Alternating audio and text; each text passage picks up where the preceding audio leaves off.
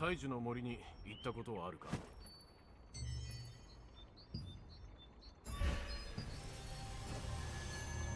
いえ、以前大樹の森に派遣されたんじゃないです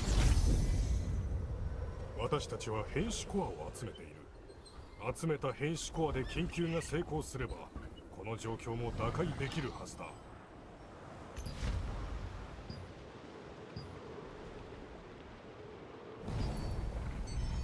変種コアは変異の原因であり解決のための鍵です。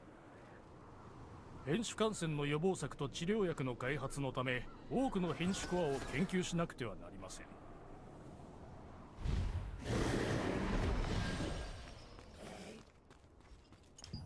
変種コアを持ってきてくれませんか。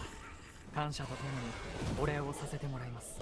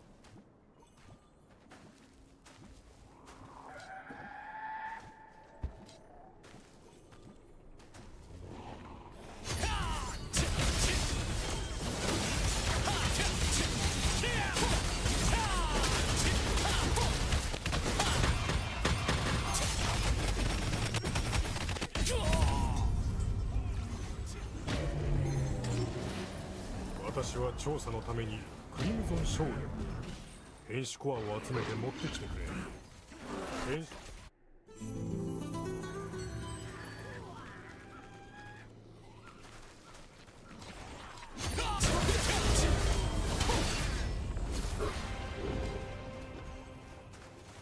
変種コアは変種の魔物の心臓で作られ彼らを討伐して入手できます。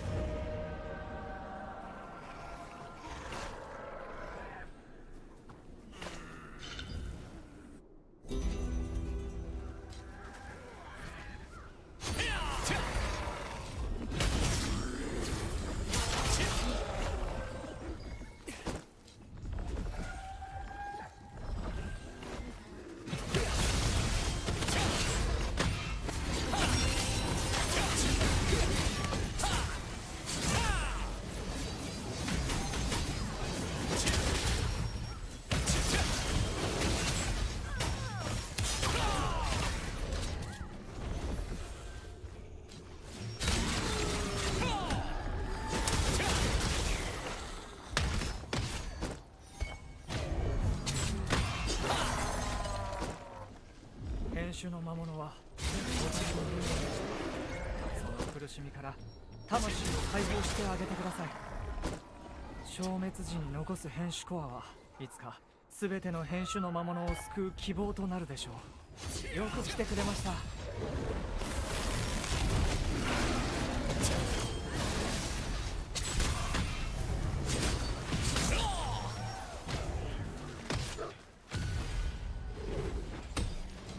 んだこの揺れは。ジャイアントブルックが現れそうです。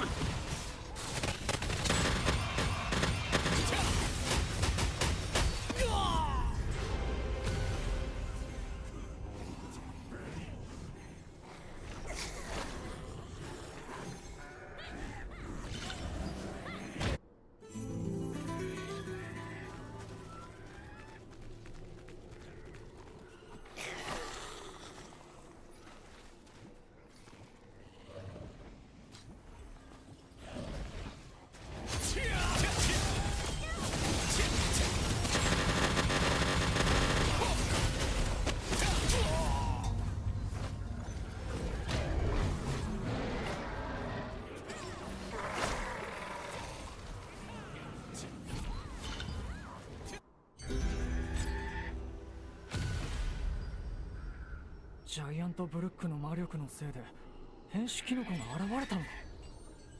ジャイアントブルックの影響なら他の魔物より多くの変種コアを持っているかもしれない。小東村周辺を調査するか。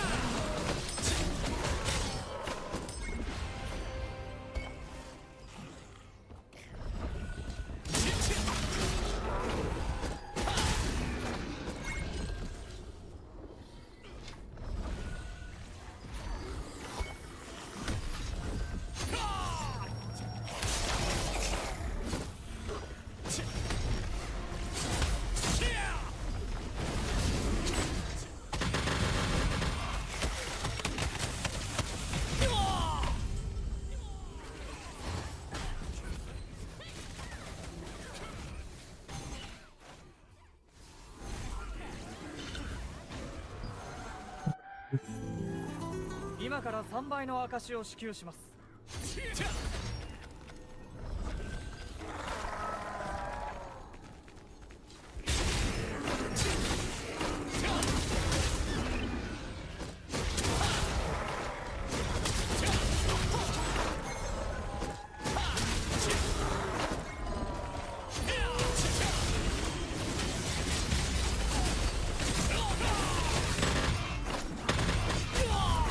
今から3倍の証を支給します。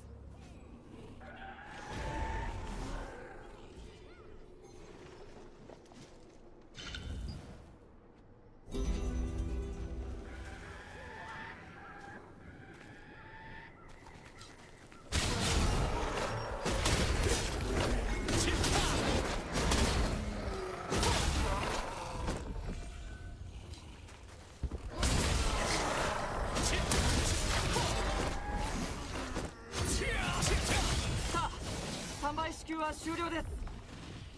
物を集めてきたのか。大したものだ。ク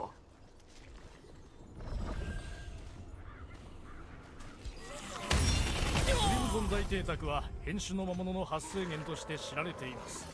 調査しなくては。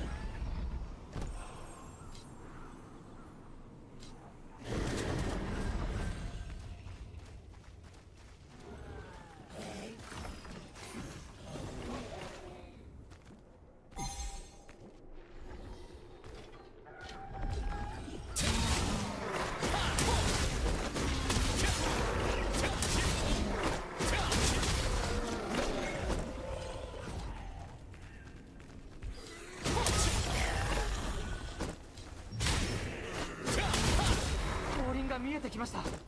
ジャイアントブルックが現れますよ。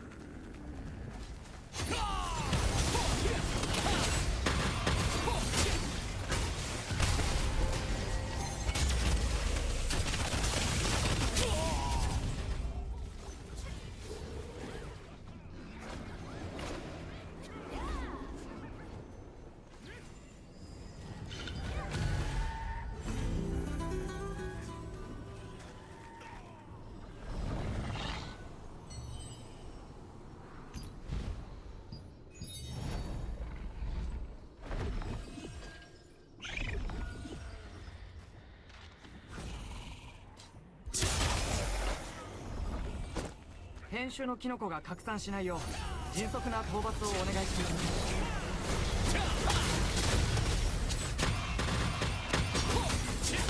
調査のため伐採場へ向かいます。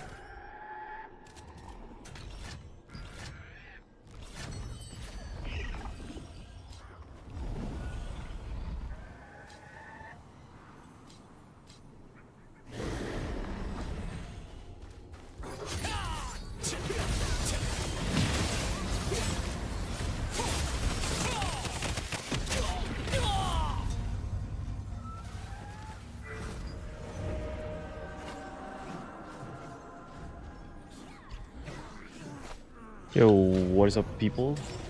What is up? Expediter is king? Yeah, it's been king for a while. We will be taking a look at the roundtable in a bit once I finish this little event. Pretty much I want to go through like the roundtable. It looks like it's an hour of content. So I don't know how long will I be. It's like a whole podcast, I feel like. Yeah, I'll definitely take a look at it in a bit.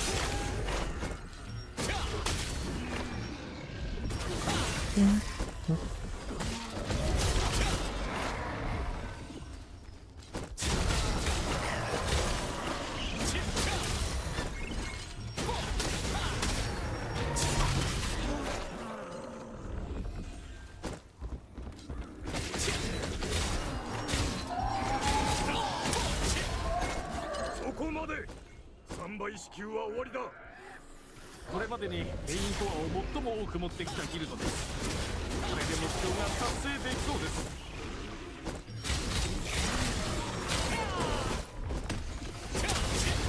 異様な雰囲気だな。急がねば。移動します。変種コアを持ってこられないなら変種コア転送箱に入れてください。クリムゾン大邸宅の向かいにある臨時小屋に変種コア転送箱を用意しておきます。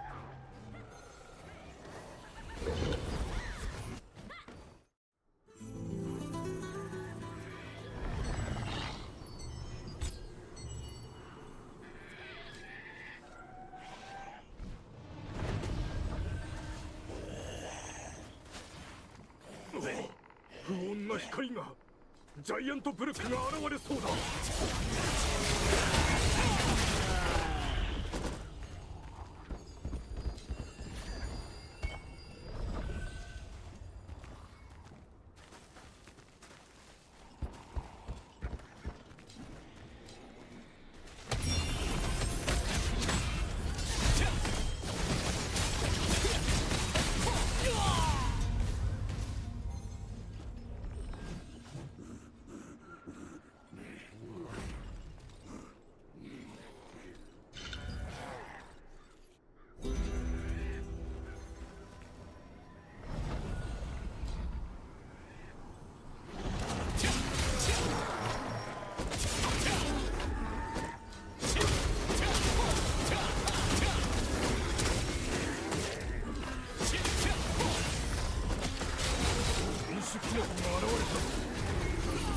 しっかり始末してくれ。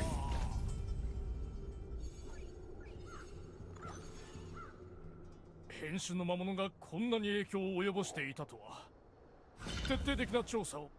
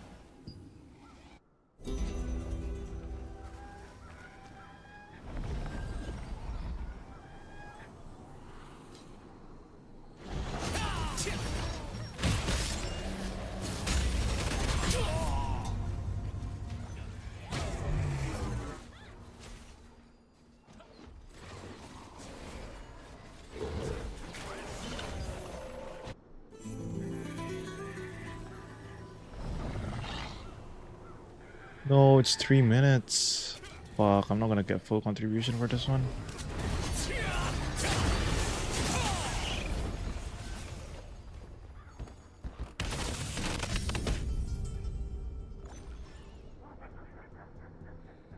Which skill from Questlog you use PvP for the blue sphere?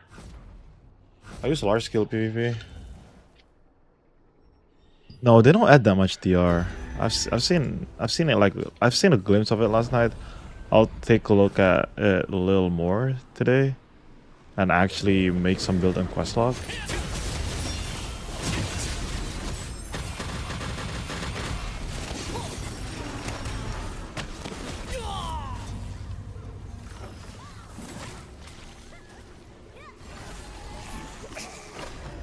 But yeah, wait, this event might be a select character angle. I'm gonna lie. Alright. Let's take a look at the video.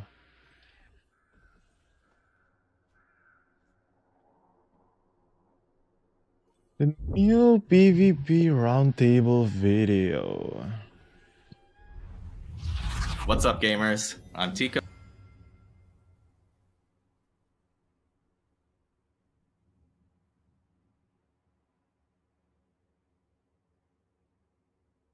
Alright, y'all. You guys are ready for this? So here, I'm with 4 other people who are playing the game with me, Dank, Zachariel, Bikaru, and Joey. So today we're going to do a PvP creator roundtable. I'm really excited about it, covering a lot of the topics that we think are prevalent in the community, some good, some bad. Where can we improve things? Where are we doing things right? I think a lot of that will come up with a variety of different classes that people are playing. So I'm just going to let everybody go around and introduce themselves first, tell you a little bit about their classes or their experience in the game, and then we'll go from there. And we'll start with Dank. What's up, guys? I'm Dank RNG. I've played Throne and Liberty for a little over a year and a half. I played for roughly 6 months in Korea before Gonna be on I the next launched roundtable? globally. Nope. And I was in the guild Ethereum. A lot of you probably recognize that name. I played Staff Dagger pretty much the entire time until recently. Orb That is came still out, and good. I've been loving Enigma. It's a lot of fun. I haven't gotten into it in PvP yet, and I'm not sure if I will as of late.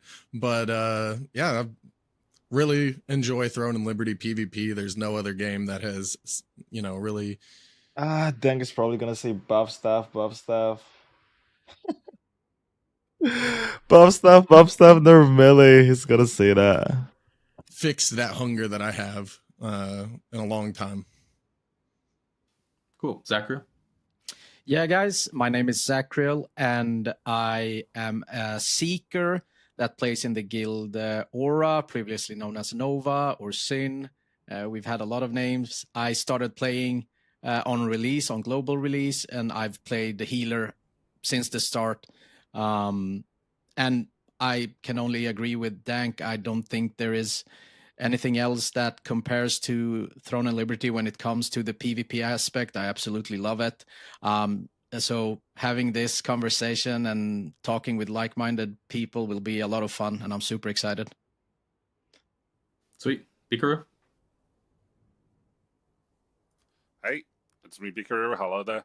I'm playing a Templar, the annoying one that is actually just jumping in and healing himself for ages and using counter barriers. I think to kill Zacriel people, plays in SA, to if I'm not not deal mistaken. damage at all. So if you essentially, died against me, it's most likely self-inflicted. essentially it's like one SA, So one yeah, SEA, that's one what I'm doing. EU, I'm the guild one leader of the NA. Guild Phoenix on the server Rebellion.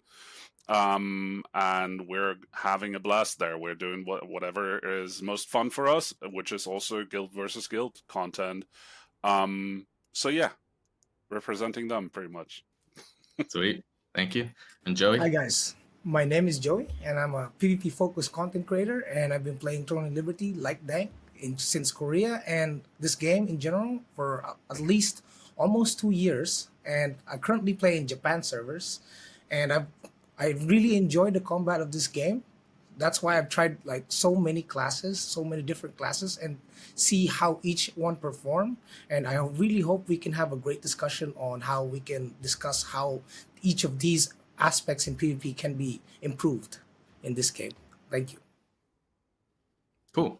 Well, thank you everybody for introducing yourself. So I'm going to just kick things off here. We'll see how the conversation flows. I want to first start primarily in the Battlegrounds area. It's the newest feature that's come to the game. I think everybody has been playing that in a variety of different ways. So I want to start with Battlegrounds and maybe just first starting to talk about the solo experience versus the pre-made experience, and maybe how that bleeds into between normal and ranked mode, and just your general thoughts about the general setup of Battlegrounds. And anyone can take it away. Maybe Joey, you can start. Okay, so starting with Battlegrounds, do you want to start with the solo or do you want to start with the static plays? You tell me about both, sure. Okay. So the solo, well, as you guys know, all the dagger classes, or you're either tank or you're dagger class. If you're not using any of that, you're mostly getting farmed. Like, it's absolute cinema. True. We can't lie about that. You know, the great things about the recent updates. Oh, is, my Great Sword Spear is not getting farmed that much on BGs. like, I noticed they increased the rooftop height, which means the dagger classes like cannot shadow strike pigeons on top, which is a great addition so that they can be allowed to play. Because before that update, as a Ravager player, I was just hunting people off the roofs, and I feel it's unfair for them because they're just literally, there's nothing they can do. So I understand the current recent patch notes, the nerfs to the range, it absolutely makes sense. And as for the solo versus the statics, right? Because right now in normal BGs, you can queue as a static, and being a solo against static groups is most likely just going to be a farm. The solo players are going to end up suffering in the hands of like properly grouped up competitive statics that are playing together, right? Whereas True. if you play as a static, you are on the side that dishes out the punishment and enjoys the game more than every other solo player in the lobby. So when it comes to solo versus static, I do believe that maybe normal BGs should be more focused on solo players, so that the casual players can enjoy unmatched, pretty much uninterrupted PvP content without getting farmed by all of these sweats. As for the ranked, I mean, I played ranked a couple of times, and as a DPS, despite whatever it is that I did, despite killing the entire enemy team or trying to cap objectives, the game is in the hands of the tanks. The tanks determine who wins, right? So whichever team in each of those teams have better tanks will always win. It doesn't matter who's a better healer, who has better DPS. There's always going to be that one tank sitting in front of the pillar and just trying to cap it and trying to, it's the objectives and the dynamics of the battleground. Yeah. So that's my input for. Yeah, I do agree with you to an extent. Like I remember I was talking about it a lot on like in my stream back when it was about to be released. Like the thing is, let's say you put in one of my guild statics to play like as a full static again.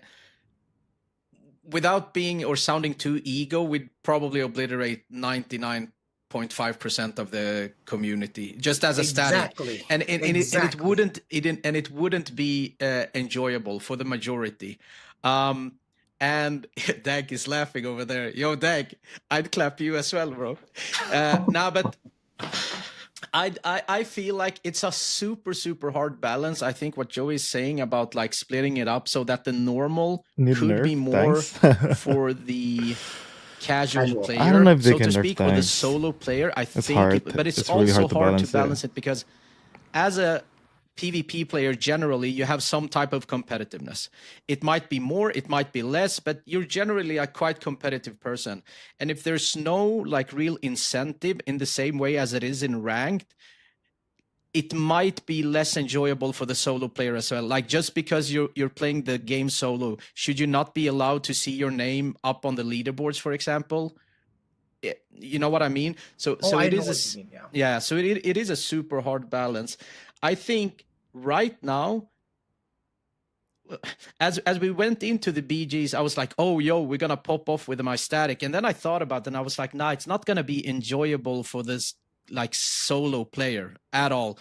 I think the issue is more you can keep solo, but you need to balance classes in different ways so that healers actually heal, tanks are actually killable. Some DPS are not stronger than others. Then it will be enjoyable for the average solo player and for the hardcore solo player. Because as you mentioned yourself, tanks are like currently unkillable. We'll probably touch about that later. Tanks are currently unkillable. Healers barely heal. Let's not talk about seekers. And some classes that has daggers pop off. Are the roofs really higher though? Isn't it just the nerfs to Shadow Strike? No, that was before the nerfs when I tested it. I couldn't. You're a different type of breed, bro. Checking the roof levels. I haven't checked that out. we understand, Zach. You wouldn't know because you're always on the ground healing. But yes, the rooftops do feel different. Oh, they do. When I look a lot of it is the like, Shadow Strike, though. Isn't that higher? Wasn't that a bit lower before? And then I noticed. Maybe I kept Shadow Strike that guy. Maybe it was. I'm just running after people, trying to bless them or whatever. But yeah, that's like my take currently for like what I think the solo versus like pre-made group. I don't think it would work out because it will punish the solo player, and a lot of people are not playing in how should I put it, organized groups. Maybe it sparks some sort of community interest, like people go into the Throne of Liberty community Discord and try and find players to play with. But yeah, I don't know. Like, Dank, you play solo. Or what? No, go ahead, yes. Dank. Sorry, Bikara. Okay. I mean, the solo is rough. It's 100% you have to build around it. I think a big issue is a lot of these solo players are going in, and if their team's not winning in the first initial engage, then they're giving up. there's a lot that you can do even in no gear. Like when they launched the Fresh Start servers in the first week, the Fresh Start was matching with the Legacy servers. I was still able to provide value to my team in absolutely no gear, depending on class, right? If you have CCs, you need to build in your runes to like CC chance and stuff to stop caps, to work on capping, that type of thing. But that is really all you have, is like hitting buffs and trying to cap, which you can only do if you're a tank or you're an evasion player. I do think that there should be a point reward system based off of if you stop a cap. Now, if you're ahead, that might be too strong, because then you're just like furthering that lead that you already have. Maybe from behind, if you're behind in points, if you stop a cap, then you'll gain 100 points or something like that. You get 500 for capping. But yeah, if you're not playing a tank, you don't really have a lot of control over if you're winning or losing. And if you're not in a group, then you can't guarantee that you have a tank that is going to do what he's supposed to do. Because like I said, if you don't have CC resistances or you don't have evasion, you're not getting that cap off, even with the occupation buff. How often do you type in the Vanguard to have them move a Orb 1 to your group? Before every game, easily. Holy, yeah. Yeah, I mean, for me as a tank, playing those battlegrounds, I mean, just to get through the point of group or solo content, I mean, from my guild, most of them actually just play battlegrounds as a group. If you go there alone, it's as everyone said so far, it's not that rewarding, because the battlegrounds most likely end up with like 15,000 to 100,000, or they are super close to each other, which is actually fun. But then you still have those AFK people running around, finding the spots under a ladder or whatever where they can't be attacked in the water, as an example. So they just stack up there. I think the ranked one for the single, so like going into ranked solo is perfectly fine, because it evens out the odds pretty much. Even though you have tanks, like tanks are, as we said, unkillable at the moment. It's ridiculous how many people are actually trying to hit on me, and try to stop me from tapping tapping their flags. Yeah. It's ridiculous. You just pop off the next counter barrier. If you have enough buff duration, the counter barrier pretty much lasts forever. Which you have in tier 3, both CDR and buff dura, yeah. Exactly, and I don't even need, as a Templar, I don't even need a healer close to me. I just put my area down there, my fountain, and I'm pretty much fine. If it gets close, you just pop the blast barrier as well, and counter barrier again, because the counter barrier for me, I think it's like 3 or 4 seconds with an off time. Yeah, you just Q block in between that. Exactly. Yeah, counter barrier that's the only thing that you do. And if you want to tap, you just pop every buff that you have if it's too much of them, and you just tap. It's super rare that you're being interrupted. I mean, those people that interrupt you have collision chance as hell. For whatever there's like reason a PvP sometimes, and I roundtable feel they just like released. The only real possibility to interrupt someone, because most of them don't build for that, is like fearing or stunning them by what is it, like putting them into ice. That's pretty much it. I feel like the games remain balanced when both teams have equal tanks. You know, it feels a little bit like you're basically describing tanks kill tanks, and like in GVG when you're on points, it's really up to tanks to prevent other tanks from causing chaos. And is it similar in BGs, or do you not feel the same way? I think the big problem that you have in Battlegrounds right now, especially when you go in as a group, you can pretty much go with 3 tanks in there. I tried because you can just simply queue up 1 tank, and I, as a Templar, can go as a heal, but I'm actually a tank.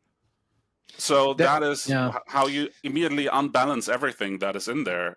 Because I have a wand, I count as a heal, but no one will look at it because I have a sword and shield, and I stand there with like 48, 49,000 plus whatever kind of buffs and so on are actually ongoing. And especially with the buffs that you gather out of those boxes, like those steel ones, the pink ones. So like the thing is, in my opinion, right, like tanks and healers are cornerstone. Like I'm not saying you should shift towards a meta, but there are, let's say, a more quality of life group composition that works better, and that has most of the time, at least on the competitive GVG side, and that's also been proven to work way better for like open world, it's 2 healers, 1 tank, and 3 DPS. That's mainly been. At some point, there used to be 2 DPS. That got changed when the Blood Devil couldn't overlap and whatnot, which I think was a great change, by the way. I think that change was really, really good. 2 DPS, 2 tanks, made 2 for healers more is still fun the better group composition, thing. slotting in I another know. DPS or another SNS 132 spear is or not whatever. too good I'm anymore. from EU, so I don't use Steelheart and whatnot. But for me, the issue with tanks is that a tank should be peeling for his group. He should be grouping up. He should be able to take damage through Blood Devo, through different types of like Bastion and whatnot, and provide those kind of buffs. But when those cooldowns are off, they should be killable. Okay. And the issue is right now, they're not. So yes, you are winning if you have more tanks. And as Joey said, if you have tanks that are good and knows how to utilize this, they'll just rush the flag and cap it. So as a tank, you're not really providing anything to your group unless you're capping the point. But let's say in tier 1, how it used to be like a year This group of players for the roundtable is crazy. No comment. ago, or even less, I like you'd Joey have to though. play with your group. I think Joey Firstly, to is survive, really and then experienced in high-end secondly, to PvP be lately. useful to be able to Dank help out. used to, but he and that also recently ties didn't into, do like, as much healers. PvP anymore. I think a lot of healers are currently high-end PvP at demoralized. least. I mean, I know they are. A lot of them talk like when I'm streaming and Thanks for whatnot. mine, Ion 2 Healing Gamers. doesn't feel as impactful, especially not if you're a seeker currently. You're just not able to Both sustain NC your stop group, games, so and it's that fine. just brings an overall bad experience, I'd say, to your average player joining in a battleground, because tanks will just go cap points. They're not really peeling. They're not creating those big clumps that people can blast off and like do those cool plays, hook off, defend their teammates or whatnot. Healers cannot really sustain their teammates, so it just becomes an imbalance. And I think managing that and balancing that would probably fix a lot. It would definitely, I mean, you wouldn't have a tank running in to the other side of the spawn versus 12 people trying to cap the point if damage reduction wasn't a thing, if shield penetration currently doesn't work properly, if counter barrier wasn't as strong as it is. He said it! Shield block pen doesn't work properly, he said it. I wonder if they're gonna fix it. He actually said it. That's just how I feel. Don't forget the I feel like there's a common trend here about the tanks being too strong, but I'm curious, like Dank or Joey, I'd like to hear how you think they should feel, and maybe hear some counter opinion about our tank player, maybe if he agrees with you. Go ahead, Joey. Okay, I'll start. Okay, so in Japan, we have a lot of berserkers. They're crazy. They're invasion. They're not, you can't touch them. You don't have enough hit. It doesn't matter if you stack 3,000, 2,000 collision chance. You can't touch them because they're full evasion. They can't deal damage, but they can sit there in front of you, take the cap, and you can't do nothing about it. It doesn't matter if you're a mage, your range, your melee, even Ravagers or Gladiators can't touch them because they just stack so much evasion. And I guess one of the counters for being an SNS maybe is that maybe increase the cooldowns. Because I know for sure when I played my Scorpion, I can kill certain tanks once their counter barrier is down. But if Whoa, remember that. Once I can kill tanks if I'm a Scorpion. What about other class? Other class is just cooked. It's just cooked. they're really, really good at rotating their skills, like Bastion, counter barrier, all of that. Yes. If they rotate their skills properly, they can't die. Yes. But if there are definitely tanks that are not built correctly that I've seen, and you can definitely kill those tanks. But the proper tanks, like for example Bikaru, you can't kill someone like Bikaru because he knows exactly what he's doing, how he's going to play his class, and how he rotates all the skills. So one of the things that I think is maybe increase the cooldown for the tanks and limit the buff duration. The same way the same way they're limiting the buff duration bonuses for stealth for daggers, so that you don't have daggers running around invis for 20 seconds, right? Let's say you limited it the buff duration effect to like 50 or 30% or something, and then the stealth duration is only like let's say 14 seconds at best instead of 20. So it would make more reason if you could apply that same logic to tanks, so that they will have to actually save their cooldowns instead of like just popping all of them and then hallelujah, you can't kill me. Can't do anything anymore. So if you increase the cooldowns for the tank skills and limit the buff duration bonuses for all of the buffs, then maybe we can see some leeway towards tanks being a lot more killable. Not like super squishy, but there will be a window to kill them, an opportunity for players. So yeah. What about you, Dank? What do you think? Yeah, absolutely. I mean, I've always been a staff player, and I've felt like, just because of traditional games, that casters should counter tanks. Somebody needs to counter tanks, and technically casters do counter the tanks. It's just wand users and orb users, or previously orb users. So it kind of felt for a while like staff didn't have much identity because we couldn't kill tanks, and we still can't. But is that true, I would say that I think Staff still kills tanks, no? Am I tripping?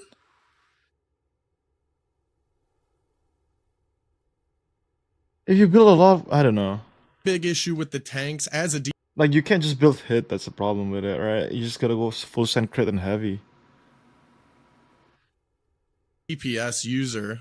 Hey everyone, Anders here with another video. I misclick. Technically, casters do counter the tanks. It's just wand users and orb users, or previously orb That's how they users. build it. So it kind of felt for a while like staff didn't have much identity because we couldn't kill tanks, and we still can't.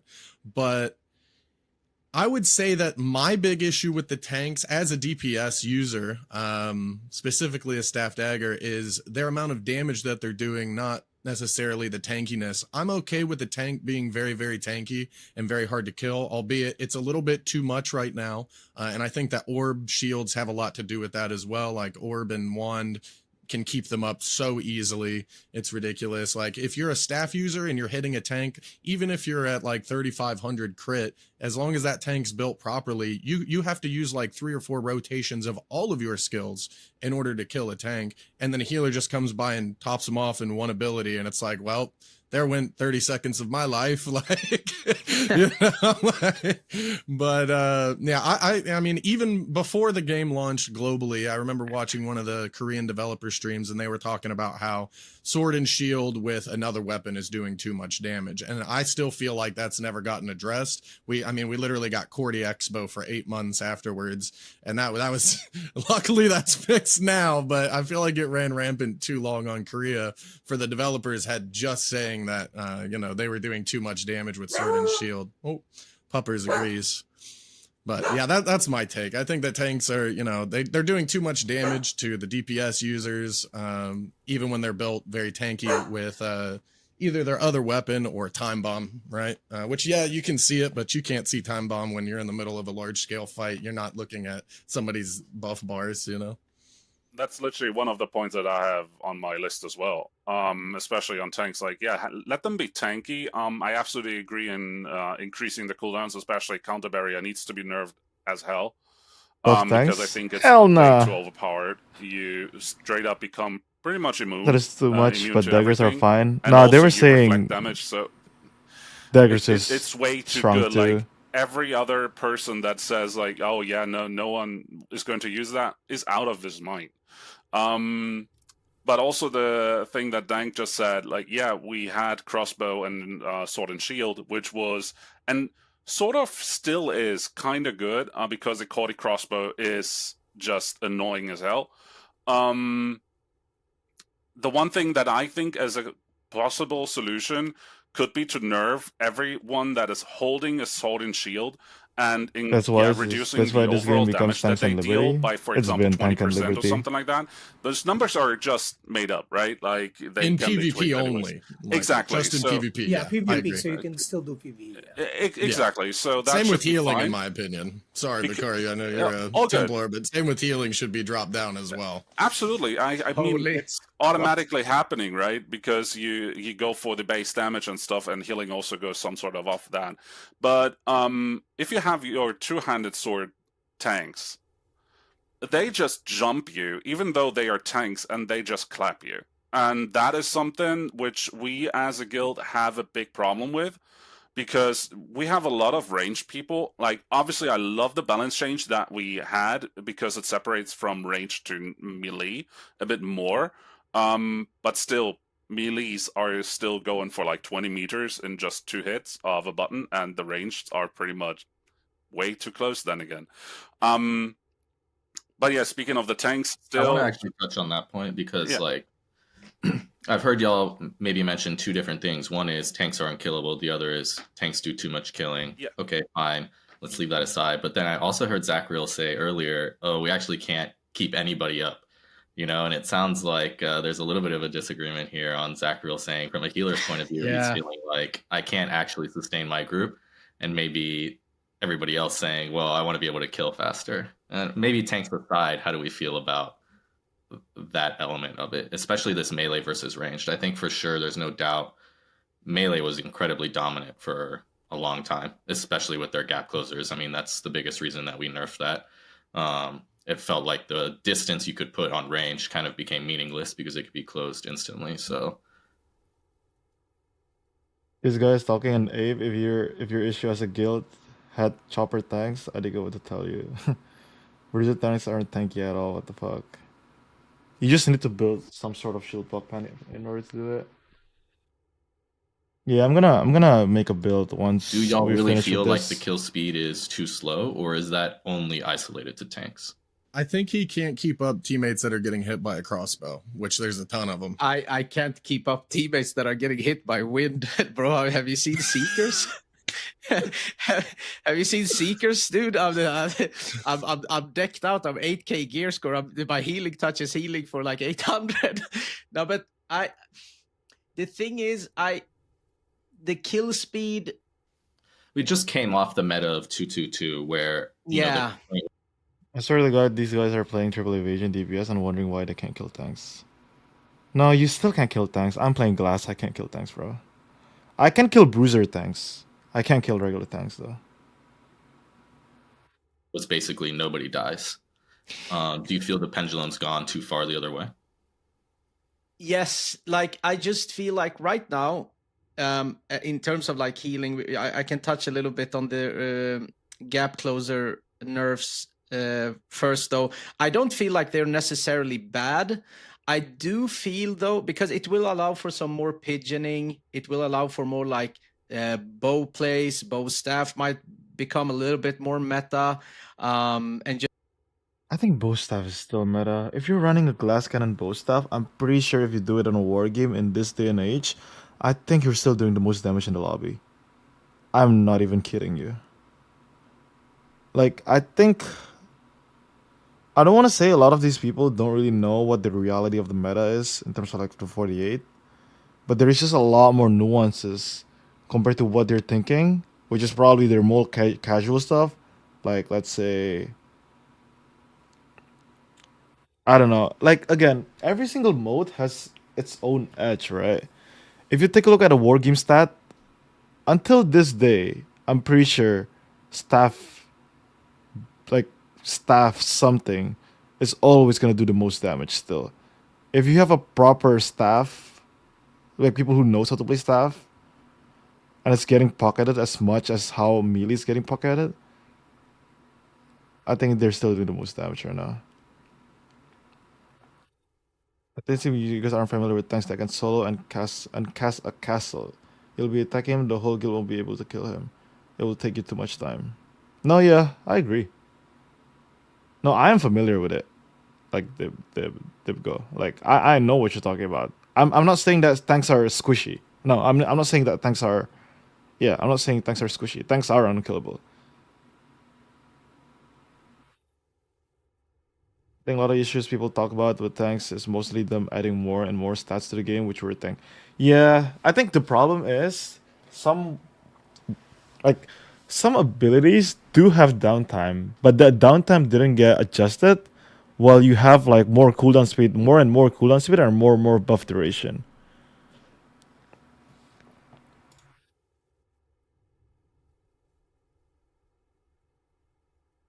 Oh. All right. Let's not talk about it, Loudpack. Let's not talk about it. Just playing off range, which is Oh. always a lot of fun. I do feel Don't though, get me in like trouble, bro. the only I know you want to see me in I mean, we trouble. always joke about it, right? And we keep saying that the lead developer of Throne is probably playing as Scorpion himself or herself. There's no way. We keep joking about that. But yeah, I feel like the people that or the class that benefited the most from this nerf was crossbows, because now you can't really touch them and they don't really care about gap closes and whatnot. Otherwise, I don't think the nerf was necessarily bad. It might have been overly tweaked a little bit too much, because I know that my spears have been complaining, because I heal in a spear group. I've healed every group, but right now it's been a spear group. They've been complaining about they need to be so up close and personal, and they're so squishy, and the kill speed is currently so high that they're not able to really gap close and get their combo off before they're too close to use. Nah, that's. I don't know who's in his spear group, but this is not true with spear at all. I think spear you need to be that close. I think a lot of spear back thens have been getting their ass, like, I don't know, they just make it way too easy with them having like so much range that right now I think it's like the range of spear is not too bad right now. It's I would say it's what it is, like balance. Like, I don't know who is saying this in his spear group, but definitely not. This is not it. Like, I don't think they should buff any range of the spear. Like spear is supposed to be a melee class, and you can't have the same amount of distance as a range as a melee class. You just can't do that. Like, that is not how you do it. That's not how you do things. That's how they feel. So the general consensus has and been I that play the spear, nerf has so been good. It has benefited. They have to nerf tank survival abilities and bonus damage, in my opinion. They should just nerf the cooldown speed, like what Joey was saying. Like, I think if they nerf the amount of like uptime and cooldown on tanks, it makes it a little better. And I don't know if shield block are supposed to be blocking CCs. I am not really agreeing with that. Thing about unclearable tanks is you just ignore them. Yeah, that is true. Like, here's the thing though, Loudpack.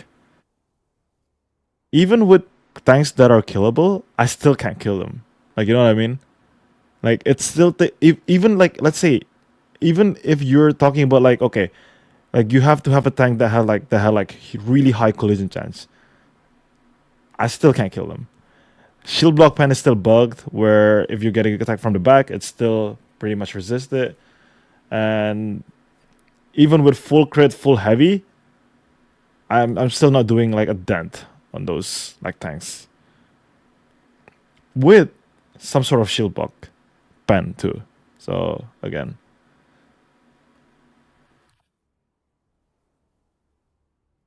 Yeah, I think if you play melee, it should be hard. You can't just stand outside. Crossbows the most right now, because they don't care about the gap. They kind of thrive in you being up close and personal, right? Aren't you a gladiator? Spellcaster skills to kill tanks. Yeah, but again, like, I don't think that spellcaster needs to be the exclusive. Like, here's the thing. I don't want my spear to be able to like 100% kill tanks. I want my spear to actually like maybe like do like 1/4 of their HP. You know, I'm not asking for much. But the fact that I throw some spears and it says 0 sometimes, it drives me nuts. That's where that's where my headspace is. You know what I mean? Like, you can't tell me while having full crit and full heavy, shield block pen, and you're still doing 300 per spear chunk on a 40k HP tank. That is just doesn't make sense. It just doesn't make sense. but it might have been a bit over tweaked for some abilities. So I think maybe reviewing that a little bit and checking through some Like I'm telling you, I throw some of my spirit and it says 0. of the So- abilities Joey and Dank would have to I know that's part of the people like who's turning their back and all that, but again, they just need to fix that one of the problem where shield block pen needs to like actually work. And I feel like shield block pen is just doing too much to them right now because essentially tanks can just not build stun resist and not getting stunned because of shield block. help me out on that one. But you can't expect, I don't know. I don't know what you guys feel. We can touch on healers a bit later, but what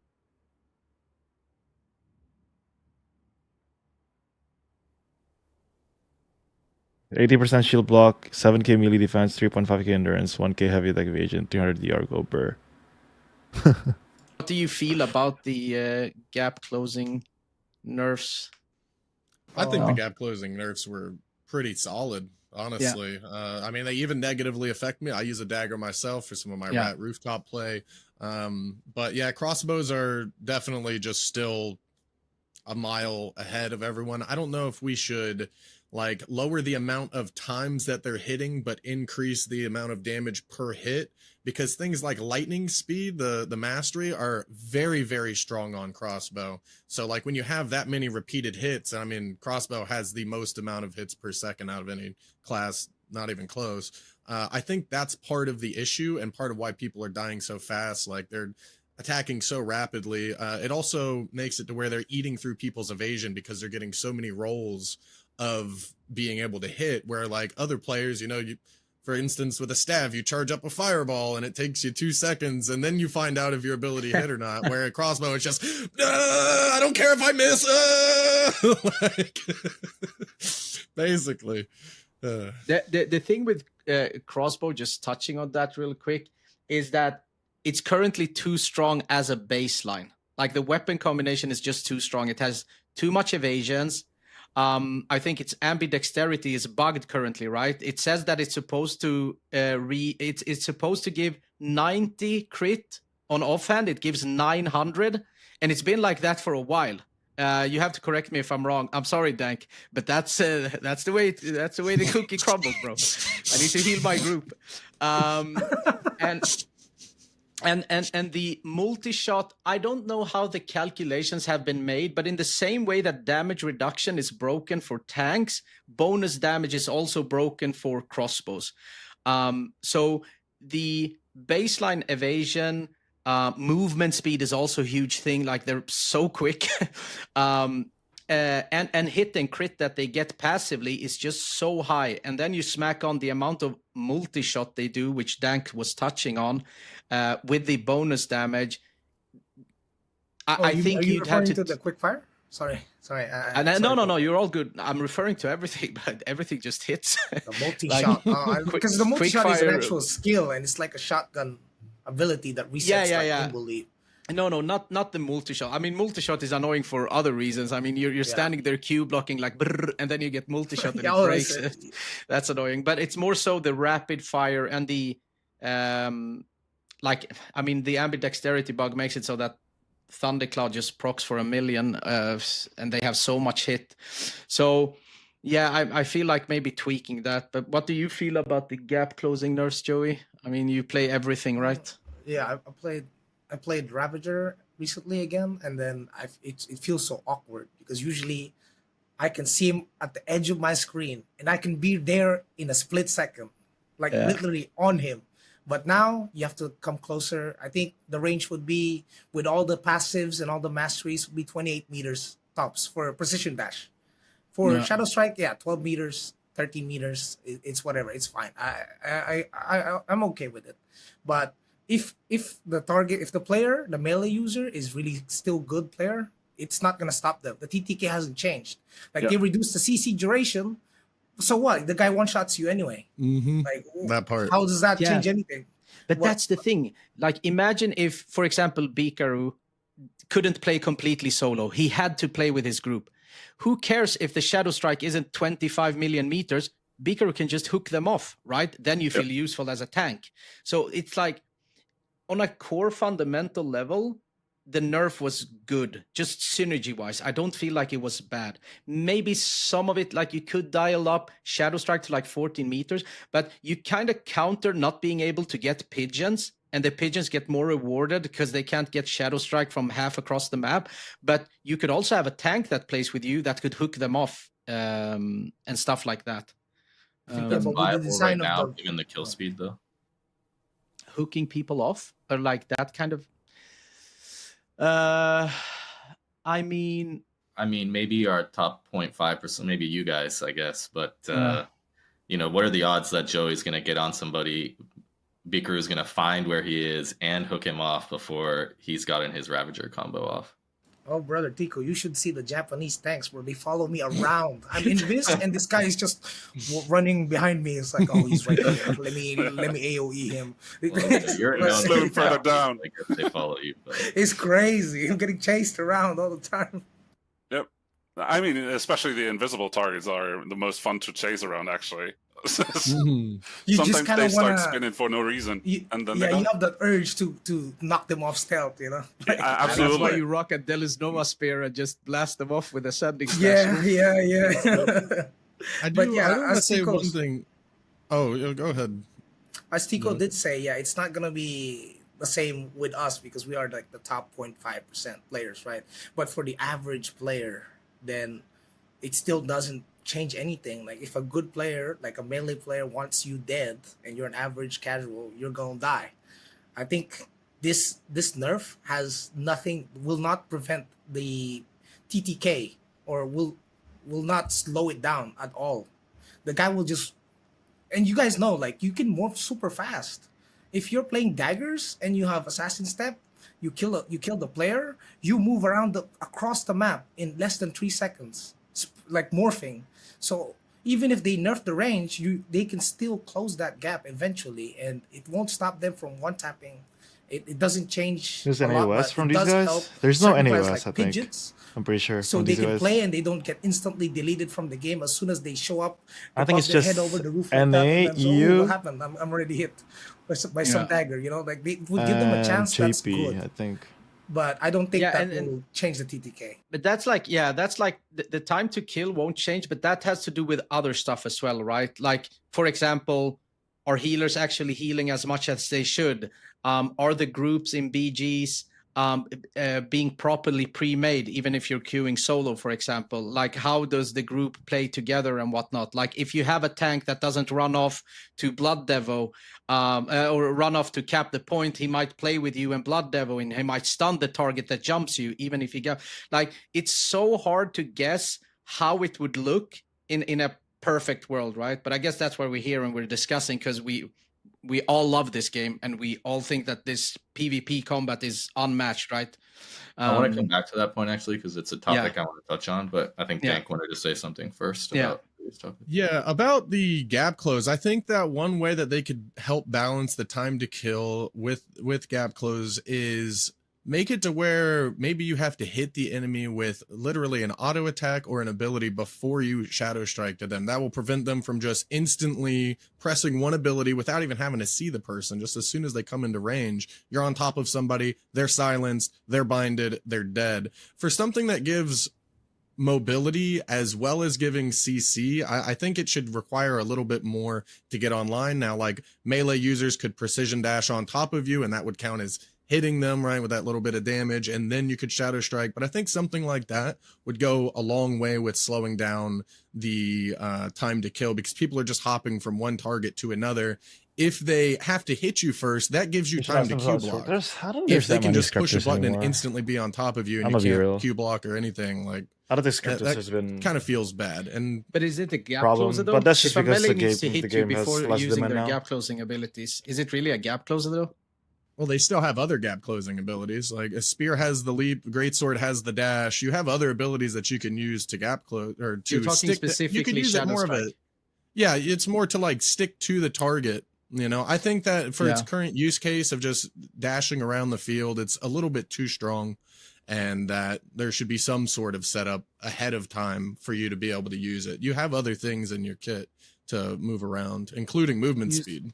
Are you suggesting we increase the Shadow Strike cooldowns from No, I'm because just it's so saying low. that you make it to where it is very low. Actually, that wouldn't be a terrible idea. You could lower the cooldown or increase the cooldown some more, but I still think there should be some kind of stipulation in order to be able to shadow But strike. like, activate a Shadow lot of Strike? balancing is Yeah, just I not Yeah, from maybe cryptography. might It's feel a little to be bad, from but- building. Shadow Strike is a chasing mechanic instead of an initiating I do mechanic. agree. helps you stick to your target more rather than just like immediately every.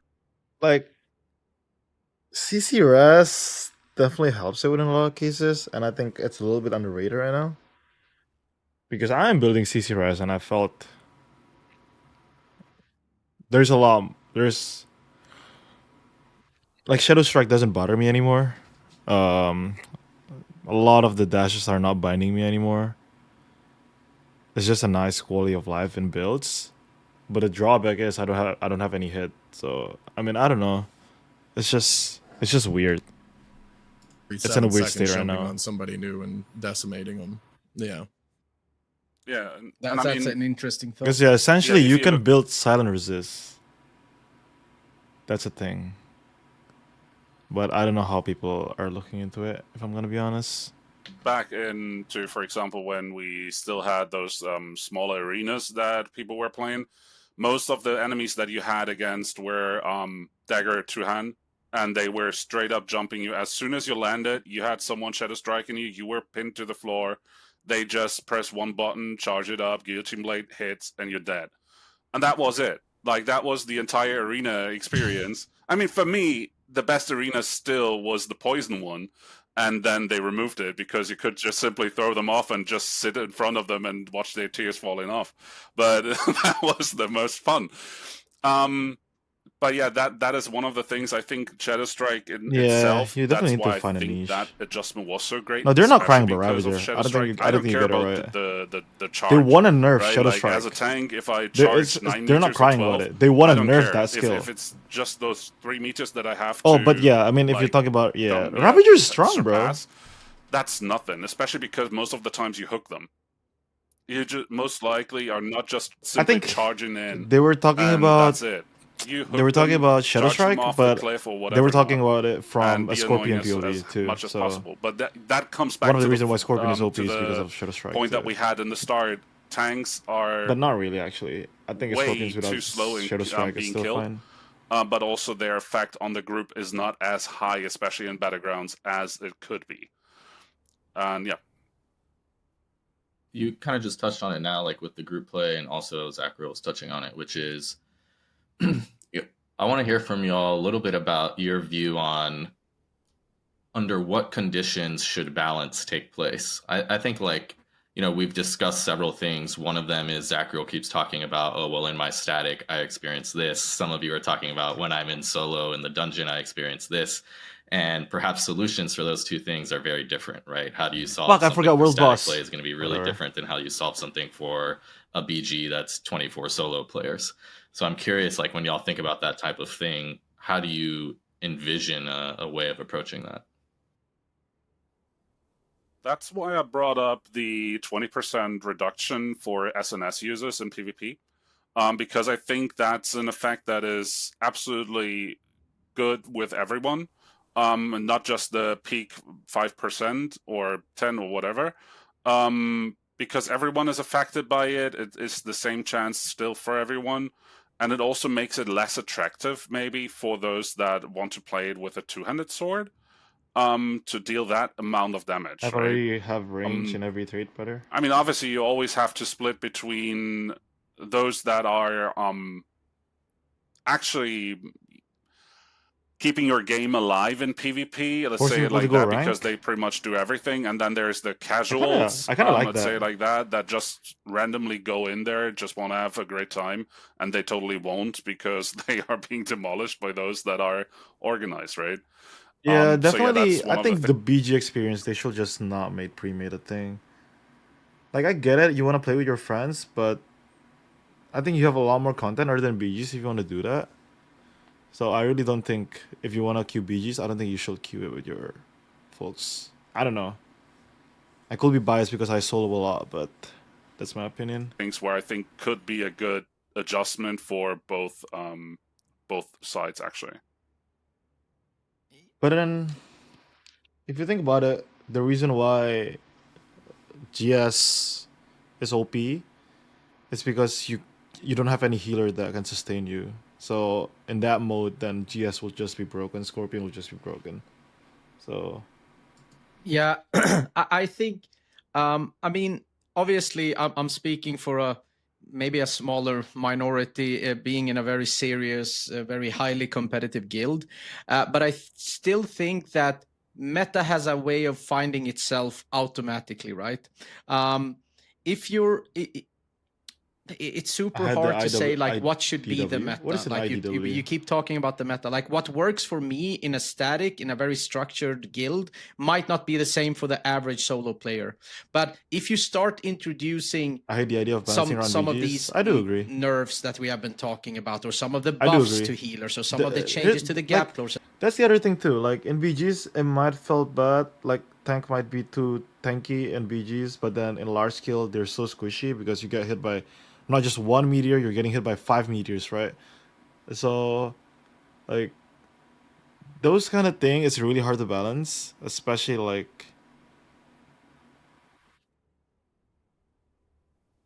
I don't know. I feel like if they want to do that, then just make tanks squishier on BG modes. But it's hard to do that. Like, what do you do that circumstances on? It's it's really hard. Like, the game is designed around like I don't want to say that the game loses its identity, but you can't focus on 70v70 and then focus on 24v24 and then focus on 6v6. Like those, it's just and whatnot. different. You might do it so that You just have to choose if one you're at this queuing as a point, I don't know. healer, you need to have a wand bow equipped, or a bow wand, or a bow wand, orb wand, or bow orb, for example. Those combinations, then the average player will also realize, hey, I'm surviving way more than I used to back when I had only one healer, for example. And then the casual player understands that, okay, 2 healers might be a thing. And then you have the other part of it, which is you have all of these websites and streamers and that links to builds, like build guides. What should you do? What should you not do? People go on Questlog and whatnot. They go into Dank stream. It can be good that SS player, which is pretty tanky, will do so much damage.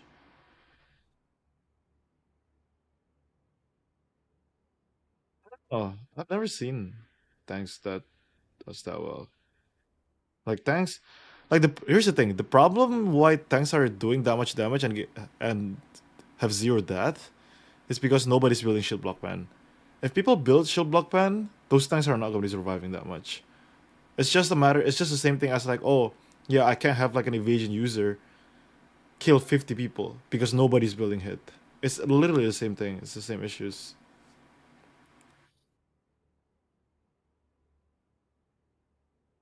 Cap gigs to 48 to 48, then bounce around that. 起きろ。 Thank you for following, Mr. Mwoko. The problem with that is 48 to 48 is a thing that we created as a community. It's not a thing that the game was creating. So I don't know if you want to balance around that. The only one who enjoys 48 to 48 is just the top players. Like I'm gonna be honest. Shield block pen is not working. Yeah, I know. Thank you for the follow, Jotan. Talk about it in an Aragon vid. Guild needs to reduce members to make more guilds competitive than fight between.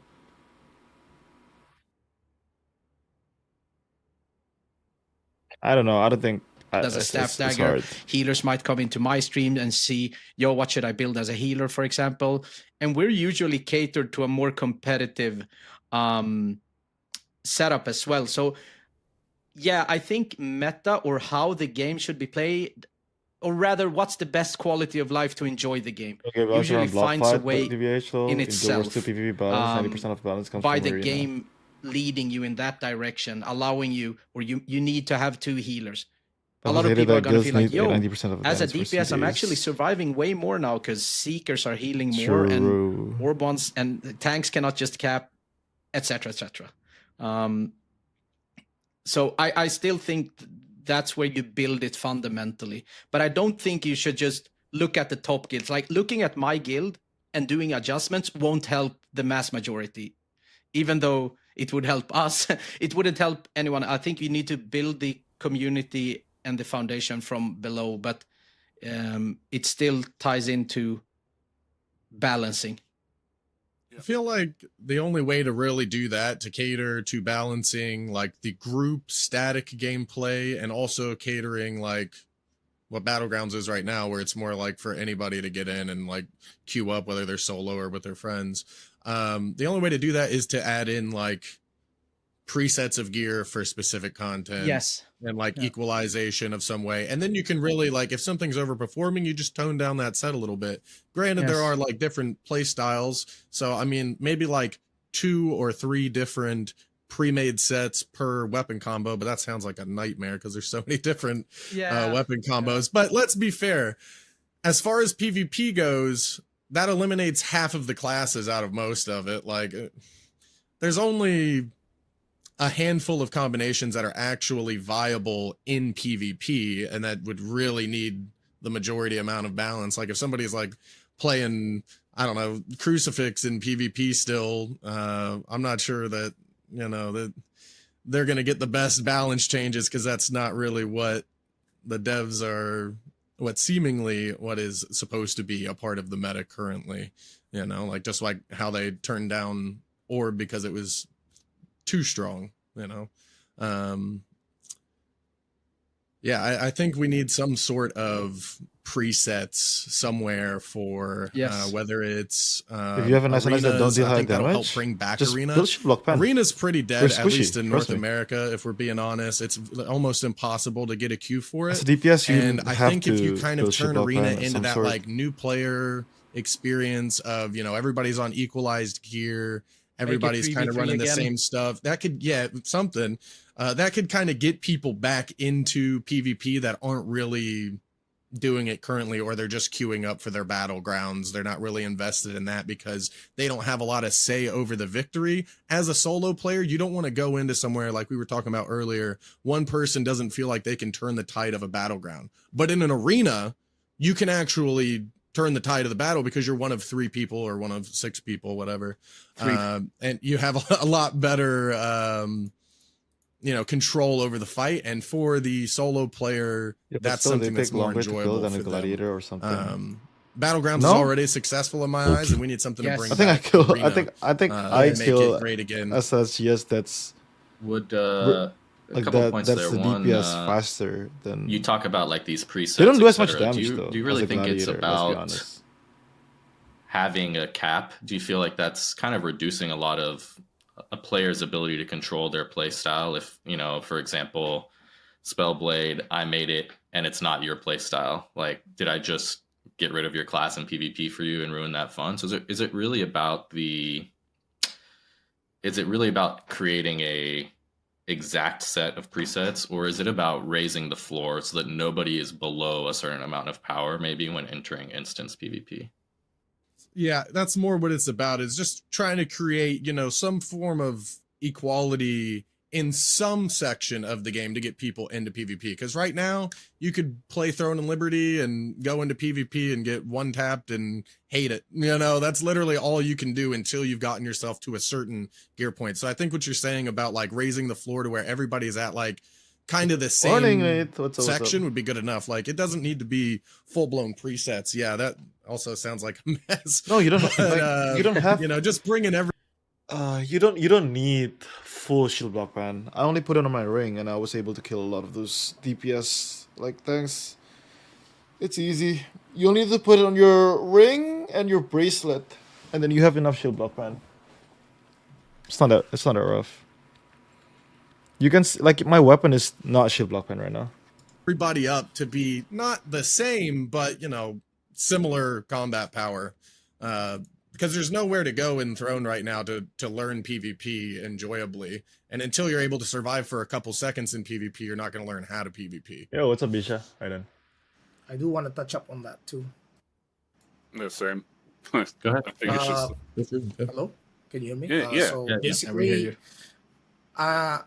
for the fun, if we wanted to get some more balance for the solo players versus the statics, we have to look into the classes on its own, because right now, as I see it, Throne and Liberty, different weapons are not balanced for solo play. Like certain weapons are created better to perform in group scenarios than in solos.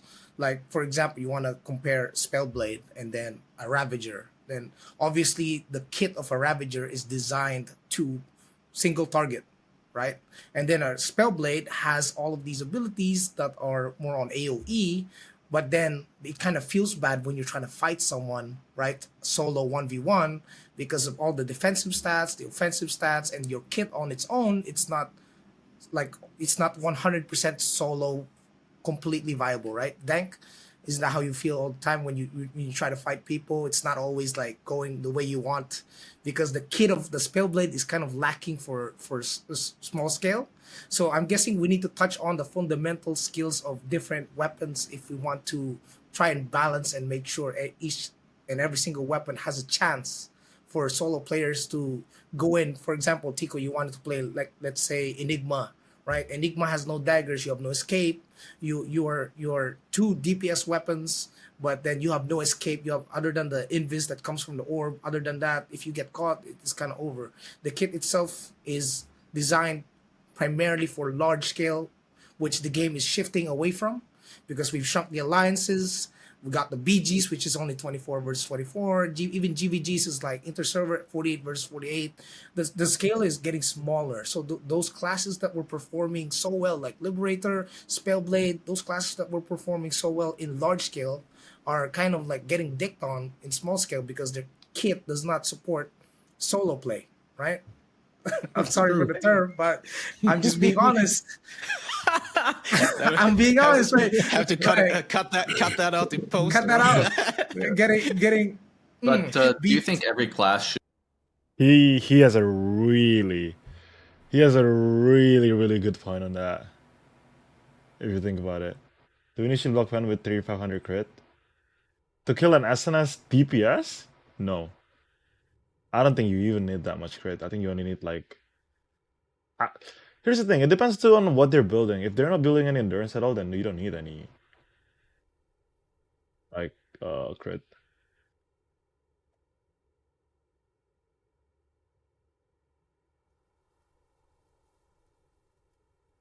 Who the heck is that talking? That's Joey. Bring back pre-nerf Mordecai? Strong in both. Like, do you think all classes should be good in 1v1 situations as in group situations? Do you feel like that's removing some semblance of class identity, even if they accomplish it in different ways? It's less of like being strong and more of like having the kit to be able to have some form of counterplay against other classes. I instead feel, of just getting deleted. I feel like you automatically do one thing that I love about Throne PvP is that the skill ceiling is very, like, you can outplay regardless really of what you're playing, more or less. Like, you have the Q block, you can like either wait. No shade to Zachril. Did he say that Throne and Liberty PvP skill ceiling is high?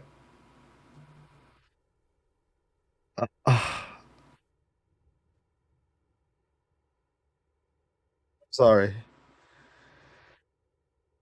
Nah. The fight is literally determined around your build. If that guy is countering your build, you're cooked. If you're countering his build, you're cooked. If you don't build hit against an evasion user, you're cooked. Like, it's,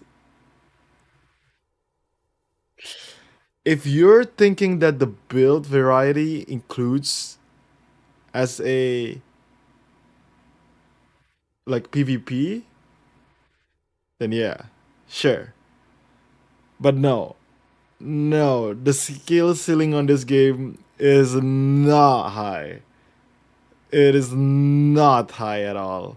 Maybe the build variety skill ceiling is high, but the skill ceiling of the game itself is not high. You can, like, static block, you can play it a bit how you want. Dank doesn't agree, but I guess we play it a bit differently. Okay, I want to touch up on that. I feel like it's the opposite way around. Like, I do agree with you, Joey. Let's say, for example, Ravager. Is that Greatsword Dagger, I can't right, agree Ravager? with that. Yeah, good. Look at me. EU pleb. Like the Greatsword Dagger, for example, or Ravager does not work in GVGs Yeah, currently. the game, like they are, the game, like you fight based on your builds. You like if that guy shits on your build already, then there's no counterplay to it. Just add a skill passive to make every class to able to counter each other, able to kill. It's harder than you think. you can barely play them on a high level like GVG. And why is that? Because of the Cordy nerfs, for example, or the Cordy, since the Cordy one was introduced. Because a Ravager heavily relies I am on gonna be cooking CC, after this stuns, prones, all of podcast. that kind of stuff. And if you are CC immune with the Cordy orb, then it's going to be a lot harder for you, right? And then the introduction of orbs with the shield just made it harder for Ravager to perform. In the meanwhile, Ravagers are absolutely popping off in battlegrounds because you don't have that kind of structure. People might not have a Cordy wand, right? It's still a high-end, very sought-after wand for a healer. Kansai Sin wand, shout out to Kansai Sin wand, strong wand, do not sleep on that one. But like Cordy wand is just very, very good, right? So I think there is also a side of it where it works in some places and in some places it works not.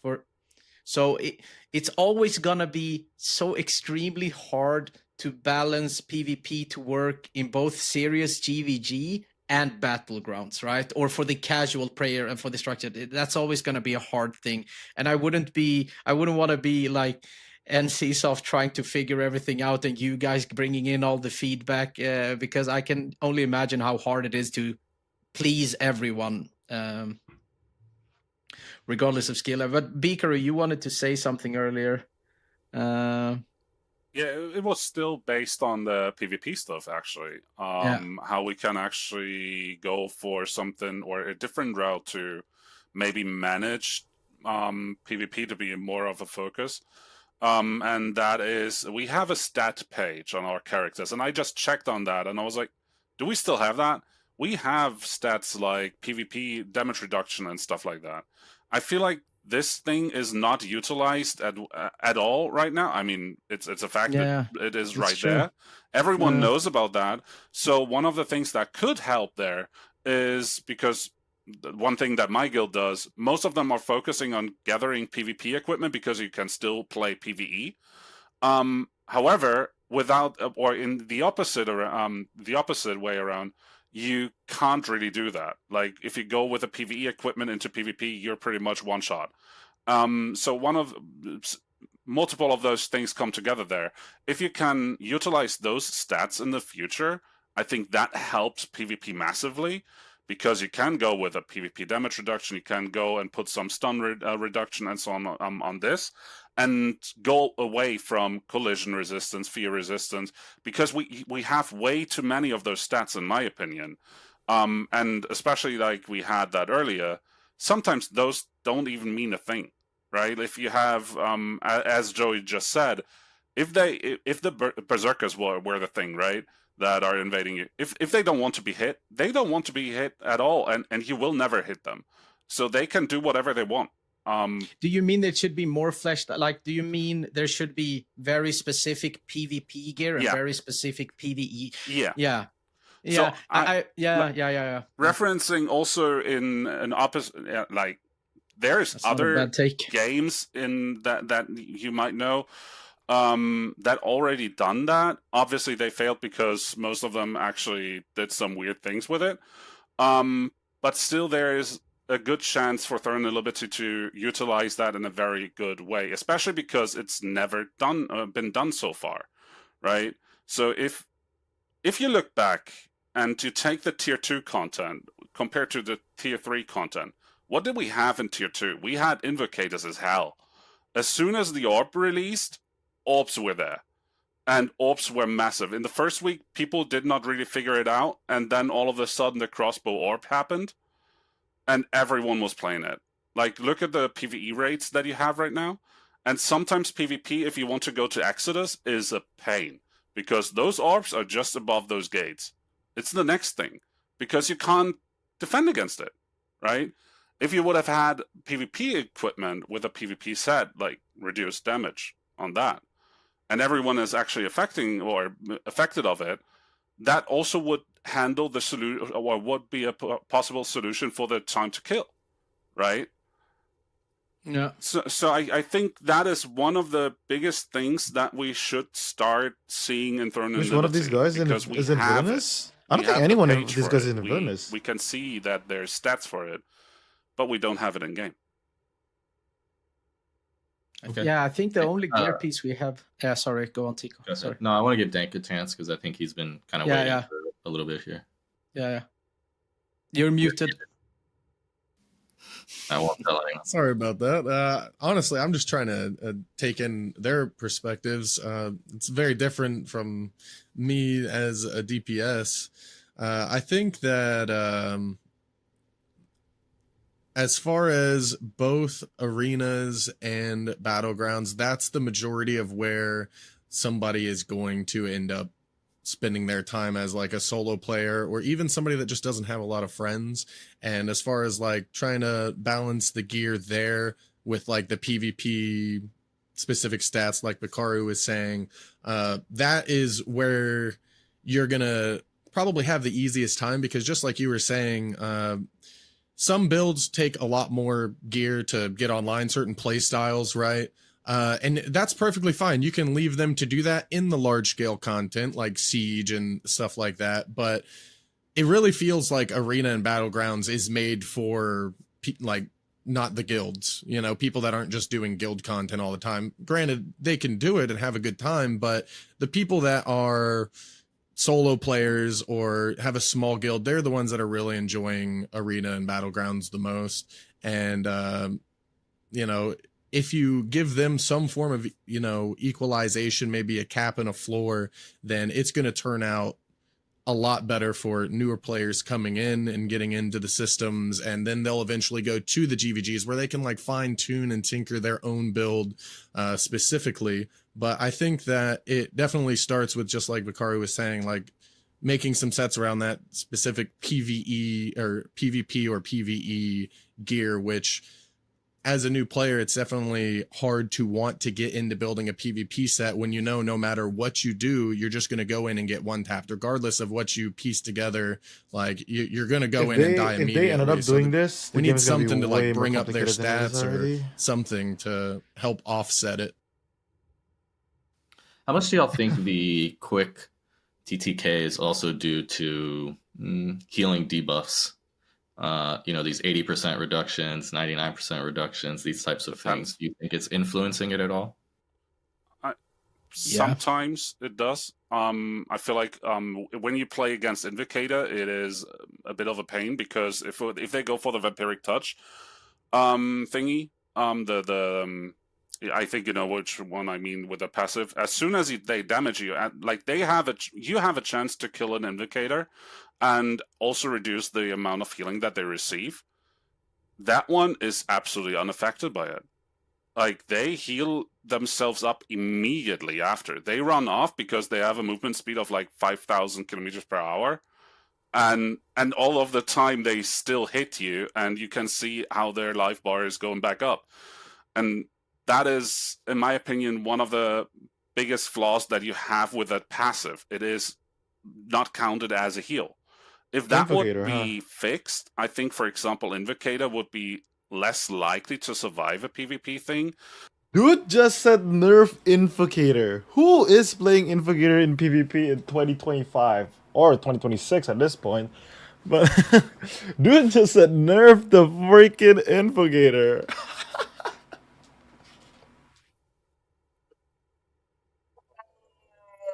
Oh my god, I can't. And also more people that focus on that, because there is some that play with that passive, obviously. He's from EU. Yeah. Yeah, I like from a GVG POV, like from a structured GVG POV, bro, like Deadly Mark the 5 invocator main that's left in the game is gonna be commenting on this shit and be like, what the fuck are you saying, bro?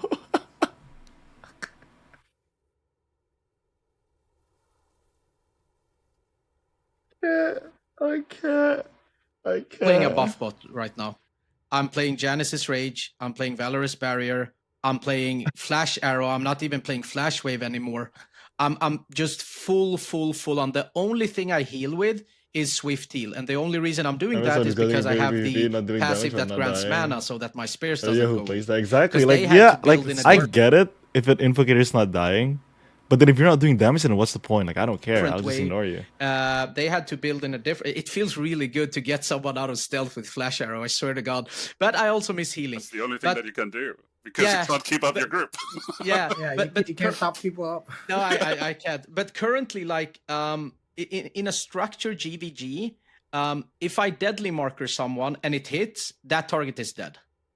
Insta. Like, they won't be able to survive that. And it's the same for every static, right? If a deadly marker hits on a target that is getting blasted by our DPSs, because the heal nerfs are kind of whatever, because the healing in itself isn't enough. I mean, you can still swift heal for quite a bit. Clay Salvation still does a lot of healing, but it won't do that much.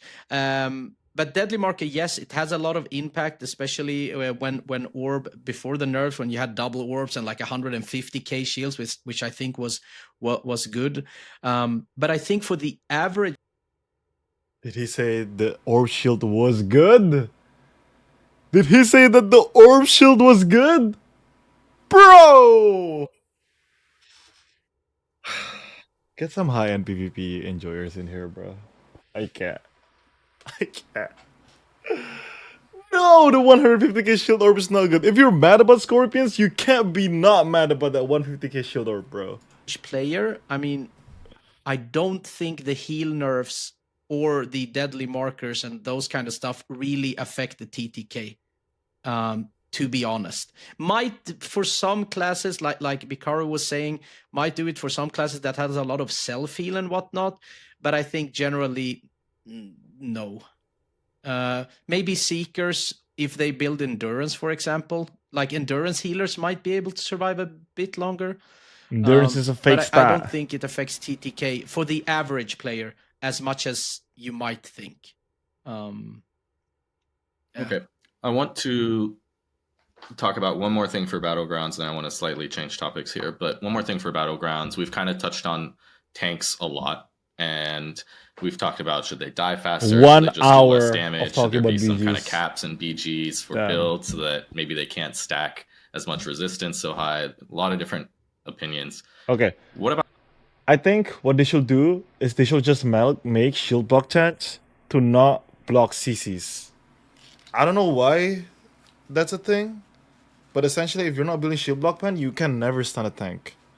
And I think if they do something about that, it might nerf... It's not gonna nerf their tankiness, but it's gonna... No, actually it is gonna nerf their tankiness, because if tanks is on the ground, if you can somehow collide a tank, then that tank is dead. But they should definitely do something about that. About changing the map capture methods. What do y'all think about that? Like the capture points right now. The reason why tanks are building so much collision res is because people can't stun them because of shield block. But I don't know. They should remove 41. Is the only reason why Expo is Giga strong and tanks also. Press F. Nah. Wait 15 seconds. Capture the point. What do y'all think about It's gonna be weird maybe to nerf adjusting 41. those methods? I would like to start with that as the The tank CC that problem is most gonna likely be tapping a lot again. I have 2-3 things on that, because one of the things is obviously the buff that reduces the amount of time that it takes you to actually tap something. If I use my counter barrier and I have that buff, I can stand there forever because you can't do anything. I'm immune. I don't care about you because you're just killing yourself. I think that buff is way too strong in that Battleground. I mean, obviously it's fun, but there were so many Battlegrounds that we had where tanks were just standing close to each other. It was like red starts tapping, they're done. As soon as blue starts tapping, red starts to gather a buff. Then red is on it, blue starts gathering above. That was the entire battleground for me for like 2 or 3 days. That was literally it. The tamping method, in my opinion, is fine with F. Just pressing F there should be okay. Reducing the amount of time or the effect of that buff would be better. But also another idea that I had was having random pillars or random spots that are deactivated or grant multiple points would be a better solution, because you start to create like a dynamic on the map. Right now it is you just gather as much points as possible. And then, how do you mean, Bikaru? Like, what do you mean? Like, it gives us set amount of points, or because we have the X3, X4, X2 right now, right? Exactly. So I can say what we usually do. We usually go for the top one because it's X3 2 times. If you gather that, you already have times 6, right? Yeah. That is what we focus on. If you would have a dynamic map that says, for example, those were capped, all of a sudden, 1 minute after, they start changing positions, which one is worth more. That could be an interesting change to the map as well, because you start moving people. Right now, people start just gathering up the most important points. I feel like the middle one is not even that interesting to people at the moment. They just fight there for no reason at all. I mean, it's a 4-time, we know that, but if you have the top 2, and you go back to the spawn of them, you still have times 6, and you kill them at the spawn pretty much, right? And all the points for the buffs underneath as well on those top 2 points. There's way more points there. Yeah, and that is why I think it's more interesting to do that. Yeah. Also, I have a thoughts for the boxes, because I love the boxes. I love killing boxes. Sometimes, is there a way to add a multiplier when a certain person has farmed enough boxes? Nah, dude.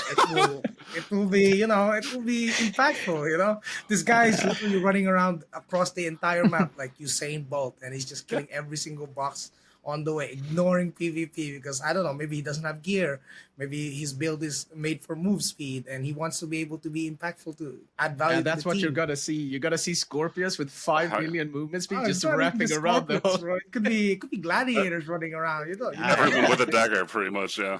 Yeah. Or it could be it's like a crossbow greatsword too. They will probably add That more shit, maps in the that's very future. fast. I mean, But I they like should the definitely boxes. fix the though. fundamental of it first. Yeah. The boxes are Boxes are actually good. great, but especially the purple buff on that, way too strong. Especially if you Way too stack strong. that one up, it's ridiculous how you become unkillable without counter barrier. Even it's ridiculous. And then you just take Furious the onslaught as well. and then you just take the time lapse. I love, however, the Radiant one. The Shadow one, in my opinion, is way too weak. But the Radiant one is ridiculous. That's one of the most fun Is Do you features. that hear the anything one- hopeful? Is that Nah, one it's the where same you can turn complaint. into Scorpions, like tanks. a light being and then just flash You people? just 25% go of there, BG's farm put or be farmed the on pillar spawn, of light even with closing somewhere. diff. It can be super random. It doesn't matter, because people will always fly like moths in there. And then you just press 2, blind them. They are stunned in there. They just die. That's the moment when I actually had like 25, 26 kills as a tank, just as a Radiant creature running around there. That's it. Yeah, so that's what it was. Because I was wondering, I wasn't playing CS. Why is there You can flash? flash I'm it. like, Yeah, what's where did happening with my flashback come screen? from? What happened? I- So like- that was okay. I don't think the map is fundamentally bad. I don't know what you guys Yeah. think, but I don't think the map is fundamentally bad. I think it's a good map. Like, I enjoy playing the map in itself. It would be very interesting if there was some way to bring out some sort of heat map.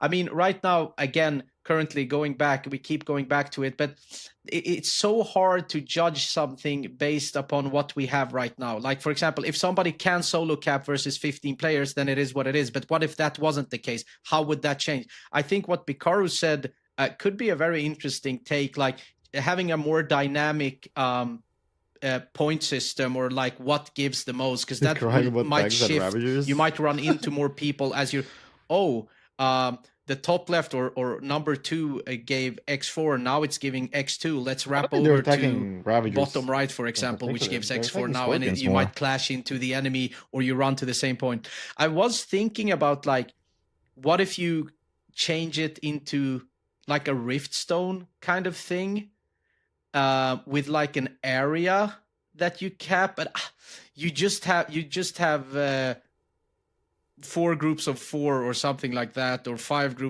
groups of 5 just dishing it out on different areas. I don't know if that's the play, but maybe something along those lines could be a thing. I was thinking maybe like you make it to where you have to do some damage to, like, each time that you cap it, it gets like a small shield or something, and you have to do damage to the pillar before you can cap it again. And that would kind of stop like this tanks being the end all be all. You know, you would need DPS to rotate around. Like, it would make it more team focused as well, instead of just like, you know, backdooring everything, something like that, to kind of like you need to damage it to flip a switch or something. Yeah, something like that. You got to do X amount of damage first to actually activate the That's good. thing I on like it. Because that. yeah, just like Bakari was saying, it's really just who gets the occupation buffs and are their tanks willing to press F on the pillar right now. Yeah.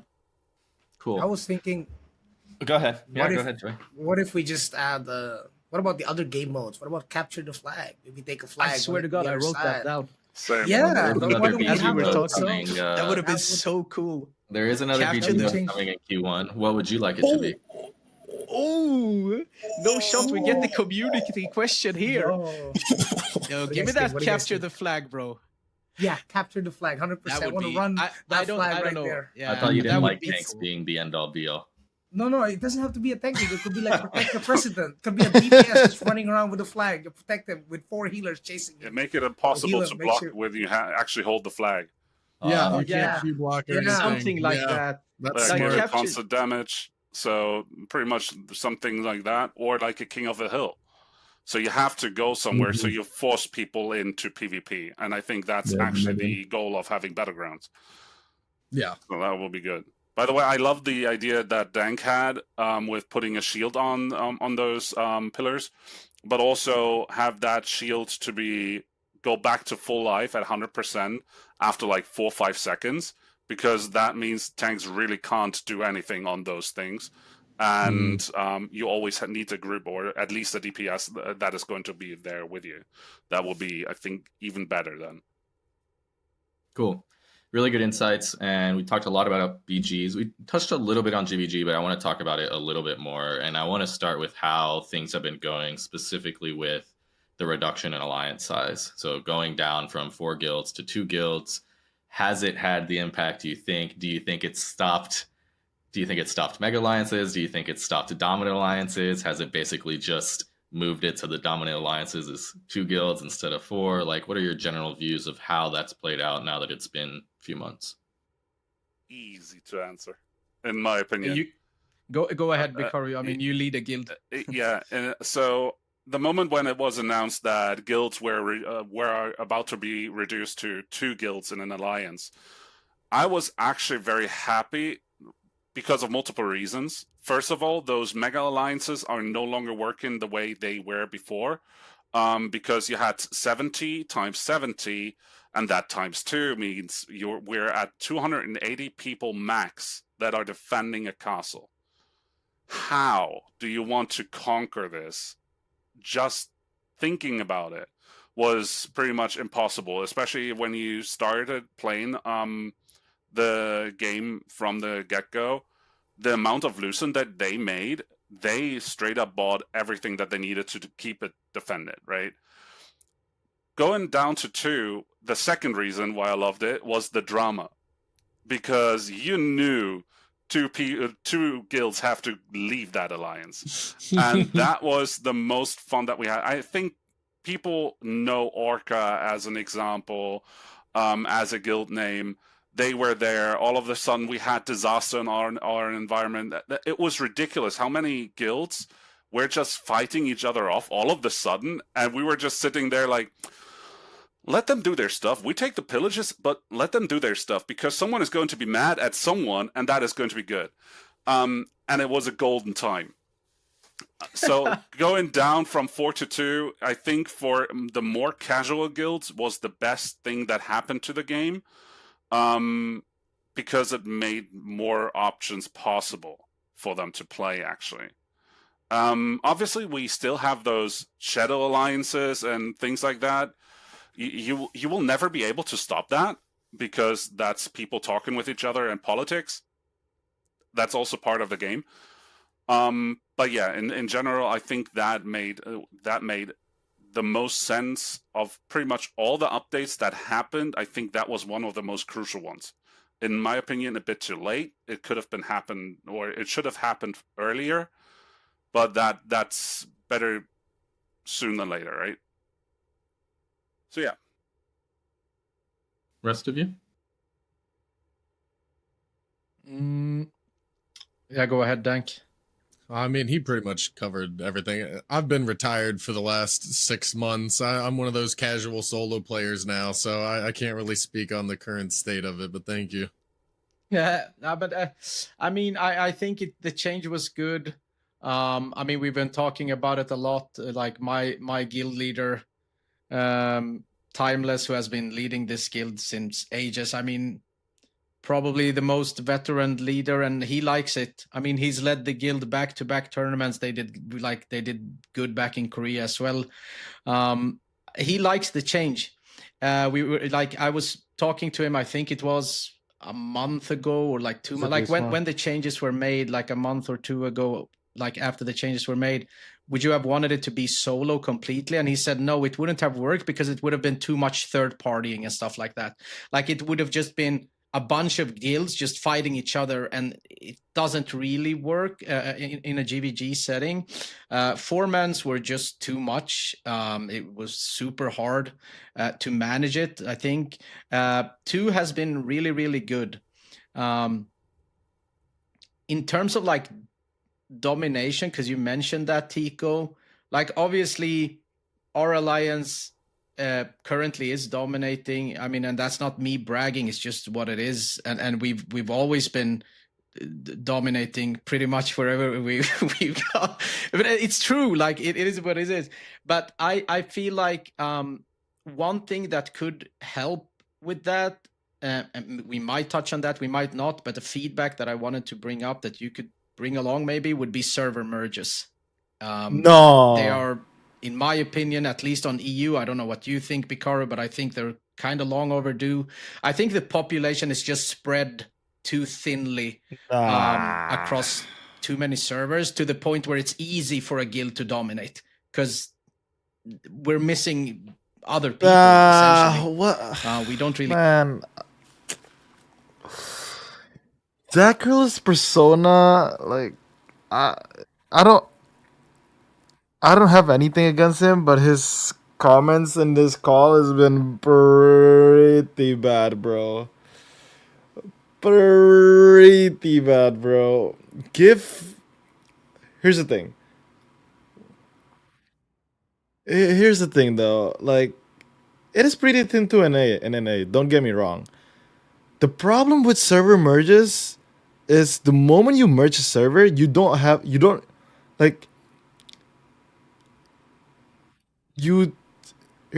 thing. If you guys are looking for PvP, then just merge yourself together. Talk to another leadership and merge yourself together. The problem is, once you merge people who don't want to merge their servers, what essentially happened is those people are going to quit the game because they are not farming the servers anymore. They're not winning. They can't build a guild. You need to have empty servers, like not empty, but semi-empty, in order to make a guild. The problem is, if there is a better guild, you just can't make a guild anymore on that server. It's true.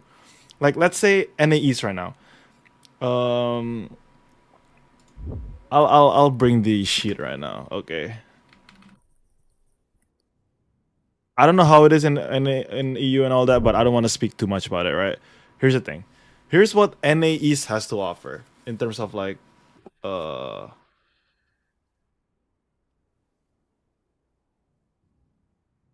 yeah, but at least it gives them a chance to make a new guild. You know what I mean? Like, you can't force. Here's the thing. If you wanted the server merge, it's because you're dominating a server and you wanted the server to be merged, so essentially you can dog shit on other people. But if you actually want to create a competitive server, then try to find a guild that's as strong as you are, and then go to a server and just do it there. Because in the end of the day, like here's the thing, like our server Snowburn was pretty much a dead server for a long time. I tried to make a guild on here, and then we made a guild. We pretty much have like a balanced PvP, and then FTP comes here, and then FTP's been a veteran for so long, and then it pretty much instantly killed my guild. It's not even close, and like I can do a rebuild if I really wanted to, and just transfer it to Carnage, right? If you want to think about it, I can definitely do that. But essentially, I just want to try to compete, and that's why I decided to merge with Gwen China. But if you decided to merge all of the server together, not all of it, like if you decided to merge the server, what essentially will happen is people who's losing are gonna be losing people to the top guilds, and some of the people in top guilds are gonna like, oh, okay, burn out, quit, and then like there's not gonna be any new guilds because you just can't farm as quick as a top guild does.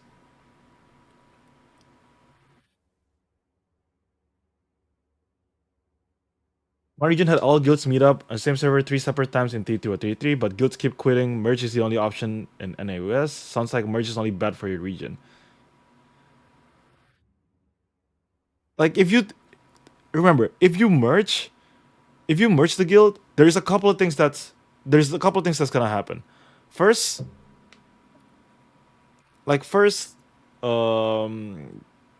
people are not gonna be able to farm their servers anymore, which is there's always gonna be one people that's better, and then the snowball effect happens because, like, if there is guild dominating on the server, depending on how strong they are, you just can't make a guild in that server if you want to be competitive. I know. Here's the thing. I know EU needs it. If you're saying EU needs it, but trust me, if you merge it, you're gonna lose the player base more. It doesn't solve the problem that you guys already have, which is no content. If you merge the guilds, they will lose and they will just quit. Exactly, Punny. Exactly what my point is. Like it's simple on how fragile it is. I think it's just better to have an option on a server that's empty. So essentially, if you want to rebuild a guild, you can do it that way. So you can like having like having like servers like Carnage. If you want to make a guild, if you're like, okay, you're people of 18 right now. Like let's say, oh, you're like 18 people. You don't know what you're doing. You want to make a guild. You want to make something stronger. Pretty much, you go to Carnage and you pretty much like try to make a guild over there and just try to like farm. Yofi! Yofi, you still play TNL, bro? Oh my god. Oh my god. My fellow wormies. If you know, you know. Alright, but okay, back to it. No, I quit a month ago. No! Alright, whatever. Alright. But yeah, essentially if you merge the server, you're just forcing people to do the things that they don't want to do, and I'll tell you right now, leadership's gonna burn out and they'll disband the guild. It's that simple. If you merge it, that's just gonna be it.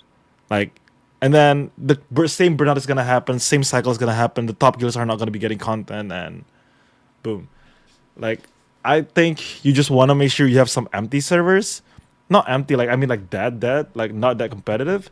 So you can actually farm Archboss over there, and by having Archboss, you essentially have that people that is more geared, people more casual, have a better way to enjoy the game and all that. Because essentially, people who's asking for merger are just people who just want to shit on casuals, which I don't know. I don't like it. Yeah, but people disband guild. The player who want to stay in the game goes to the second best guild and make it better. Maybe kill the first guild. Nope. Nope. Nope. Nope. Nope. Nope. Nope. Nope. Nope. Nope. Nope. Nope. Nope. Not that easy. Not that easy. It's not that simple. Not that simple. If you're a second alliance, it's usually like it's pretty rough to go back to the first one. And then you're just hoping for more guilds to be disbanded. Which I don't know. Like I think the second guild just transfer to another server and just free farm over there, rebuild, and then challenge them someday again. Go back. Like you just gotta play the long game. You like if you merge the servers, trust me, it's not like it's not. Yeah, like so what Nate is saying, in an ideal world, they should band together and fight the top guilds. Yeah. But I'm telling you, if people lose once, people lose twice, people lose 3 times, people lose 4 times, they're just gonna quit. A lot of people don't have the strong mentality to just take down the top guilds. Because they're just like lose, lose, lose, lose, lose. And if you lose in this game, you don't really get any loot drops, and it's not that simple. Like it's just what it is. I'm telling you. We have a lot of enemies. What do you think about guilds that I'll give you it now. They go what do I didn't know. I didn't even know what's going on in the game anymore in the game. It's pretty much kind of the same still. I'm in Gwenchana though now. I don't know if you knew Gwenchana. Dwagon is here in my server now, so that's a thing. They're back to Snowburn. I know you were in Dwagon for a bit. are dominating and everyone else just leaves because of that? You know, I hear this a lot, to be honest. Yeah, The I get idea, that. We need to merge servers because that will promote more guild fighting. You merge servers and immediately half the guilds jump ship because they don't want to be in the server with the dominant guild. You know, I think I'd be interested, as you so humbly. The other thing too, if you merge the servers, it's gonna be so laggy. I don't know if you want to play a laggy game. Put it being in the best alliance in EU. What your view is on that? I mean, that's the thing, right? I don't think it was the same in like with recent changes, especially after tier 2. Some people might have quit, some people might have started playing, and I think like in a server where it's populated, people tend to find each other in a weird way. So you have new players that might have played in a lower tier, join a different guild that they haven't been playing with before. You have alliances that start forming. You have people that wants to oppose the winning guild. Yes, you have the aspect of people fleeing the server, because we've had that happen to us as well. I mean, it's This is just top guild syndrome. You can't fix this guy's opinion. Like he is just gonna be thinking, oh yeah, I want, people in the lower are gonna be started to like going with each other and like fight the top guild. But no, that is not what happened in this game. That is not what happened in this game.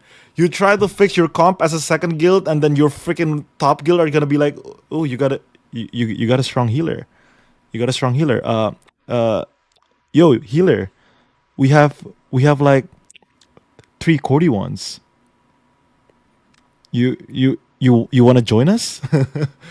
And then like that healer will be like, oh, sure, I'll go to your guild because there's a solo healer. And then now your healers are just like, your team comps are just getting poached left and right, and eventually you disband the guild.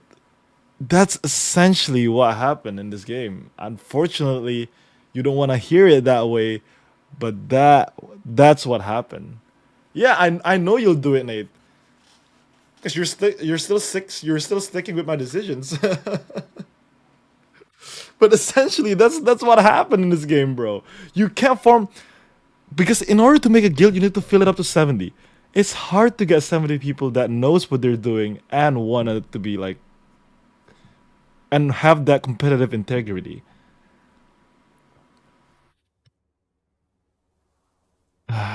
super hard to balance it. I don't know how you would. Like merge is Because just not maybe the you option. could touch on that as well. But I just feel like Like GVGs are just basically how many healers you have, how many tanks you have, and how much of a good DPS you have. Like, and the problem is there's many more DPS than healers and tanks, and you just can't have enough healers.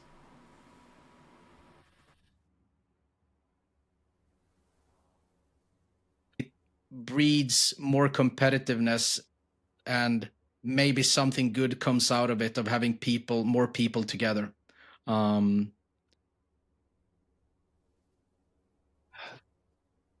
That is not true. I can tell you how it is in EU. Well, you can tell me how it is on EU, but the moment that server merge, I'm telling you, you're just gonna lose more guilds. If you have 5 guild labs in EU right now, you're gonna have 3. I don't know a solution. Yeah, because no matter how well your static perform in a dogshit guild, you just can't carry a whole guild.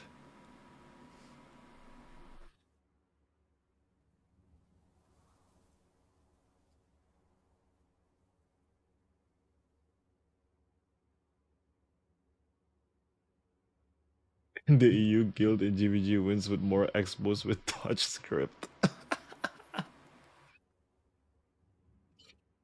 I don't know if that would be the fix, but it's just something that has been discussed.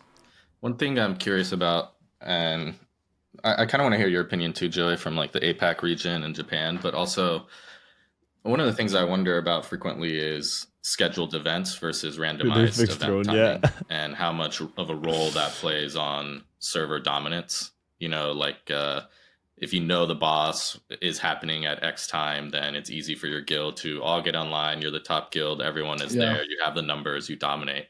If there's some randomization, do you feel like that would allow for more variety of guilds to participate, since it's harder to just coordinate saying, okay, we're going to have the most amount of highly geared people on at the same time? Oh, they wanna. Are you referring to like the population of the server? If that's what I understood correctly. I think that's the first part of the question, is just commenting on, you know, do you agree that server merges are needed? Do you think that guilds will actually stay and fight each other? And then kind of separate from that, this idea of having more competition. I think how many servers EU is down to, but if it was over 2, merge is fine. I'm assuming OCE is rolled in as well. Even looking at the guild league, I don't think any players will be down for something similar at the moment. I see. Do you think that scheduled events is helpful for competition, or maybe hurts it? I think there's 2 sides of that coin. So there are definitely still competitive guilds. If I remember correctly, there's still at least 2. Like there's currently 3. There's our guild, there's Cats, and there's Sakana. They're all Japanese guilds, and they're all fighting. Right now, Sakana and Cats are in the same alliance, and the allies of our guild, Parrots, Sigma, is already disbanded. So we're kind of fighting a 1v2, but the fights are still there. The nebulas are still packed, and people are still showing up for GVGs. But if you server merge, because right now these 3 guilds are in different servers, we are on each of our own servers fighting randoms, completely randoms. Like if it's a regular arc boss, or even an ascended arc boss on that day in that server specifically, it's just gonna be a free farm for the guild right now, because I don't know about the other regions. I do believe it's roughly the same, like where each of these top guilds are fighting almost pretty much just randoms, right? And then there's always a top guild in every server, and if you try to force a server merge into that, those guilds that are not as strong as the top guild will definitely either leave or try to find a way to form a bigger or a shadow alliance to try and 2v1 this dominant force. True. It's 50-50. It's a coin flip. There's no 100% way to say what they will do, because we don't know who the leaders are, or at least as a person, like what their motives are for their guilds. Because some leaders, they just want to be like, oh, You're supposed to compete with Dominate, they're inherently stronger, they get loot, they find the right players much faster, and you simply don't have the resources to assemble a guild to fight back. Yep. Rid of Alliance? we just want to chill in this server. We want to have PvP, but at the same time, we don't want to have too competitive PvP. We want to have PvP that where we know we will have a chance for those guilds, you know. But if it's like a top guild comes in, invades a regular chilling server, those guilds will most likely just flee. You know, it's but if it's like a top guild versus another top guild, then there might be some fights.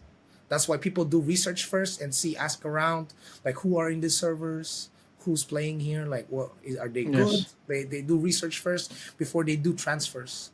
So in regards to your question, whether it will be better or not, it really solely depends on the players itself. It's not something the game can force upon the people. If the people want to run away, they will leave to another server or quit the game. Those are true. Those are my thoughts. Yeah. And I don't think that like randomizing the times of the content happening is going to help at all, because the guilds that are on top, they can play whenever they want, you know. So having that time schedule, it probably helps the casual guilds more than it hurts them. Yeah, I also agree to that, because in my opinion, that's just shifting the problem, right? Like if they are organized right now, even the random mechanic has some sort of a structure, and that means they are also going to be structured on that again, right? So with that, I think having fixed event times itself should be fine at all, because everyone can actually organize for that. In regards to the server merge topic, what Joey said is something that I feel like 10,000%, right? It is difficult for a more casual guild. Like, take our situation right now. We have a guild that is fighting us constantly, which is Tequila. Shout out to them, by the way. And they just fight against us the entire time because they want to actually play PvP. We both have some sort of the same amount of people. Sometimes they have 5 more, sometimes we have. We had huge and really awesome fights. They were fun as hell. But then there is guilds that are right now on Rebellion. It's SDC, which is dominating pretty much. No one is attacking them. Like, take their stone that they have, I think, in Silius right now. I'm not sure where they have it right now. They don't even cover it.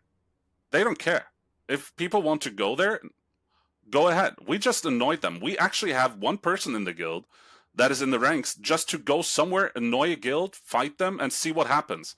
And SDC, all of a sudden, the moment when they get a message, hey, our stone is being attacked, there's like 20 people of them showing up, no matter the time.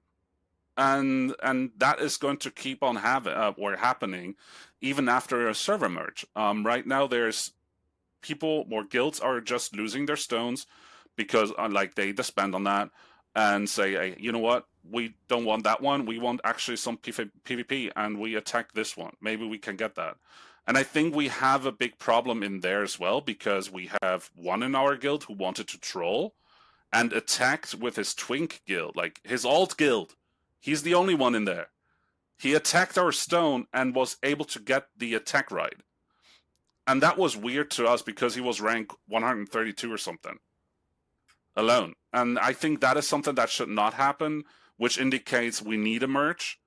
At the same time, well, it's fun to actually still have some PvP with people that are on the same level. Yeah, I get that. It is a coin flip. Like, we have different situations, right? So yeah.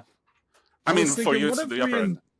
What if we incentivize people for attacking a stone? Like, what if instead of losing, you still got something? Because the winners get the stone. You should get something for even trying and going and fighting the enemy, you know, as long as it's not like a, you know, complete blowout score or something like that. You know, it shows that somebody was actually trying to make an effort to take the stone. Try some way of incentivizing that. And I feel like, you know, the most sought after stones should have, you know, the best benefit for losing or something as well. You know, maybe you get a buff for a day that increases your weapon mastery XP or something. That would incentivize the lower guilds to attack the stones. Yeah. What do we have as a loser? Inter-server gives reward for participation, right? Is it 0 if you... If you lose, you lose. There you go. Like, obviously, if you have a specific amount of lost in a long time. I swear. Yeah, okay, hey, we get it. We get it. Bad, guys. You're not bragging. You're just finding more chances to bring up that y'all win. We have no. That's your words. I'm known as the humble boy. Okay, well, we're nearing our time here, and I want to touch on one more topic that I think, at least in the community, I would say is hotly debated. Maybe everybody here who's a bit more of a hardcore player will disagree, but that's the topic of open world bosses versus the portal-based GVG bosses. So I'd like to hear y'all's thoughts about that. Bring it back.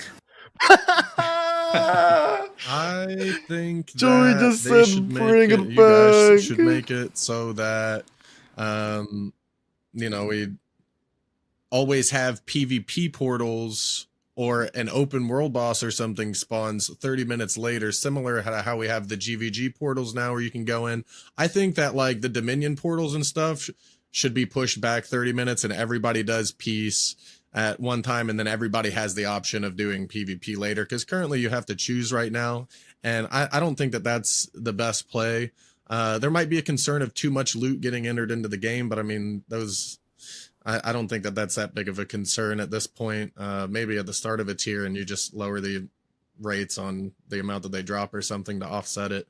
But I think that they should split the peace portals and just the regular Dominion if we aren't getting back the open world one, say 30 minutes later after the portals spawn, then we get an open world boss that spawns, something like that. Joey just said would be it. pretty good, because most people still just go to peace, unless they're in that top guild that they know they're going to win the Dominion fight against. Well, the Peace and Dominion spawn same time now, but the GVG spawns 30 minutes later. And, one of the reasons the GVG portals came is because when it's open world, you kind of have guilds like Zachriel's guild that just kind of dominate everything, right? And that's a little bit of a snowball effect as well. If you have one alliance or 3 guilds that are dominating every open world event, that means they're getting a majority of the loot that comes out of those bosses. And that's a snowball effect, obviously, especially very early in the tier. Whoever gets the most loot quickly is able to then snowball and continue to win events on and on. So I'm curious y'all's thoughts about that. Like bringing back the open world bosses, I think in theory promotes more PvP, but we saw the effects of that in tier 1. We saw the negative side of that in tier 1. And I think maybe there's a little bit of romanticizing it because you remember the PvP aspect and maybe don't remember as much how quickly some guilds became dominant over loot. So I'd like to hear y'all's thoughts about that. But also at the same time, tier 1 had 4 alliances, right? So that is also a huge factor back then, that they were a huge alliance. It was not just 140, it was 280 people. They could block pretty much every exit. So that's pretty much one of the things that needs to be valued or counted in. I personally also like the idea of having open world bosses again, right? Because at the moment it feels everything is behind a portal, except of like even the siege, some sort of is behind a portal because it just happens at a specific time. If you're too close, if you're actually in the area, you're being ported out. You need to get closer in, and then so on and so forth. But everything is locked behind a portal right now, and I would like to see that world open up again. And actually have some activity, like tavern is spawning and people are just going there without even thinking about it. Like having that would be great again. And you still have the aspect of contribution, right? So even if you are a weaker guild, like you still have a chance of getting some loot if you get some contribution in. I mean, just look at Nebula. Like whenever we're going into Nebula, we see people and guilds that like you might not have seen before. Like there's so many people playing and it's like, yo, Nebula is absolutely stacked. And I feel like regardless of like guild dominance and stuff like that, as we discussed before, it's always going to be hard to balance that, but it at least incentivizes guilds to come. I mean, they pull up for GVG. Did he say Nebula bosses you have chance if you don't win?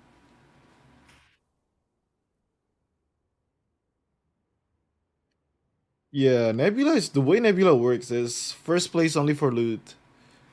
It's only the first one that gets the loot. Essentially, it's whoever got the highest contribution wins it all. It is trash, I do agree. Bosses, they might not win, but even a smaller guild can get some contribution and they might get lucky and get a drop. See? You said it. So yeah, I definitely think that could be a way to incentivize a more dynamic world, so to speak. All right. How they think. Okay, I think we are nearing about our time. Coming up on 90 minutes here. So. I think you need to figure out like what's the background of some people. because like Zacril essentially is a top guild dominance, which you kind of need to have every single one people's POV in this scenario in order to like actually be like understand, because a lot of people play this game differently. If you're in the top guild, you play it different than when you're solo queuing. If you're playing this game 24/7, it's pretty different experience from people who's playing casually. The game is just different in a lot of people's eyes. I don't blame them for it, but you just have to be realistic about everyone. Like every single people have different experience about Throne and Liberty. Some people can have a 9 out of 10 experience. Some people can have a 3 out of 10 experience. It's not the same with everyone. Pretty long. Any parting words from anybody? We'll start with Joey. Oh, he's talking about the chess. Okay. I see. I know this is a little bit off topic, but can we get an artifact rework? I don't want to open the 2000.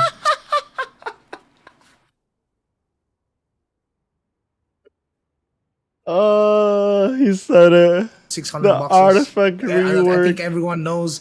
They've been looking at their inventory. They look at their storage. They see the 3,000 boxes there. They're just sitting there. They don't want to open it. Can we get a rework on that somehow? It is in the works. I know that. I'm not throwing shades to anyone, but out of every single people that's in this call, I feel like Joey is just the most addicted to it. That was something That's that was funny. talked about before. It is in the works. Yeah. I can't tell you too much It's about it off now, topic. but we have not forgotten about it. Okay, thank you very much. That's about it for me. But this is not feature request time, guys. I try. I can feel myself getting pigeonholed. He is as we maining speak. Ion right now. I do agree. I mean, he just enjoys PvP. Throne is just in a stale moment right now, and I understand how he enjoys the game. And essentially, right now, he pretty much figured out Throne, so there's not really a point for him to like play TNL anymore. You know what I mean? He's probably just gonna log in for CTAs, but that's about it. And I kind of respect him for doing that, you know? If you want to play it that way, like, I don't think you should be playing a game that burns you out already. Like, why would you do that? I feel like him being here and just, like, being in this call is just a lot better than anything right now.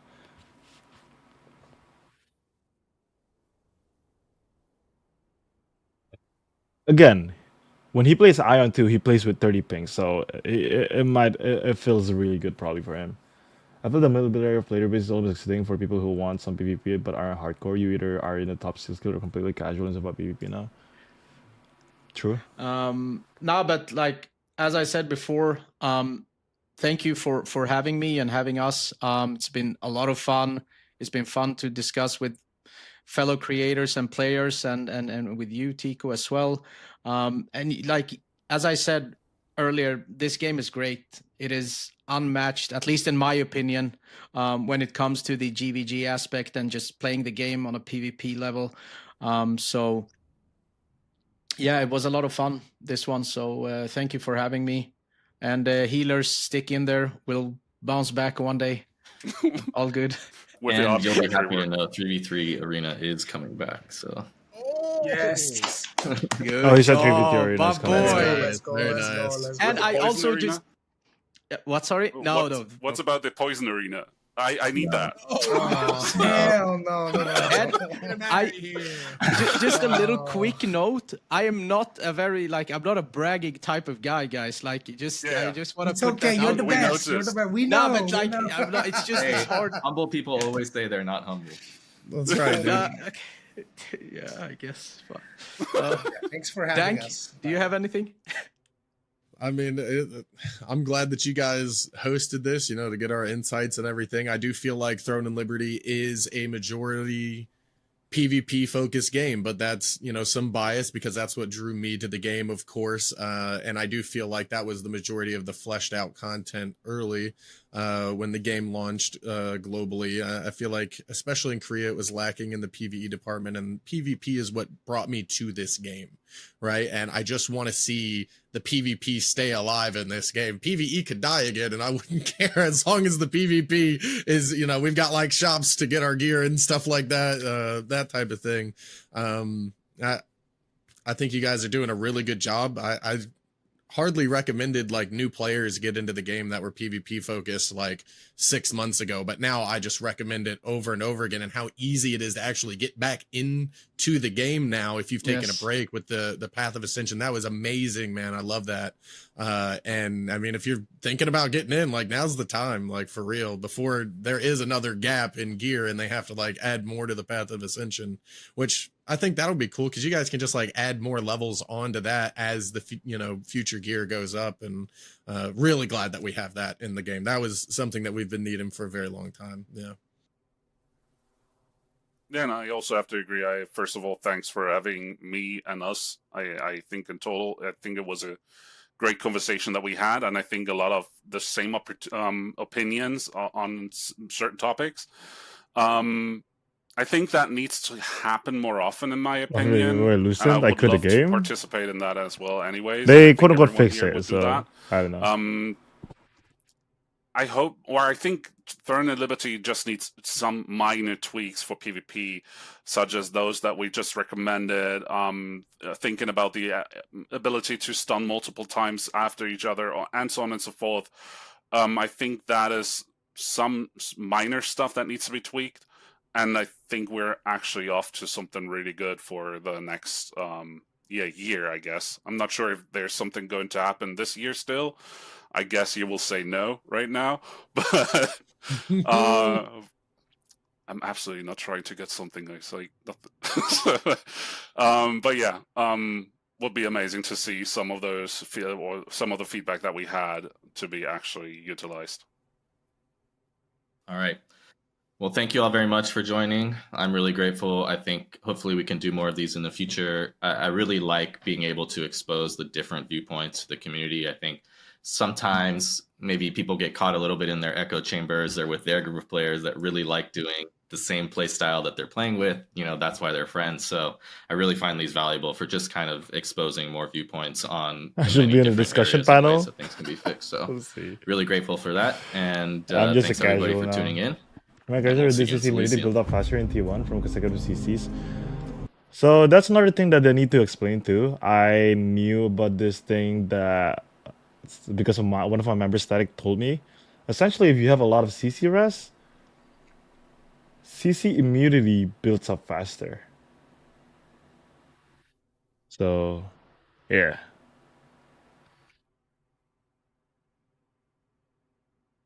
What's the comment? Elmao, first guy lied about his PvP take and was thinking about where wins meet. By the way, as a side note, you could organize the categorized topics in the video easier to watch, and it's quite dense. I doubt people will watch more than half of it, given the length of the video is a whole movie. Never thought Tico was real, but I thought he was an AI from the beginning. Finally, after 1 year, people who understand the state of the game are trying to open depth's eyes. The only times that game's PvP was released to one. Just waited for 30 minutes to find one token per party, so I could just log that. Really appreciate the work they put into the game. Still appreciate it. And I got timestamps of the topics they were talking about. Loudpack, I'm astonished Seven Dagger's strength in Battleground was not mentioned during this podcast.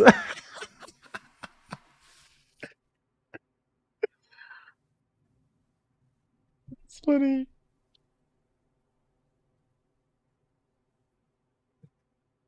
What, seriously? What happened?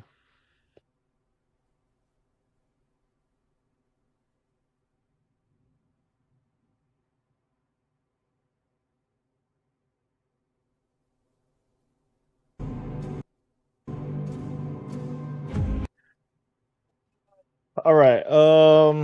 Now that we're done with all this,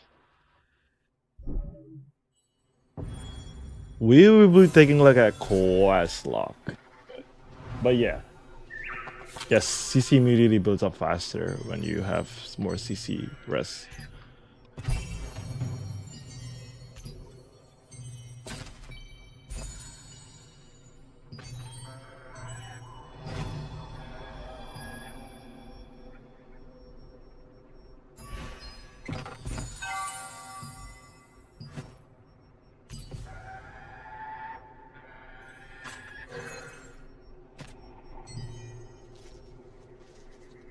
Game sounds weird. Oh, because I doubled it. Hold on. Thank you for telling me. And what's up, Victor? How you doing? How did you guys enjoy that podcast? Or, I mean, at this point, that looks like a podcast to me. It's an hour and 30 minutes. We probably discussed it for like 2 hours, but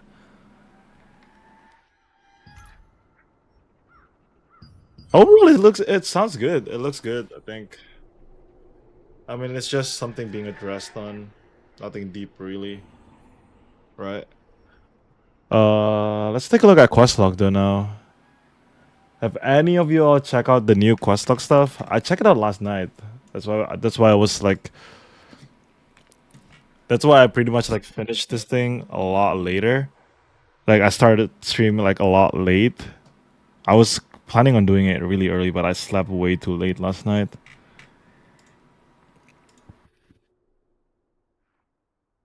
But essentially, this is it.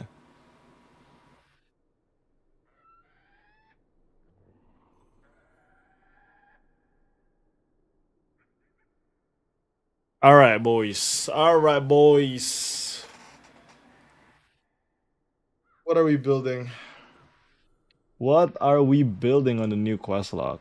So, if you guys haven't know already, let's see.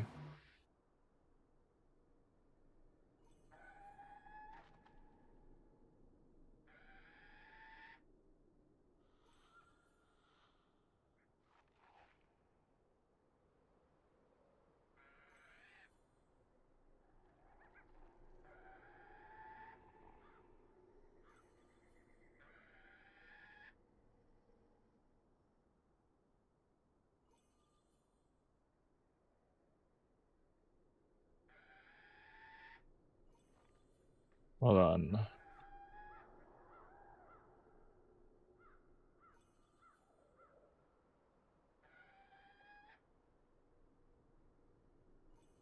Where's that? Where's that Google Docs?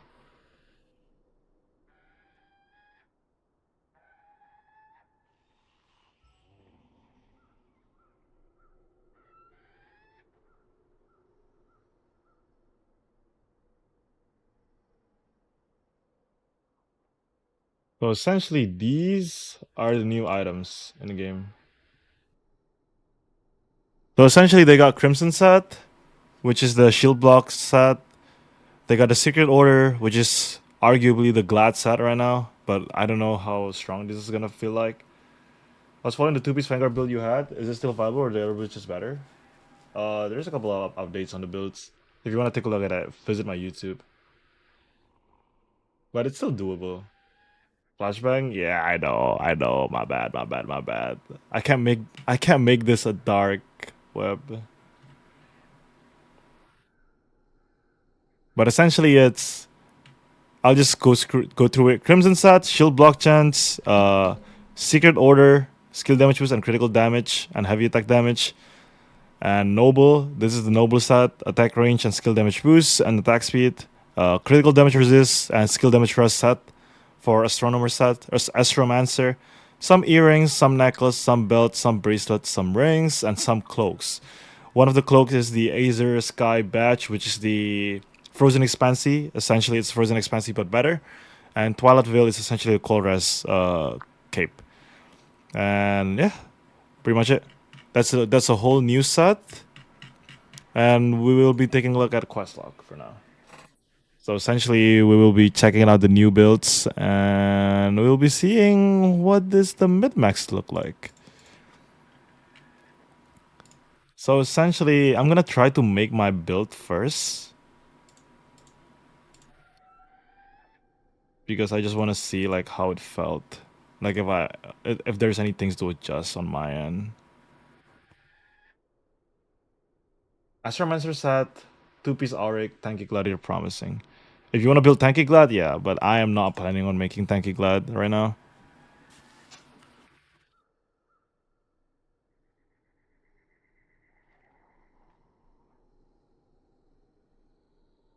So there is a way to make a super high damage Gladiator. I don't know if this is meta, but essentially it's two-piece Imperial. I know why Imperial still, but essentially, it is 2-piece Imperial and two-piece Secret Order.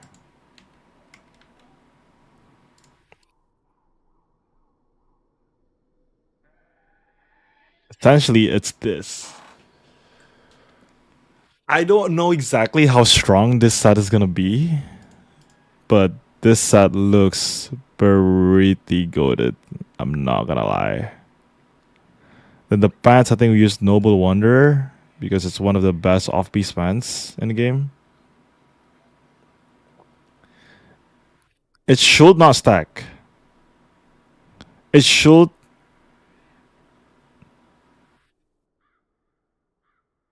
No, it definitely stacks then.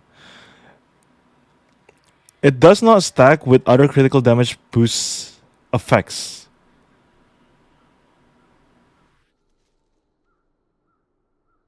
But you still got, because this is a flat percentage, so I'm pretty sure it stacks still. But again, we need to test it in game in order to know.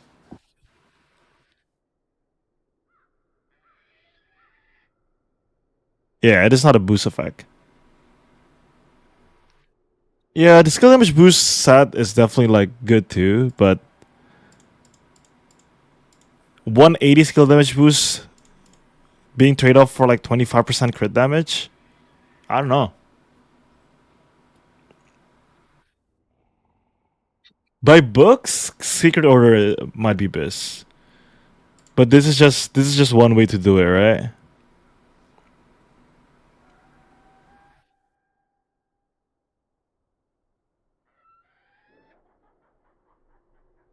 The problem is I need to know like what's the value on these if I build this.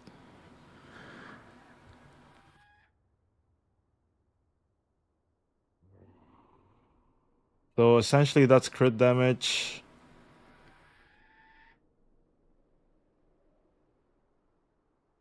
Bro, you can't even see it. Like it doesn't even reflect it on quest log, huh? Where's my heavy attack damage?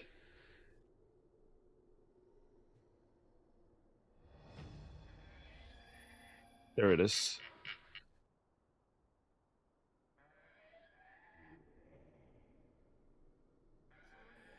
It is a leather material armor too. Or Secret Order. It does allow me to get hit, attack speed, and max health.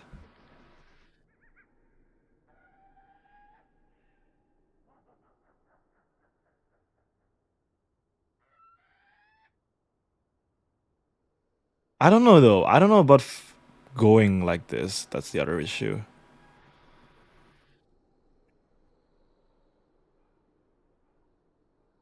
Four-piece Secret Order might be just biz for PvE though. I'll say that.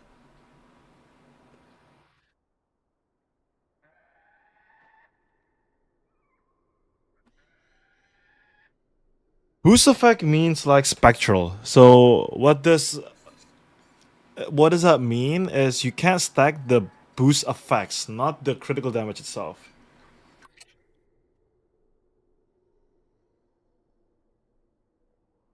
I don't know how to explain it properly, but essentially it will probably stack. Is what I'm saying.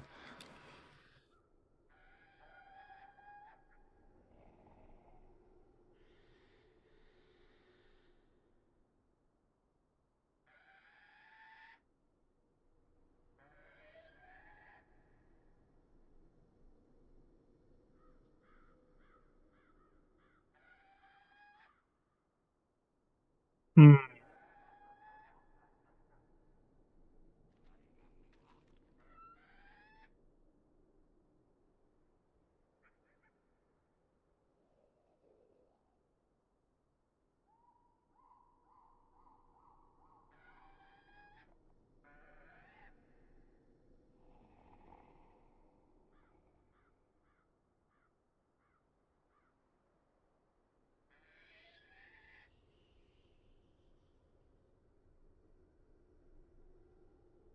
But we need to definitely like play around with it a lot more. Do you think having double crit damage buff is better than the 4-piece Fallen Set Dynasty effect for heavy attack that boost? Yes. Because this one gives you crit damage. And you stack more crit damage. So essentially, like, right now it says 18%, but I don't think this is 18%. The new Secret Order does not reflect on this number, including with the heavy attack damage.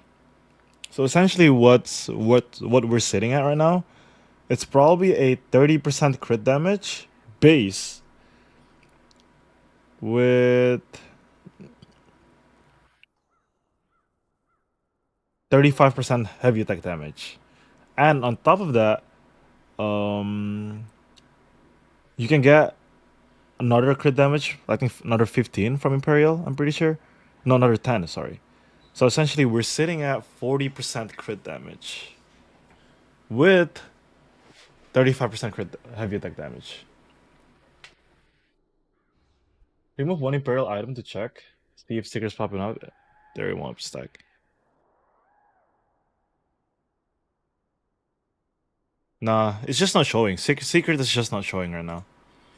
Like, you can't even see it. See? It's bugged right now, which happens a lot when it first release. You still gotta manually add it up.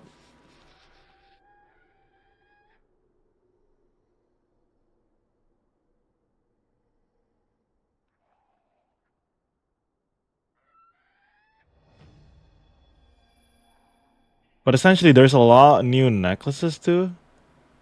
See, like this necklace gives you heavy attack damage. Then, my question is, right now you can be really specific on what you build, and you can just say fuck crit and just use a lot of damage and just punish the glass cannons really hard right now.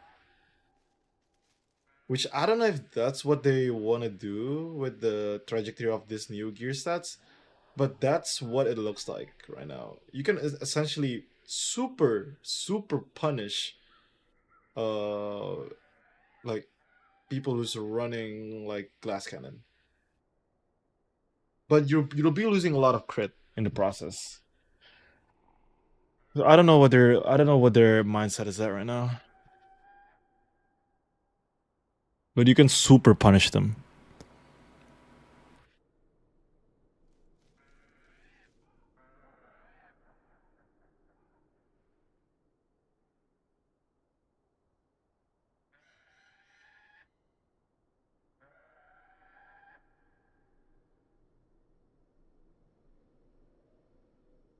Then there is like some like crit damage ring too, I'm pretty sure.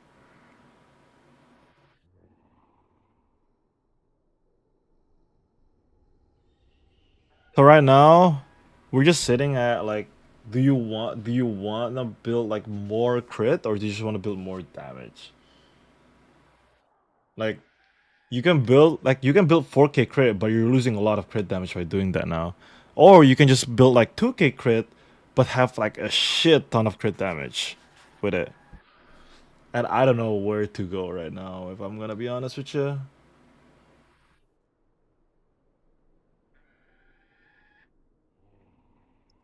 It's so weird. So weird, yeah. And I'm still sitting at 1.4K heavy, by the way, with this Still a lot of heavy, I'll tell you that.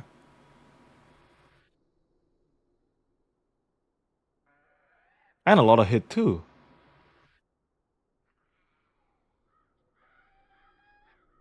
Oh, this is because I used the different artifact. I see. How much hit do I get from Vital Force?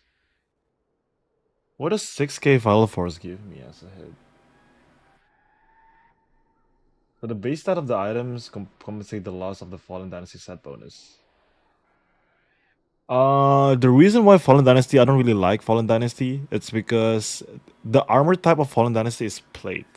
Essentially what plate does, it doesn't give you any damage, it gives you more tankiness. And the base defense of that is higher. But if you want to do more damage, then you just go leather. And leather, essentially, this 5-piece leather gives you 10% heavy attack damage. Just flat out.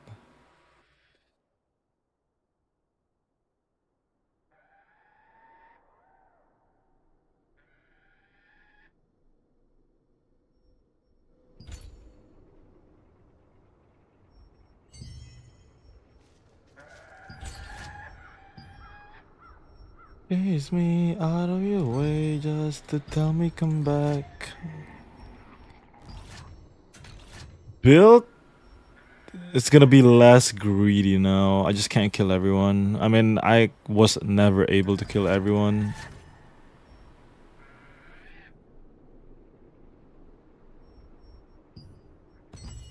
It's gonna be like a lot worse.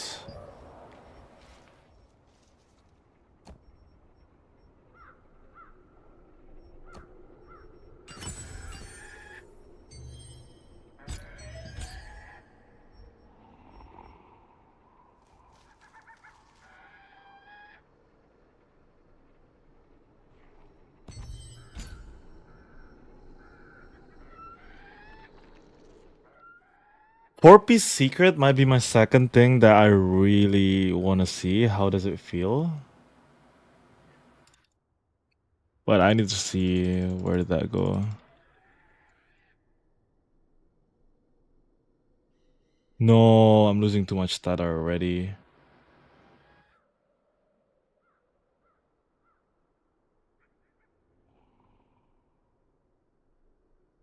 I changed this to strength, I guess.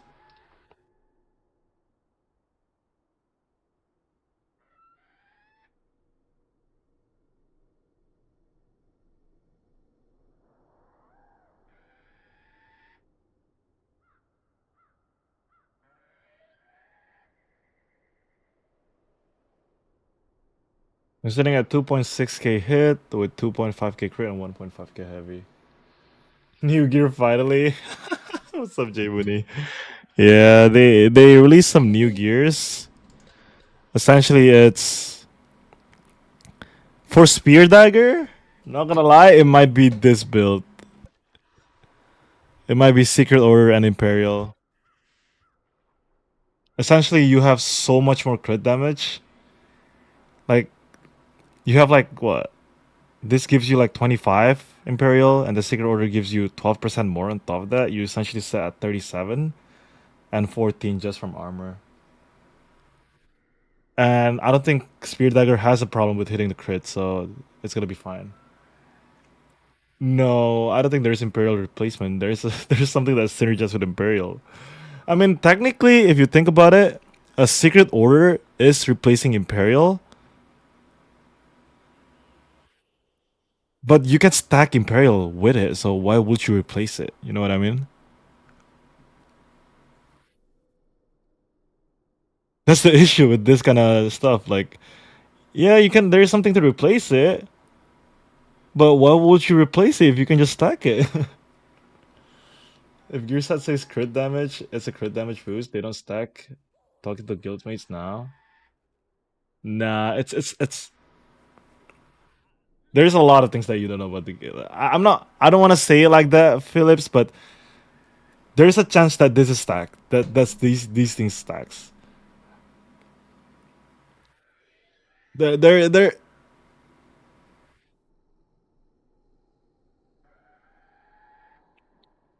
like, here's the thing. If it doesn't stack, then no, we can't use this anymore, right? No, I know, I know what is the word says. Sometimes, here's the thing, okay? Here's the thing about this game that you guys don't know, okay? Here's the thing about this game that some of you guys don't know. The game can write something and it is not doing as it says, okay? Sorry, surprise, tada! The game just works that way. You just need to test it in order to actually know if this thing's working or not. I'm gonna tell you 100% right now. There's been a lot of times where whatever it says is not doing whatever it says. So, hey, if this thing works, this thing works. But again, if it doesn't work that way, exactly. I wish too that I can just rely on the words, but no. Some people, like some items in his games, are just not doing what they're saying. Yeah. Like, I think what, like, here. I'll show you something.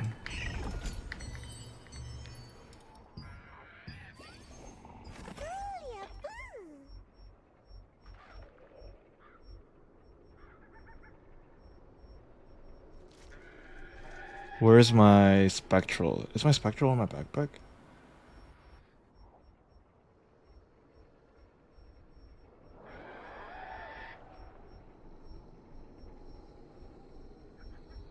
Did I transmute my spectral?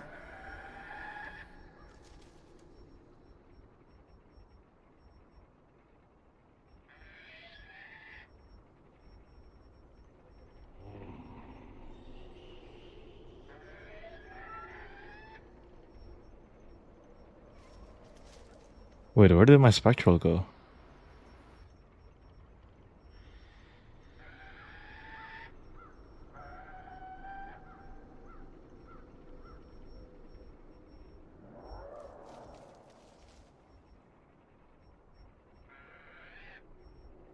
Oh, never mind. It is equipped.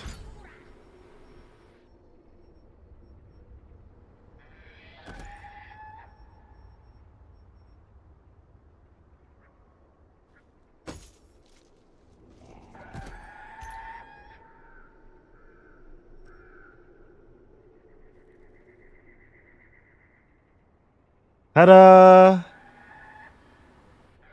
Ta-da! Ta-da! Doesn't stack. Ta-da!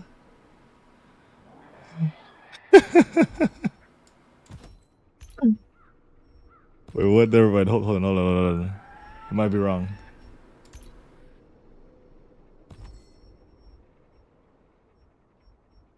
Wait, no.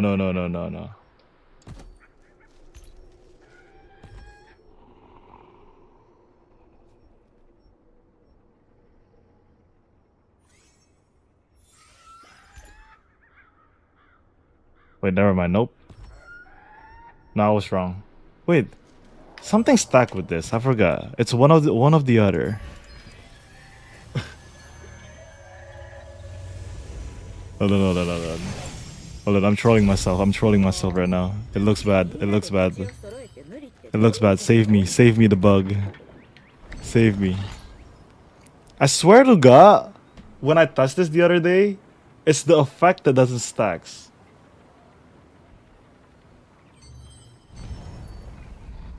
Yeah. Wait, have I been have I been having 49% crit damage this whole time? I thought it was 39 for whatever reason. Let me put on my Wait. Yeah.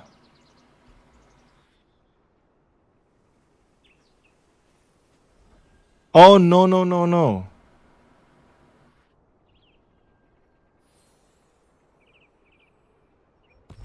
Oh, that was a spectral that procs. The effect stacks. Yeah, okay, I remember now. Okay, the baseline crit damage does not stack, but the effect stacks.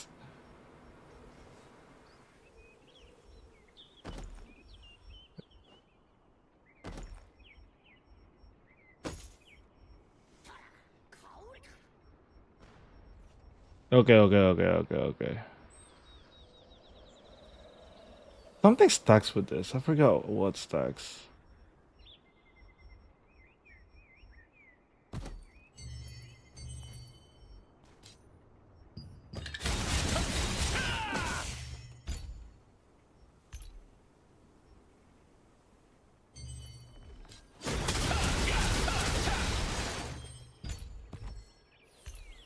Yeah, okay. The effect stacks. But the effect stacks, but the baseline crit damage does not stack.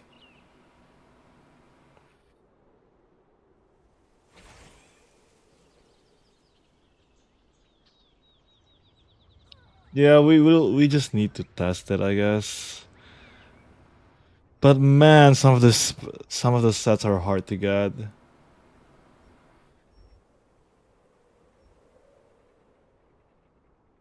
She'll be reversed. I know. I remember something. That's what I remember with this thing. I remember something is fucked up with the synergies.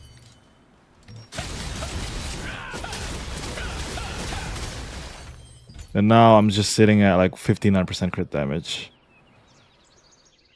And then if I get close, I lost all my crit damage. Yeah, okay. Okay, it makes sense. Essentially, you can proc the additional effects, but your baseline crit damage is not gonna be more. Which is so weird. But I don't know. I mean, that's just how it works right now.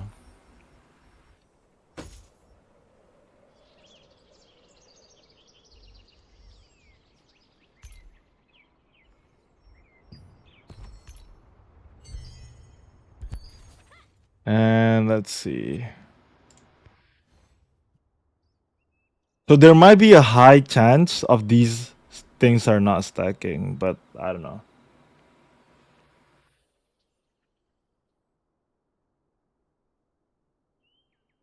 I can play 70 Fortitude with any set, bro. Because my Fortitude is not... I'm not getting my Fortitude from Secret Order. I'm not getting it from my armor set. I'm getting it from my accessories.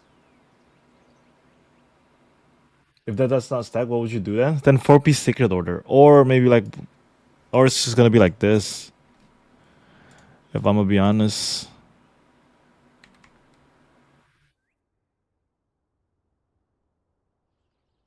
It might be this. This might be my play.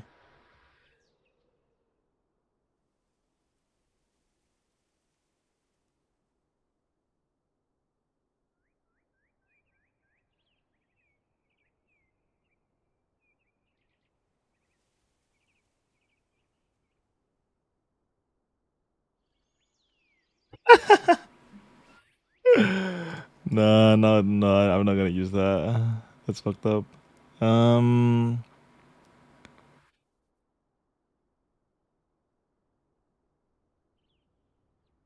Maybe this. I don't know.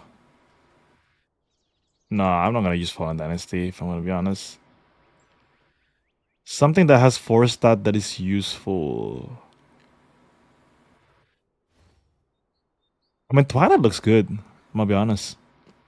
I think Twilight.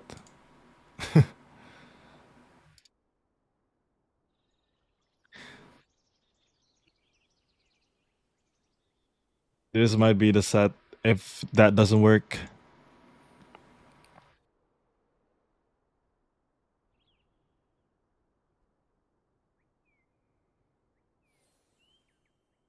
Can you try to do a 4-piece secret with 40 and crit? Yeah, I think I can do that. It's gonna look something like... Which it's probably gonna be like if things works the way they're supposed to work, then this secret set might be the best. Might be best.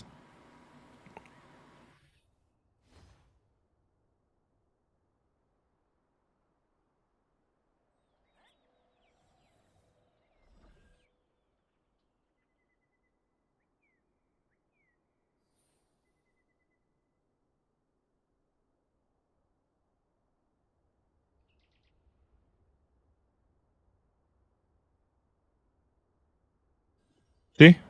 It's not gonna change anything on my fortitude.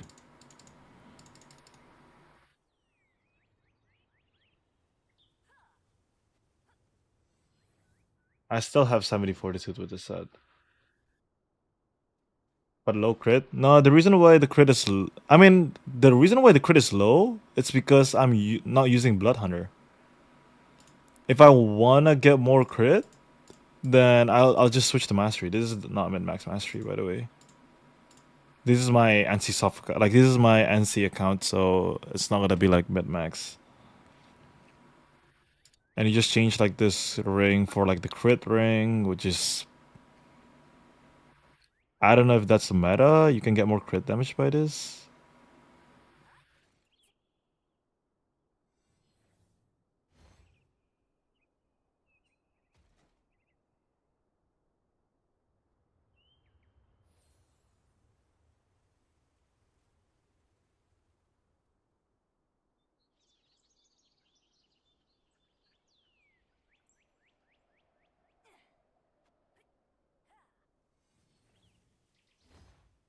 2516.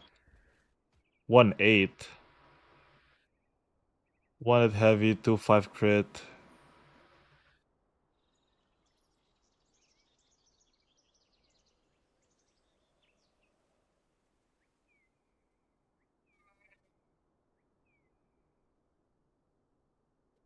I'll mid-max it once it comes to my actual like quest log that I use. The new cloak is good too. Like if you want to stack all skill damage boosts, then you do this.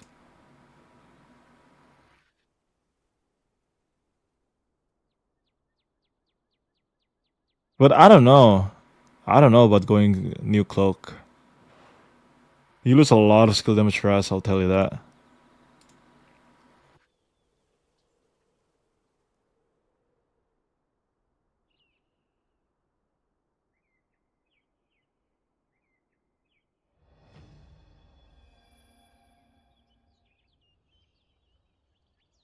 Using a control skills increase skill damage boost by 50 for 5 seconds, stack up to 2 times.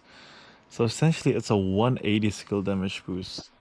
Which essentially it might be better than Imperial, I think. I think 180 skill damage boost arguably is better than Imperial. I think so. If you want to go full on skill damage boost, you can do that.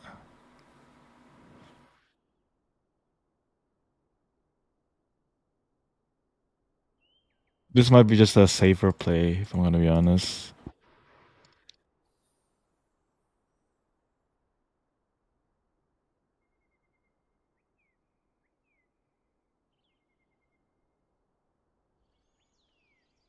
The problem is with 4-piece secret is how do you get these things to go up in value in all these. But essentially, if this is my stat right now, which is not mid-max, if I mid-max this properly, probably I'll be the ultimate glass killer.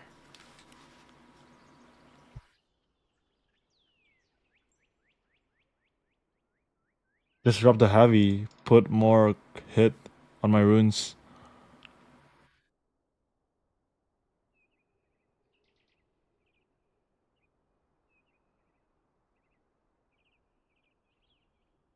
It is because people can build now also a lot of crit res.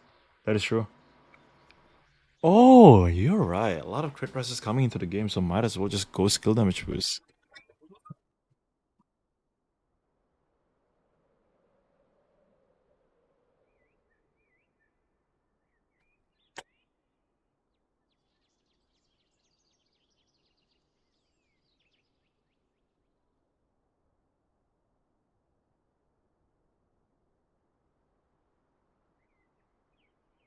I just need to maintain a decent hit somehow.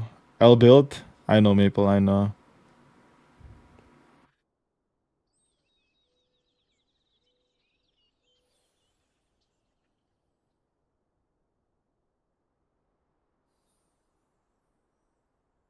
Or people are gonna be going meta-wise.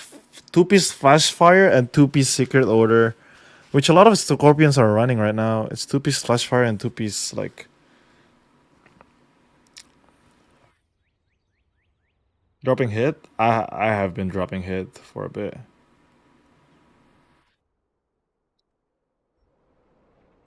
Let me see my current build right now. I want to try to push for more hit on this build.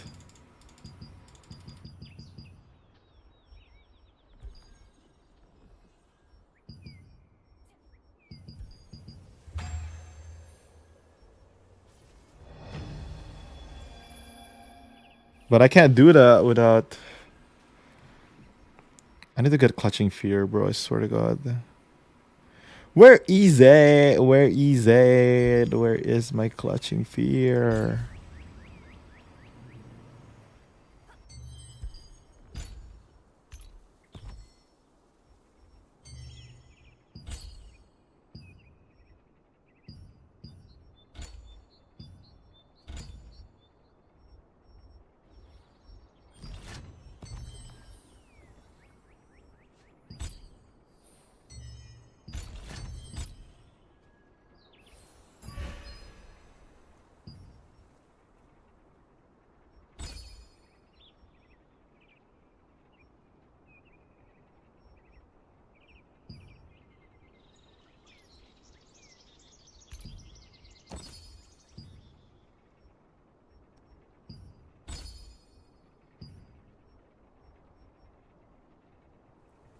think I changed this name to Colres. Colres Real. And then this one changed to Kamikaze with more hit. And then this one essentially will be like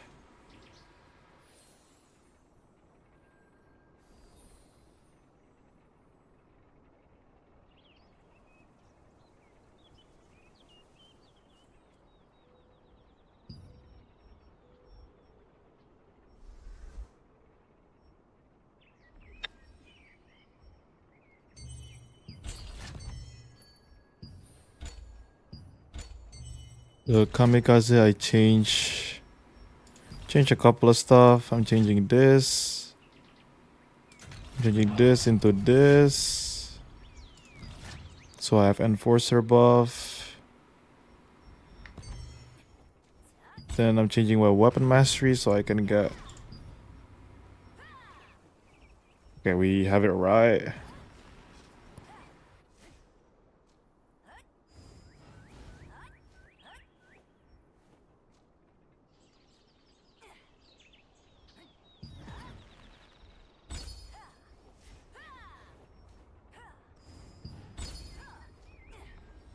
Yeah, essentially this is it.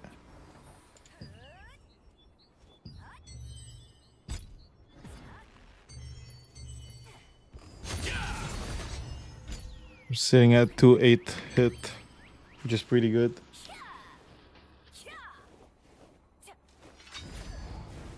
I might just go back to full glass Shadow Dancer. Yeah, that might be good too, if I'm gonna be honest. Full glass Shadow Dancer with full on skill damage boost and all that. But how many control skills does Spear Dags have? Oh, you know what might be OP, y'all? Is we stack that skill damage boost with that from the above. Plus...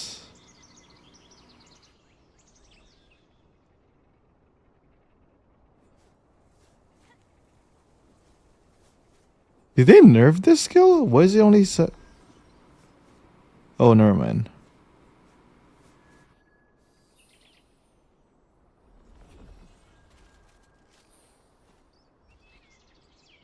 $30 skill damage boost up to 5. So it's 150 skill damage boost. Is that build also possible with hit heavy version with a new set? I tried it but didn't work out. You wanna build hit heavy with Secret Order?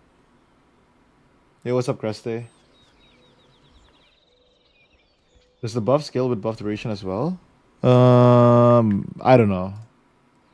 Needs to be tested. Needs to be tested.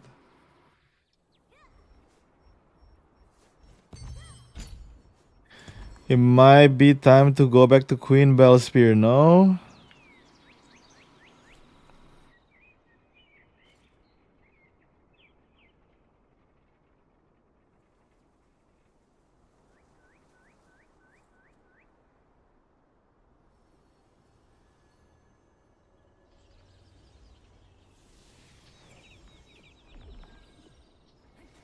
Fix control skill for Shadow Dancer. That from the buff, too much cooldown, not worth. Well, if you're using Queen, then no. Right?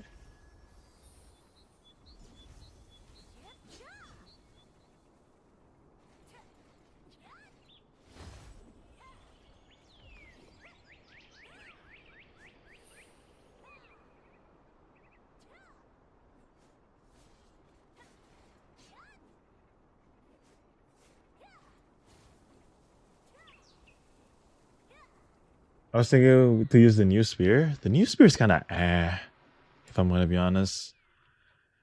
It has low base damage, which I don't like.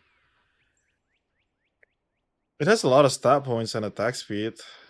Lower attack speed too. Wait, it might be better. 42 dexterity and strength. Interesting stat point choose.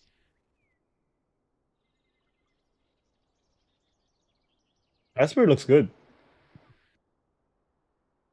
Grants 2 extras. Spiral Slash uses.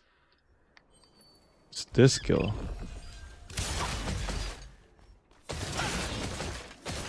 So what do? You just keep spamming that skill, huh? You do 1 1 1 1 1.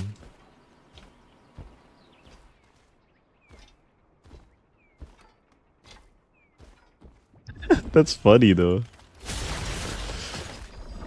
It is a lot of damage though. I'll say Culling Arc does a lot of damage.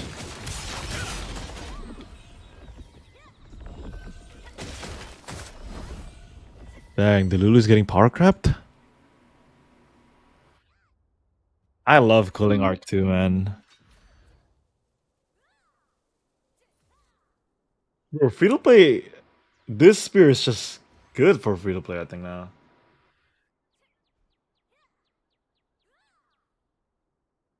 This come out? I think this Thursday. It's coming out this Thursday.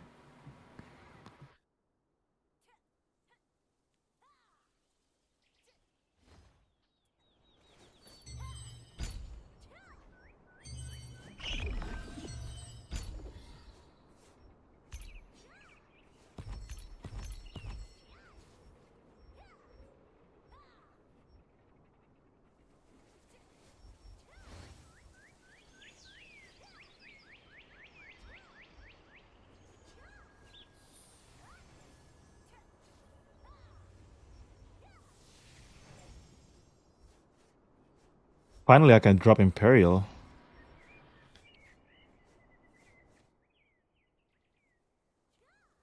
But I don't know though. Secret Order gloves is so hard to find. This is the Archboss exclusive one.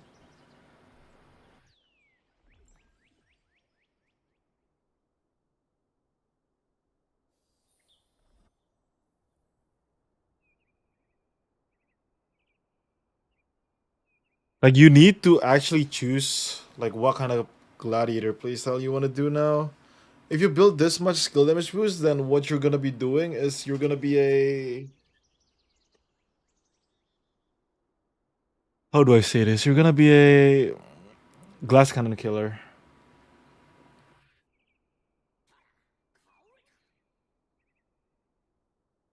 I'm going full PvE. I think Secret Order is best for PvE. PvE Glad is gonna be Secret Order now. I think. I don't see it the other way around. It is right now, but I think it's worth to get Secret. Pack it up and go SNS. SNS. It's your time, bro.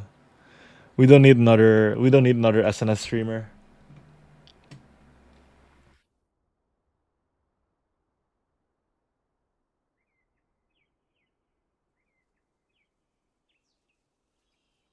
I think the hit is too low if you want to build hit heavy with this one. I don't like the amount of hit you have with this one. Do you have evasion? No, not even.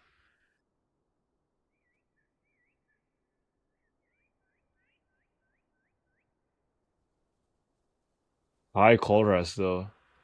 Very high, maybe too high, in my opinion.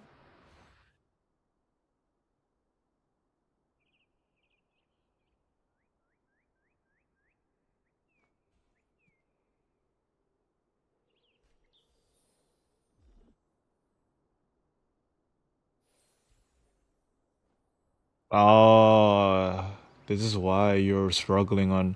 It's because you're using spear main. Why are you using spear main if your attack speed is this low? That's my other question.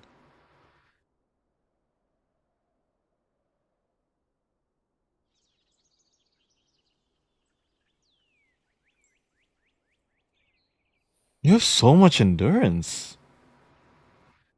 I don't know. I don't like this one. There is a way to get collision rest, but you have to drop hit.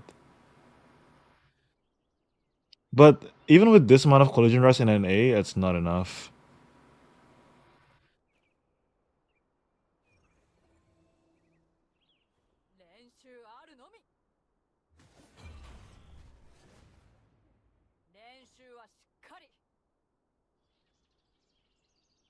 It's unbuffed though. Are you hitting people with 3k hit without the enforcer buff?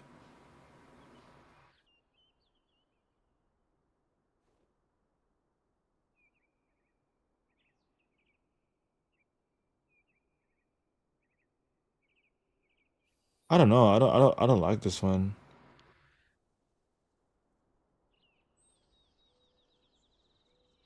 Only you people barely play melee EV. If that's the case, then you just run my build, no? I mean, if you have 3k collision res buff, then you're not gonna get him pulled at all.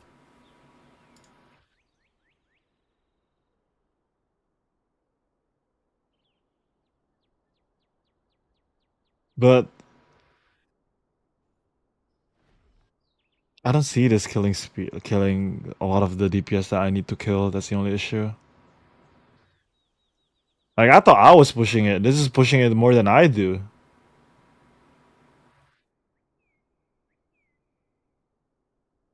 Like, my crit build essentially has that much. If I do this, and I do this, and I do this, then if I buff this, I'm sitting at 2-6 cold rest, and I think that's already pushing it.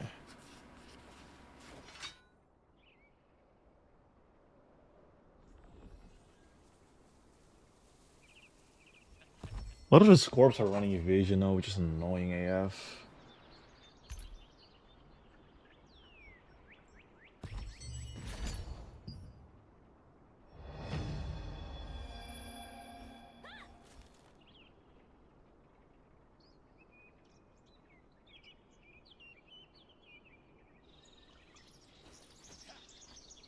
Evasion Biss? I know.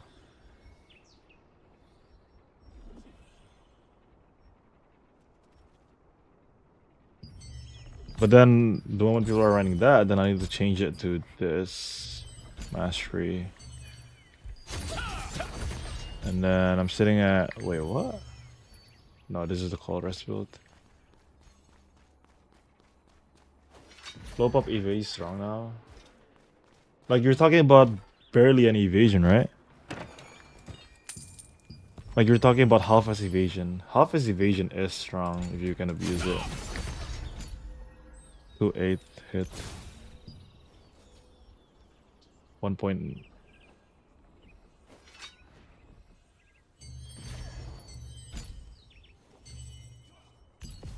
If I'm running this build, then the rune preset's gonna be a little different because I'm dropping my cold res if I'm running this.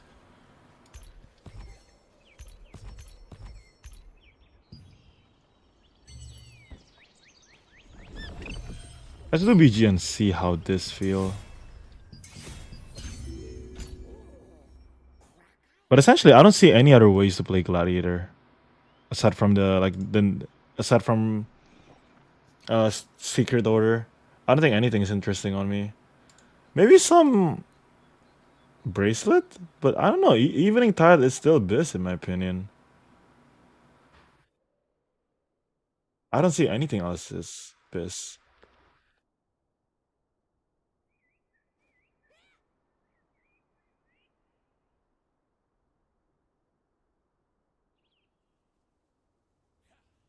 I want something with Sacred, with Chorus.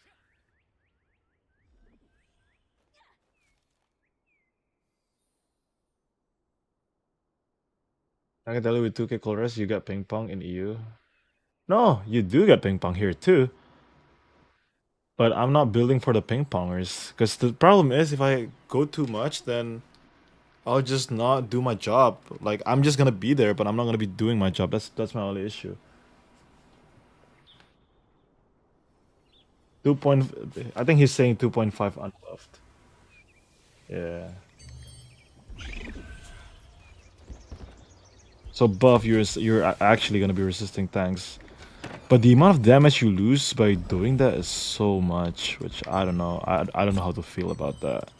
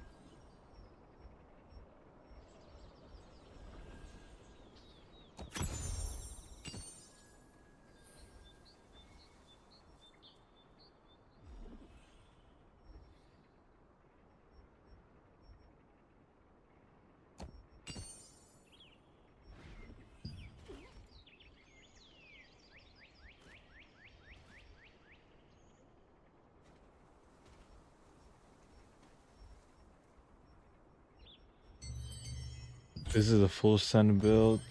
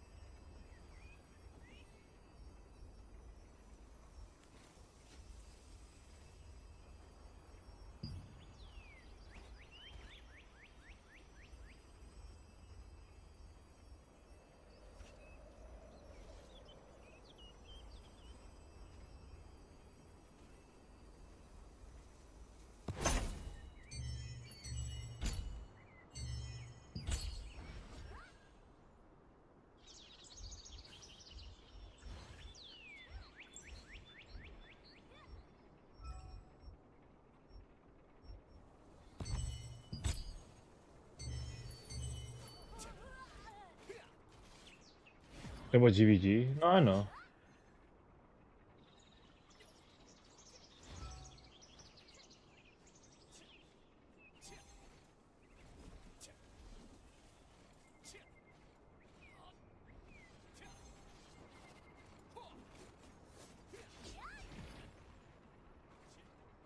What's the reason you get Clear God? First one, accessible decided to one-shot you. The second one is you getting ping talking to clowns. Does a lot, actually. No, I agree, I agree.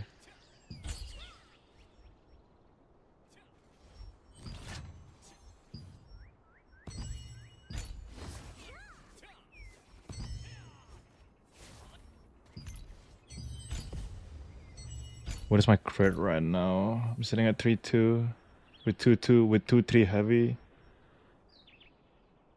1-3 heavy. 2-3 hit.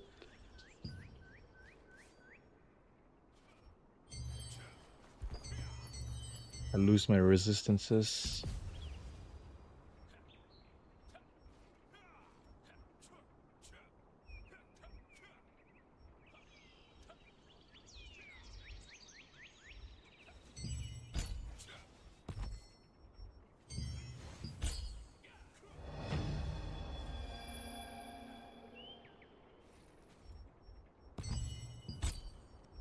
Weapon mastery though, I think this might be better.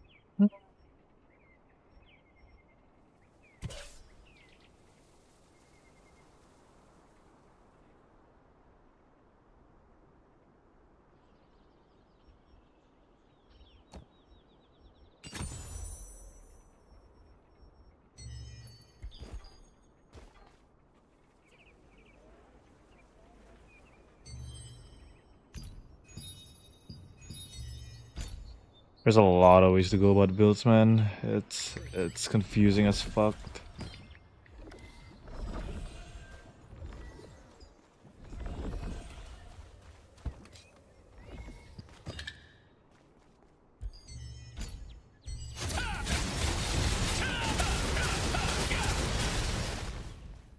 $6.4k is the most damage from that.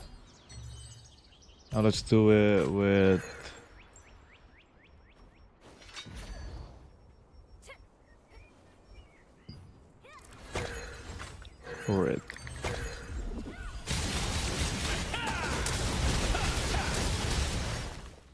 $6.2.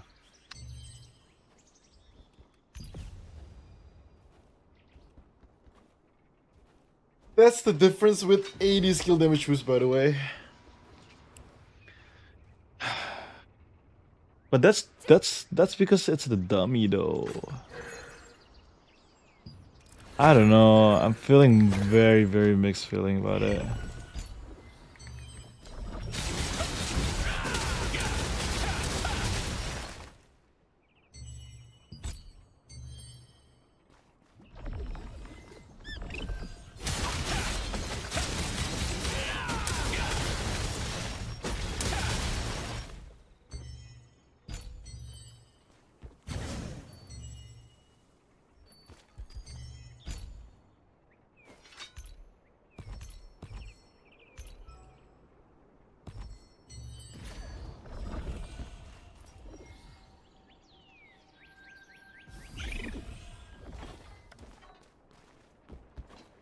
I just need to be a DPS nightmare, I guess.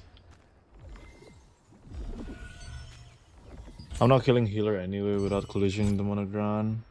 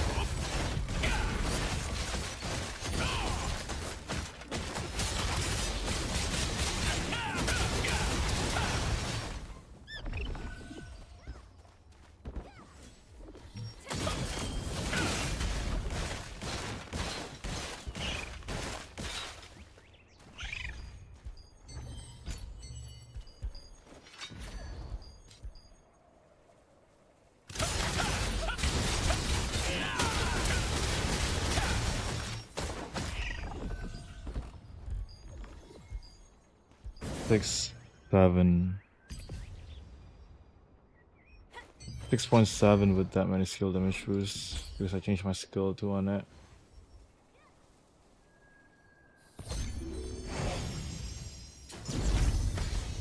Fuck, is base damage better than skill? Is base damage increase better than skill damage boost increase? 6, 7. Ah!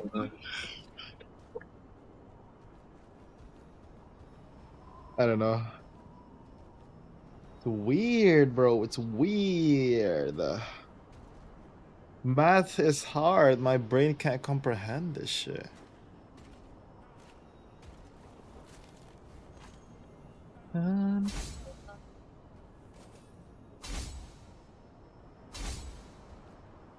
Which one is better? Getting your max damage up or getting your skill damage boost up or getting both up?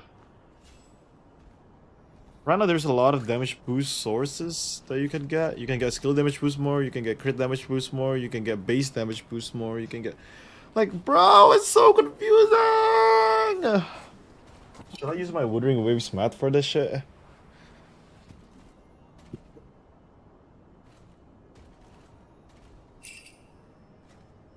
In Wuthering Waves, crit damage is always better. No, crit rate is always better.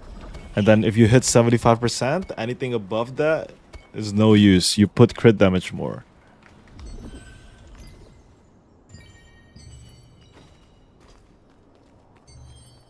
I do not know what's this.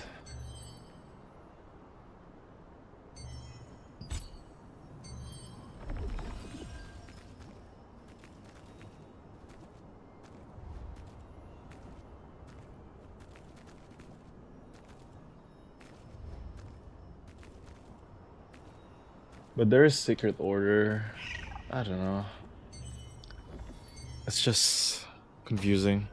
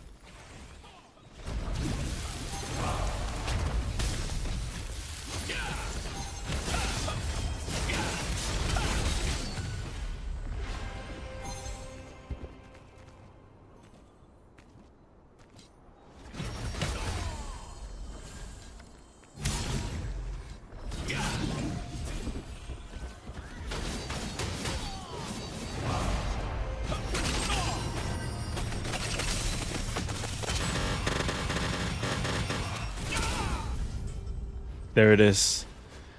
The drawback of this build. No rest. I can't just be Monka.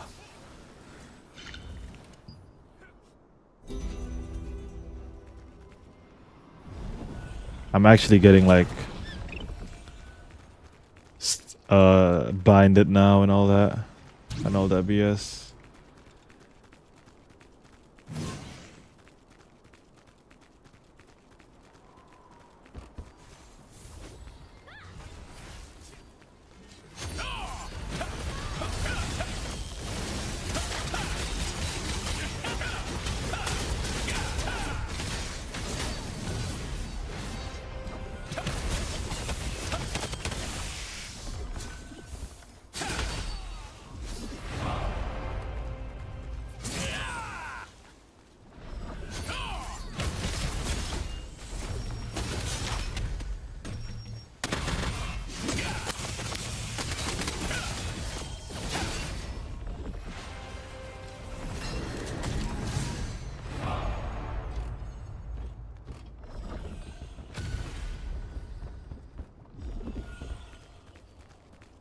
Where's my HP bar?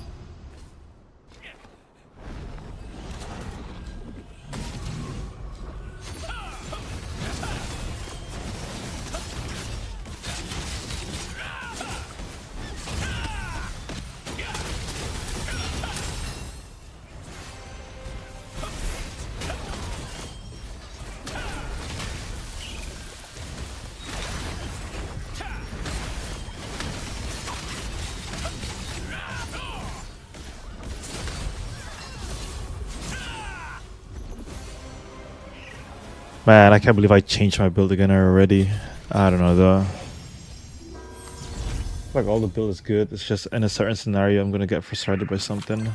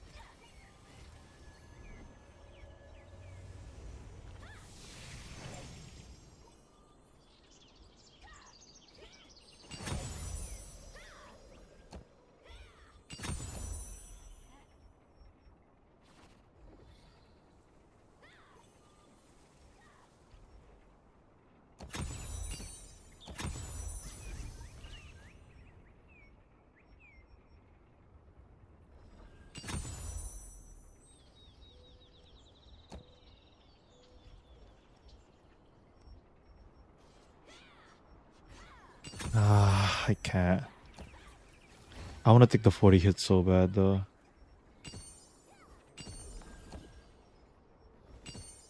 I mean, I can just say fuck it and just don't take swift execution, I guess.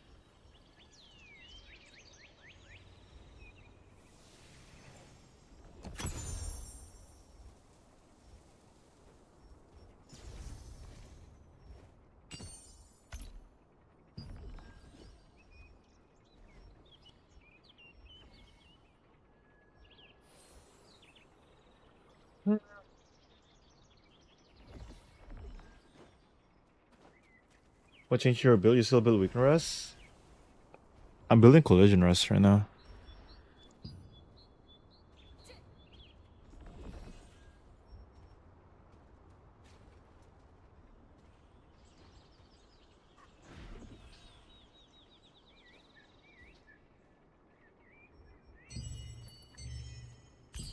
I don't know, it's weird though.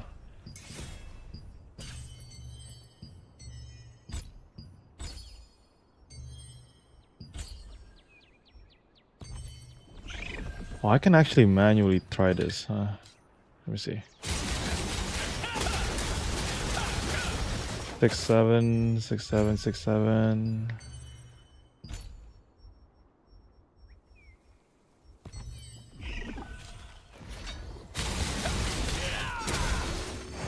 No, I don't even get the result, bro. This one I think I get more hit too. 100 more hit.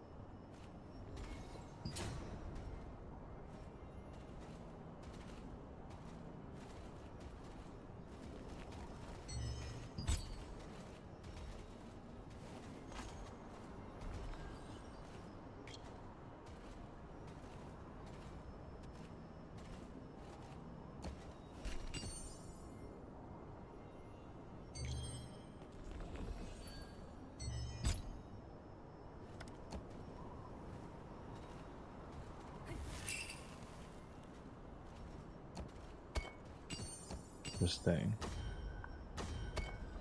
That's fine.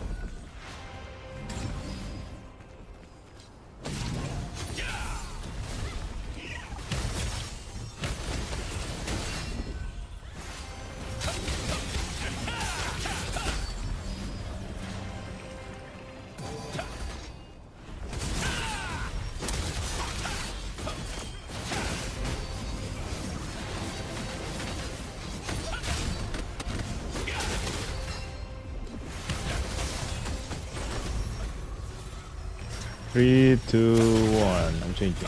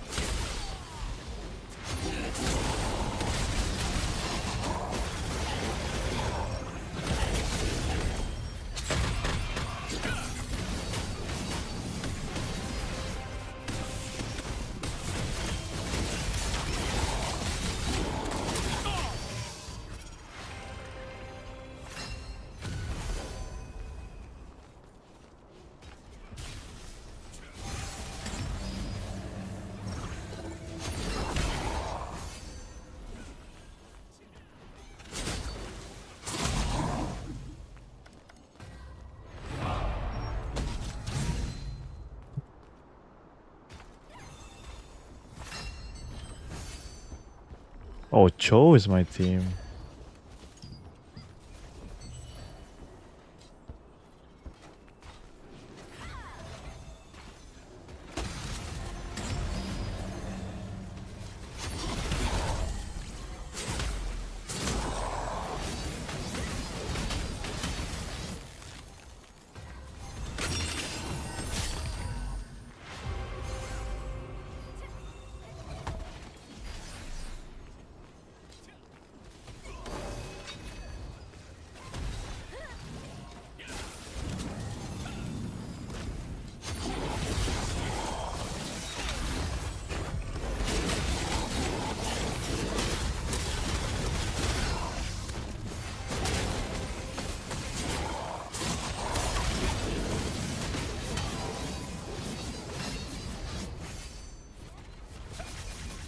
Is the screen blinking for you guys?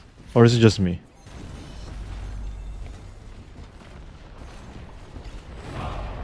It is blinking, huh?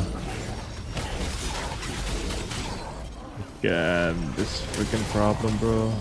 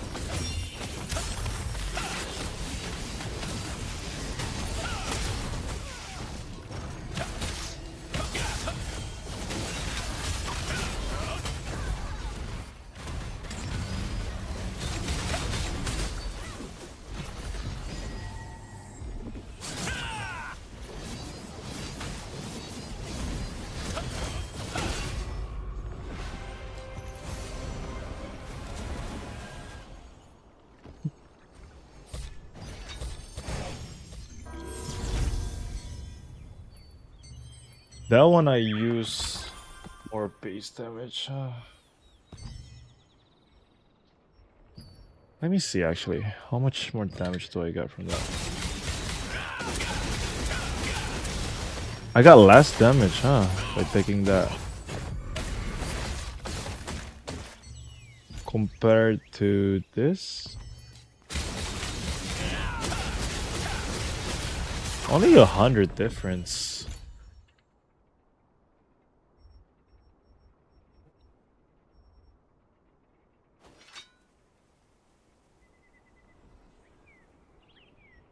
This might be better. More HP. Just more tanky in general. More hit. I'm only losing like 100 damage, right? From it. And I get health regen too on top of it.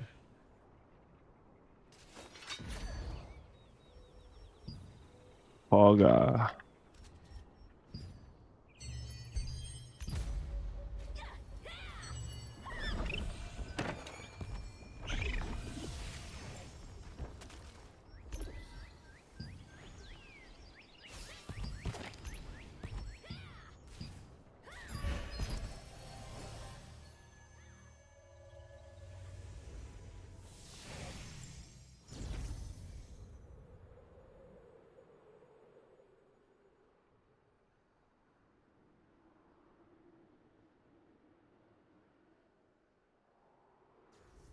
Oh, Melee was linking me the link.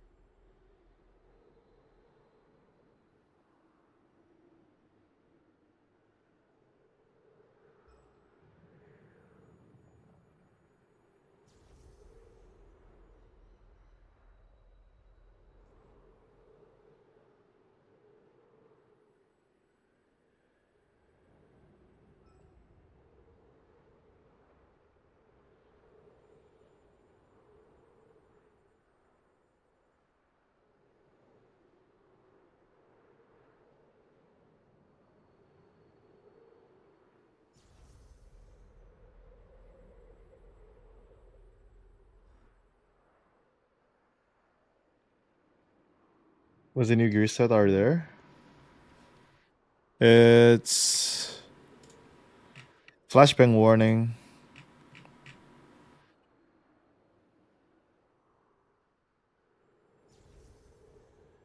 Flashbang.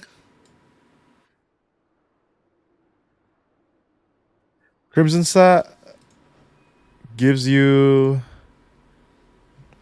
shield block chance, skill damage boost on secret order, skill damage boost again for noble wanderer, and some more skill damage rest if you're building this set.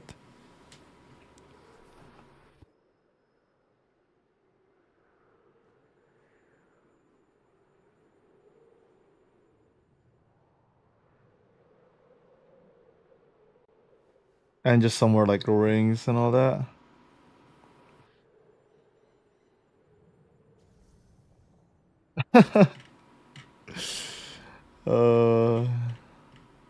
I think it's still the same build. Why did you choose over collision rest over weekend? I just don't like getting stunned in my glad. I'm fine getting weakened, I think. Well, I say that, but I don't know what my healer is saying though. My healer probably likes me if I run my weekend rest more. Yeah, it's only gear content. There's nothing like new, like.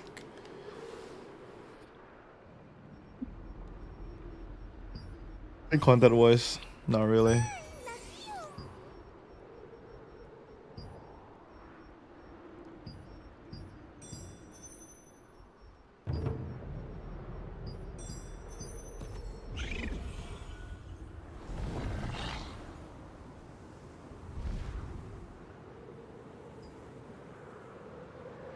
No, I think if you have pocket, you want to build weaken res. If you, because the thing is, weaken res pretty much the only thing that it does for you. It can negate some of the scorpion's damage, but the main point of weaken res is just so you don't get heal cut.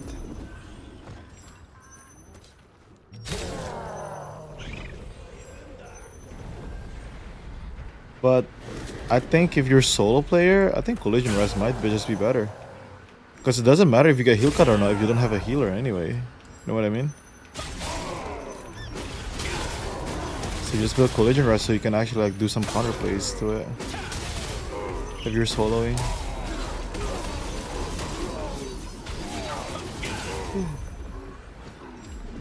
Yep.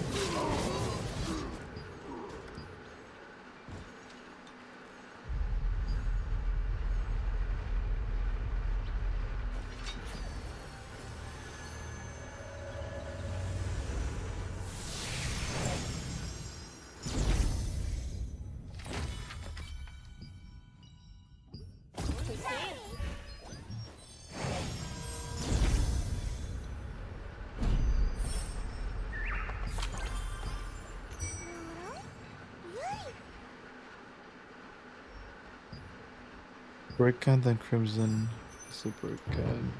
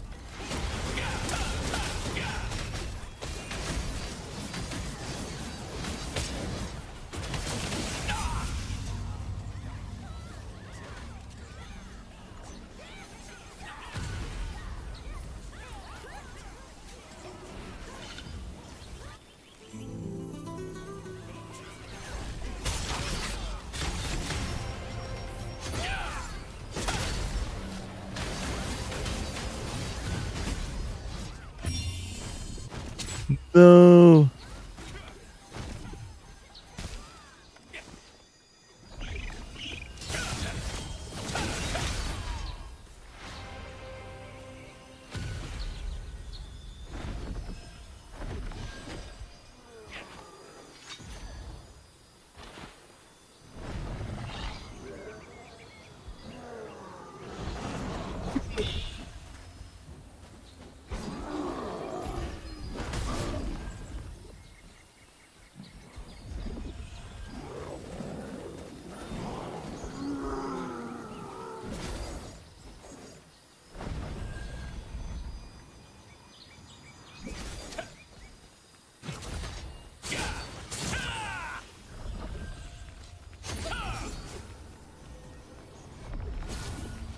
の神霊ダラナです。ボルパーティンガーと一緒にエルフの魂を集め解放しています。コードを退治しエルフの魂を集めてボルパーティンガーに渡してください。エルフ魂を解放し心の傷を癒してあげてください。今回の天童祭は特別にギルド単位で行います。最も多くの魂を解放したギルドには特別報酬を与えます。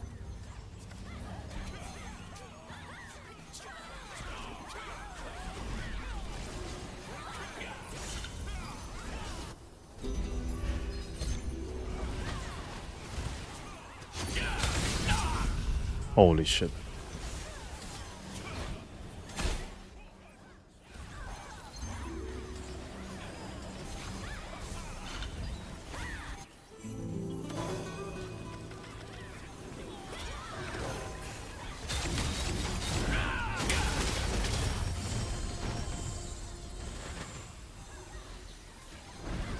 That is the thing that I don't miss. Getting pulled by these junkies.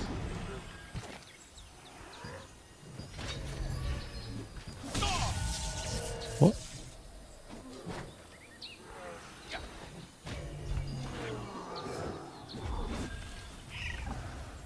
Time to do my PvE stuff.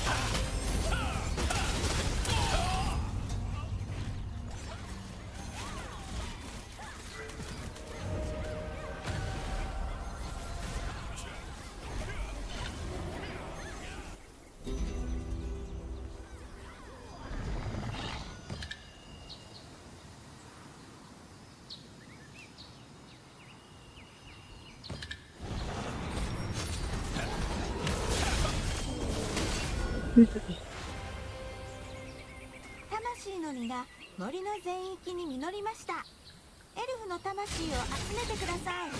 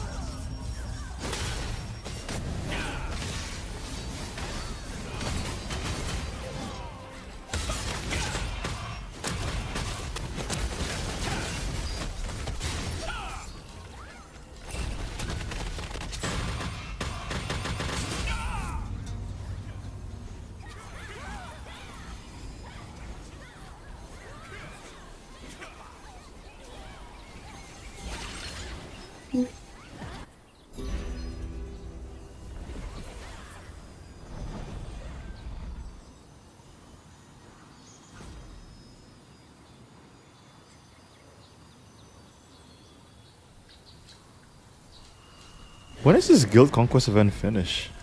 I totally forgot.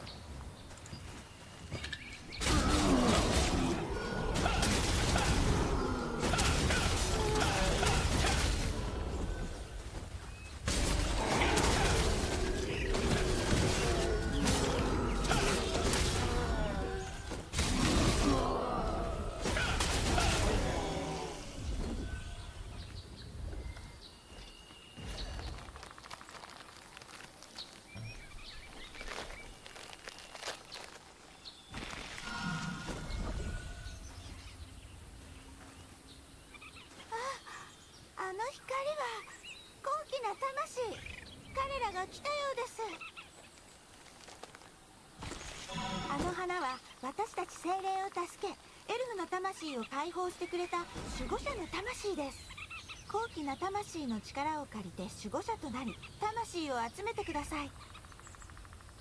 高貴な魂は他の魂を解放しようと自分を犠牲にするので、ここには戻れません。高貴な魂と交換すると彼らの力を借りられます。魂に許された時間はあと残りわずかです。間もなく身が消えてしまいます。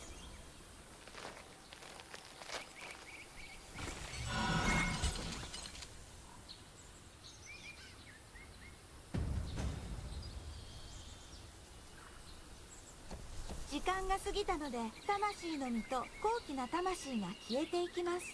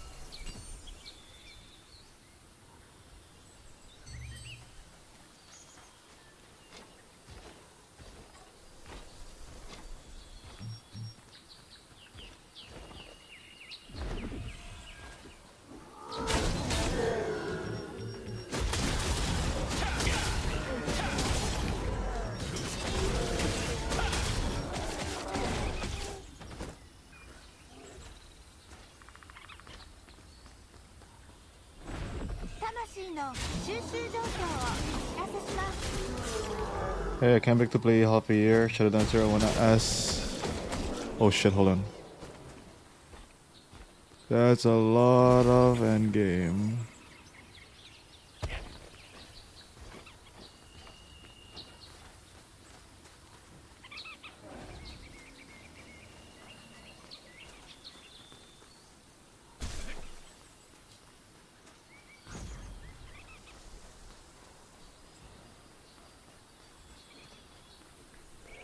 Maybe I do need to go around, huh?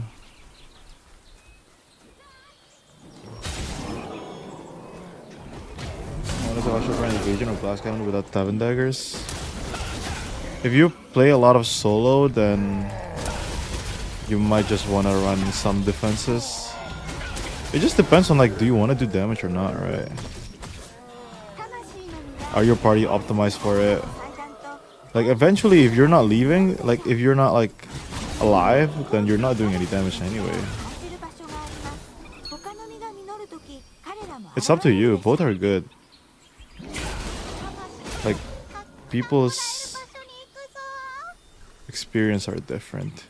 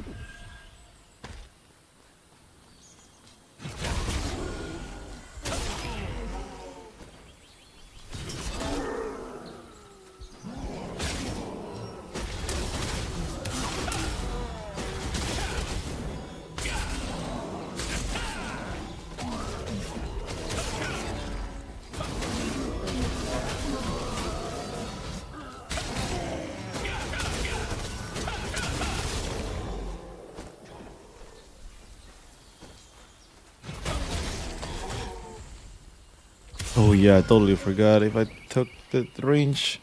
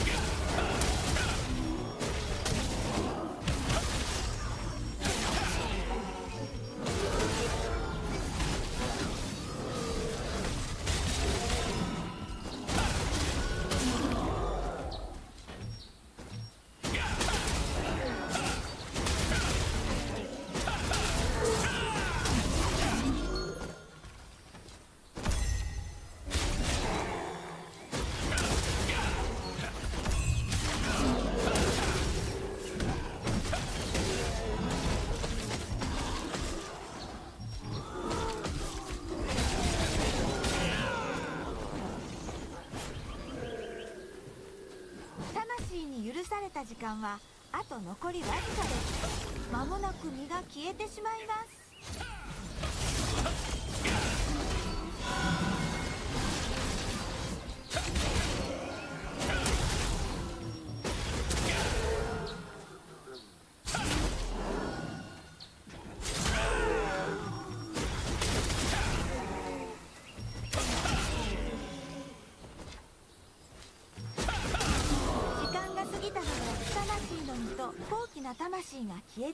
Oh, I left too far.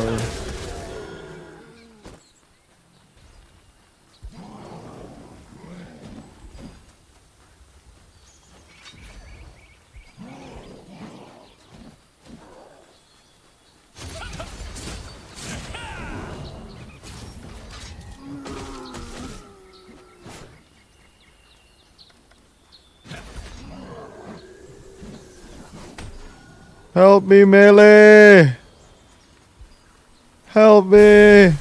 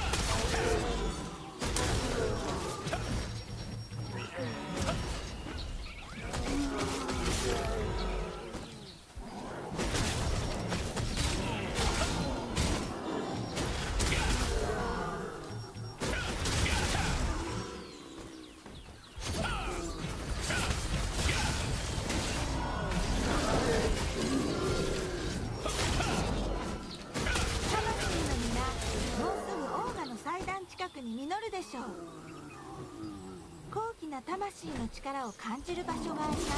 他の実が実るとき、彼らも現れるでしょう。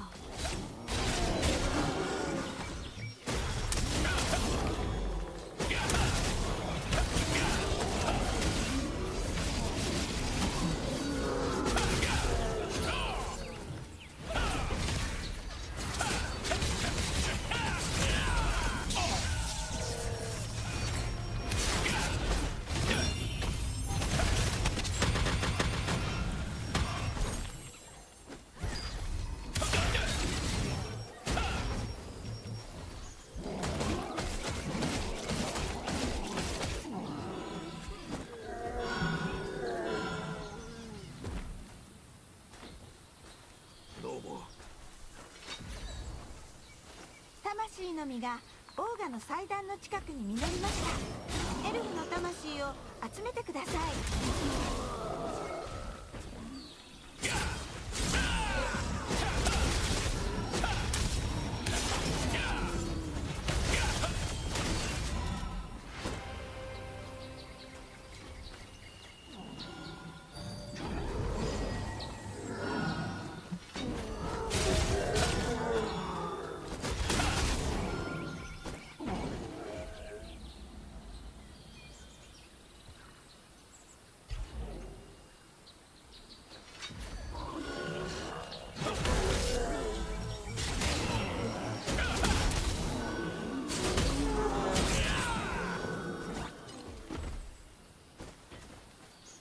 Evasion is an interactive stat. Need to rework, bro. Evasion is broken right now.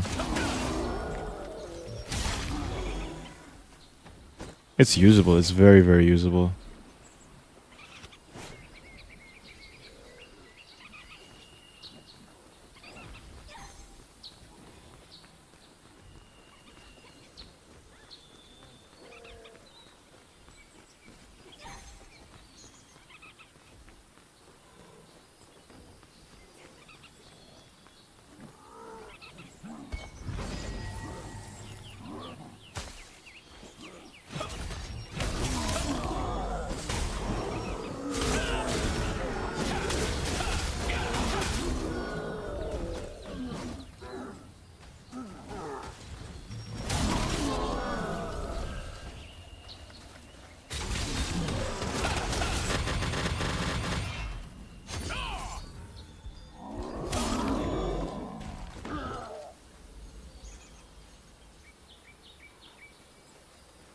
I'm LOSing this guy.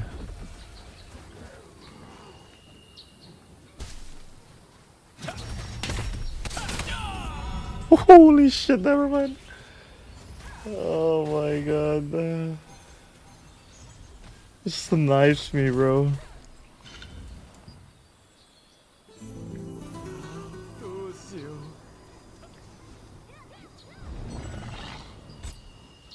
魂に許された時間はあと残りわずかです。間もなく身が消えてしまいます。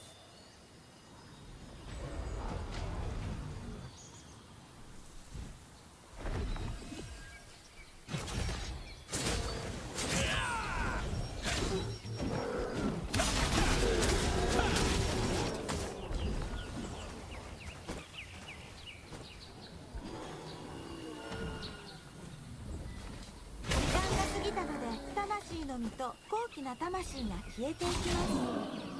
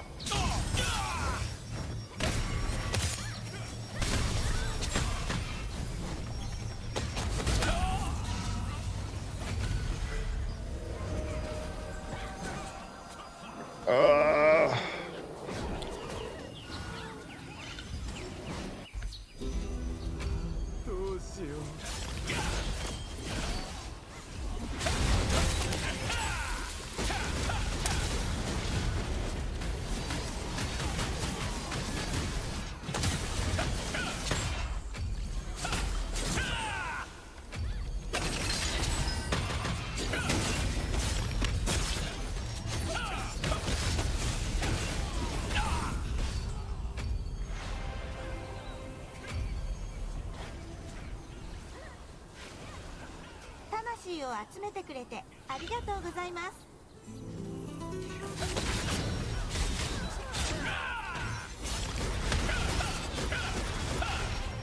エルフの魂解放に最も貢献したギルドです。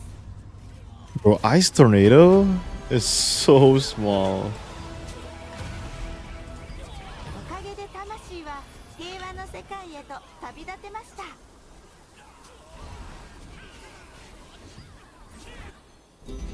Like, Ice Tornado is so small if you don't have like that spec on.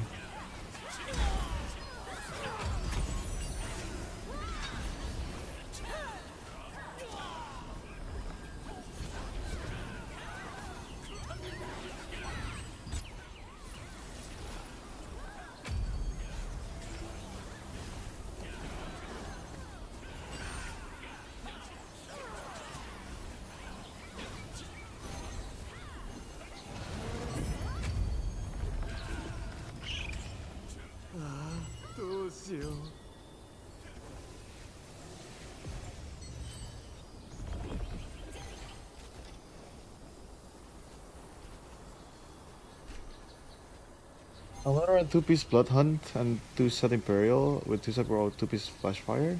I mean, you can. Build range with a new spear, slaughtering slash, read the skill specialization of calling arc, skill damage increase for 5 burst stack and cooldown reduce it twice each cast. You get basically 6 hit from calling arc on everyone on a 10-meter range and explode them all with slaughtering slash. Here with the new GS buff, you don't need any more crit and heavy, lol. In paper, it looks good. Problem is, do you have weaken chance in order to weaken them anyway? I mean, let's see. Culling Arc.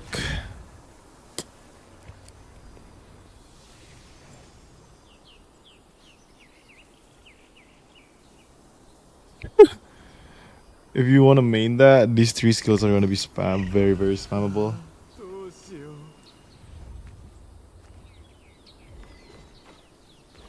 Mine missed. Thank you for the 2 months. Thank you. Appreciate you. Thank you for the sub.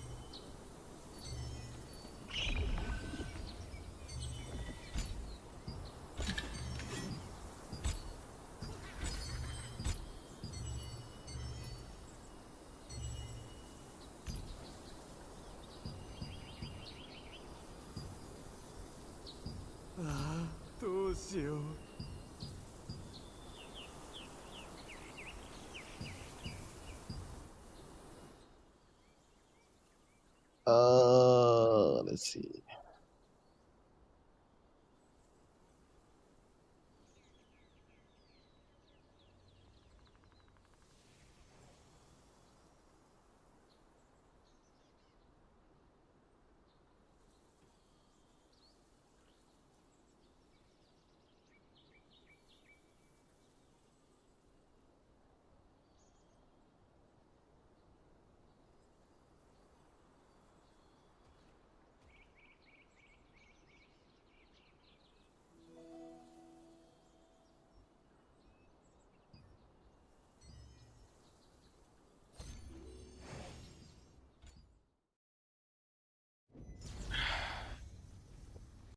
The new GS buff is gonna be interesting.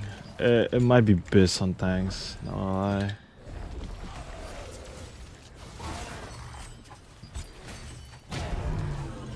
It not might be, it just Biz, I guess, I don't know. It's so strong, that new one.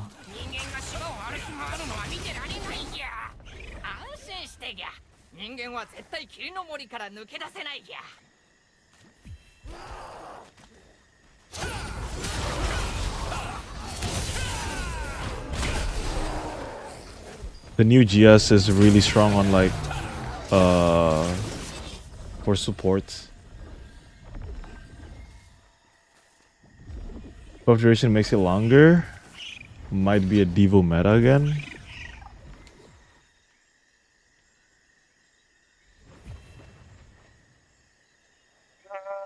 I don't know though.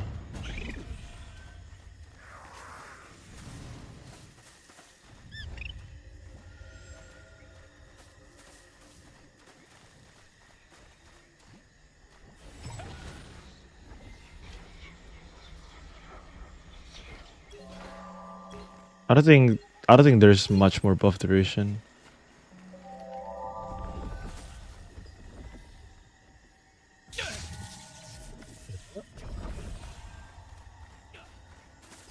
Am I tripping?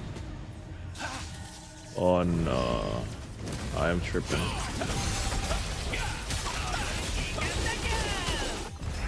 I'm excited for rune presets, so I can actually have presets on builds.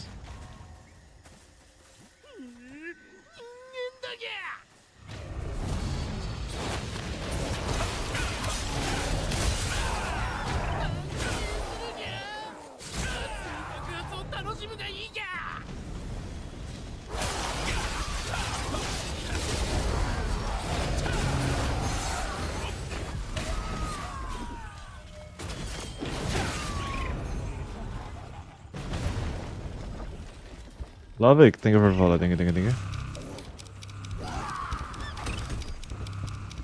I can get it to 140% at the moment. The 140% buff duration is insane. I want Snowburn, Lovic. For new skill damage boost set, SNS passive skill, Spectrum of Agony, as a control skill, it's saying... I think it has a really high uptime with Gladiator anyway, so I don't think SNS is gonna make it broken. You have a lot of skill for Gladiator that gives you control skill.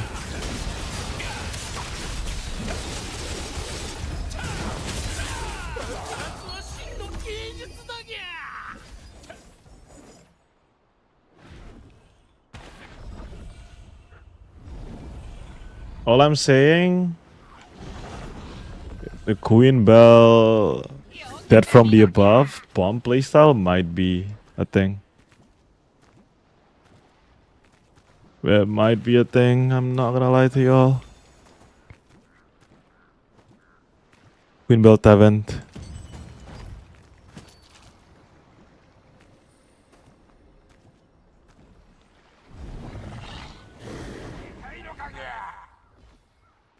Bring it back. That would be funny though, if it's actually back.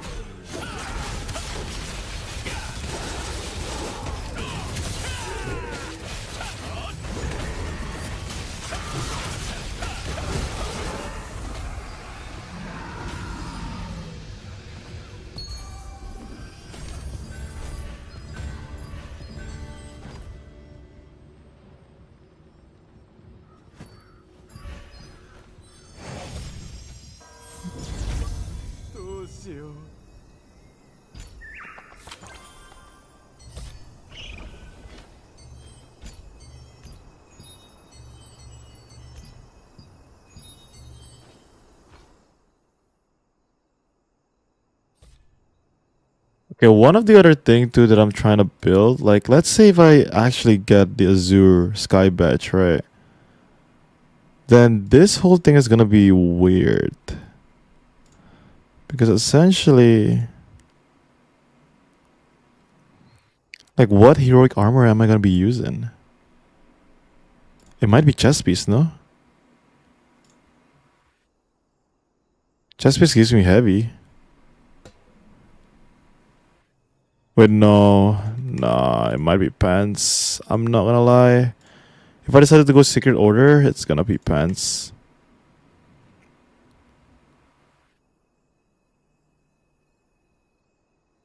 It will be pants.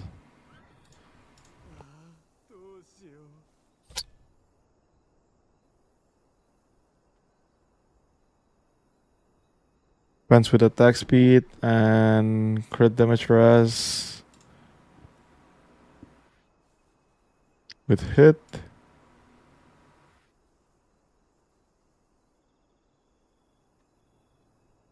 And fortitude, if I wanted to, I can do this. So essentially, I don't even need to run the belt anymore. I can run something more free.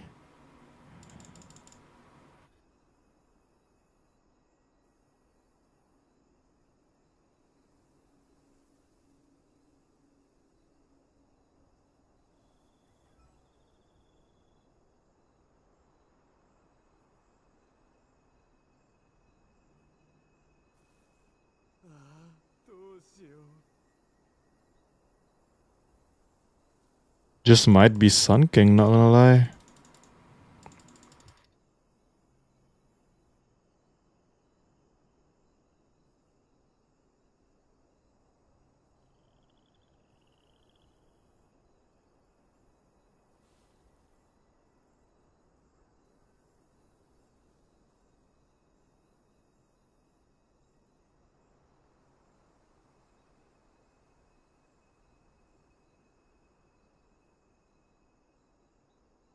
You can only go hit for the pants, huh?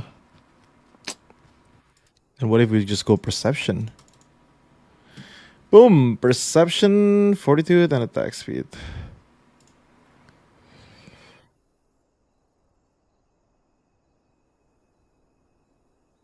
Stamina regen. You can get stamina regen on pants?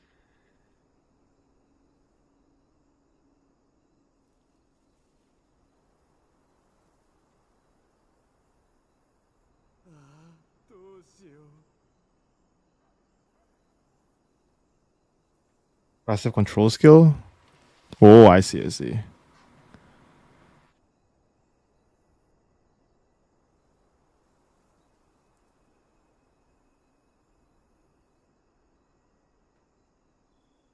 I don't know. What does mithril armor give me again?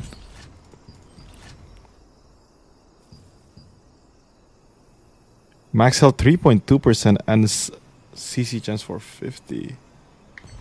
It's pretty good, actually.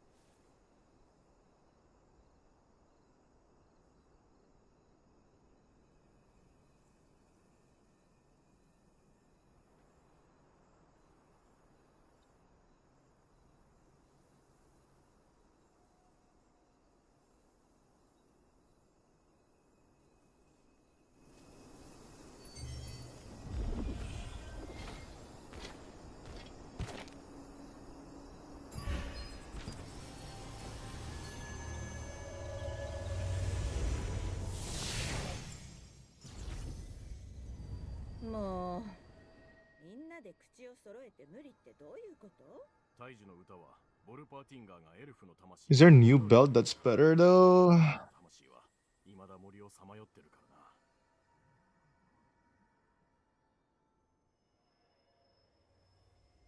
天動祭みたいなものですか。でもエルフは大昔に姿を消したんじゃ。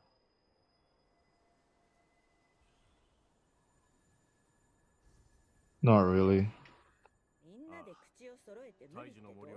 Not gonna lie, Clutching Fear might still be Biss. I don't know.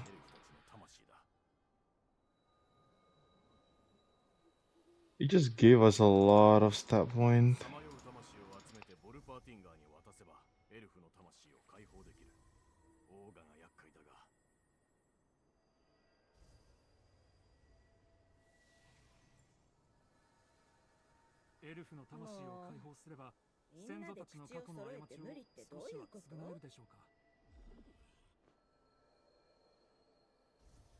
Cooldown speed is high though, this build. Holy shit!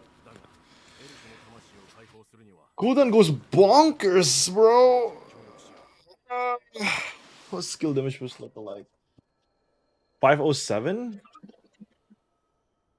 Plus 180? That's 680 skill damage boost. If you put it over here, you can get 1000, over 1000 skill damage boost now on a GS.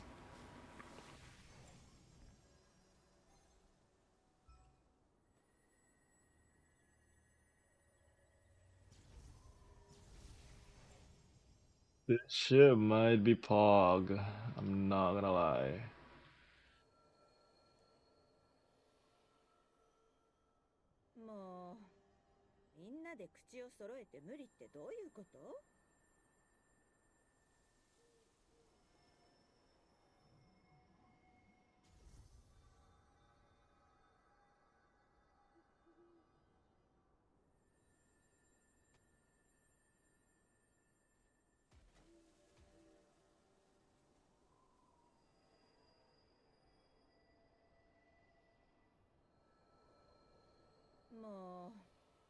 んなで口を揃えて無理ってどういうこと？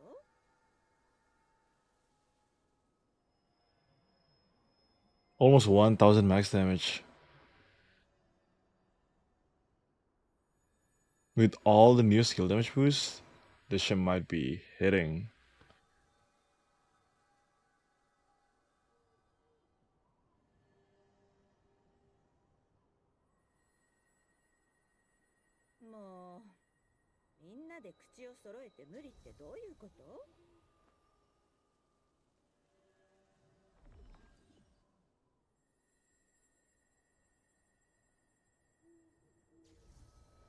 I lose a lot of crit value though in this thing.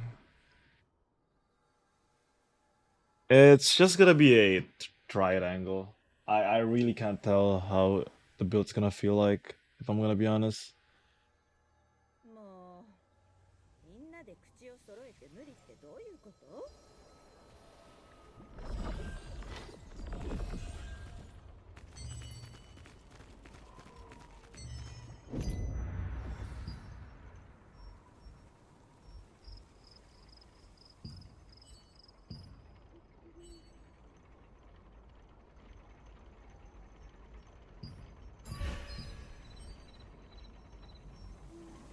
もうみんなで口を揃えて無理ってどういうこと？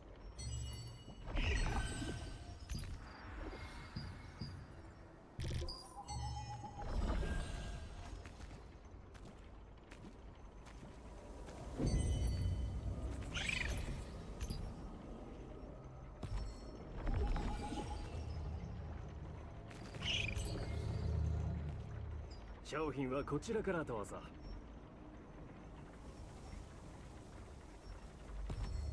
お気をつけて。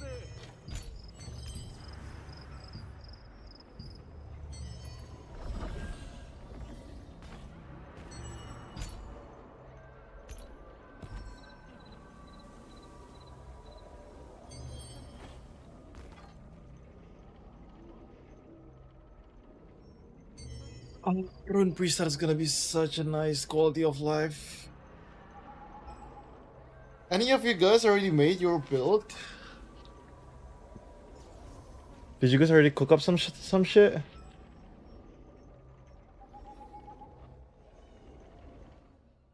You guys mind sharing me the tea?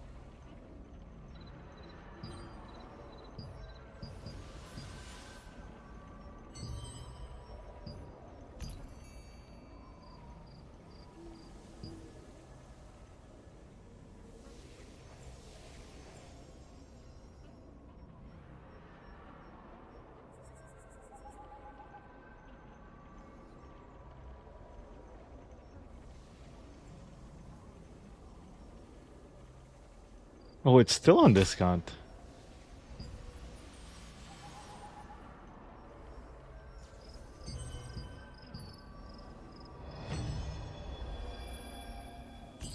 Do 1 VG actually. Doable.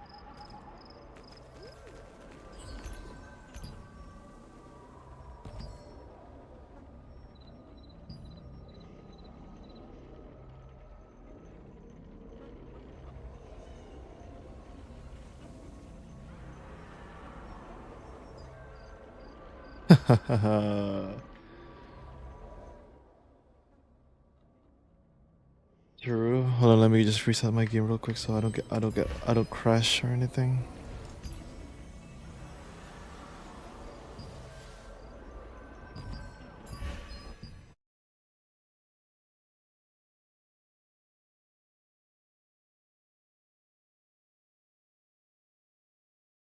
Is it Delu Peace? Oh, is it Ascended, right?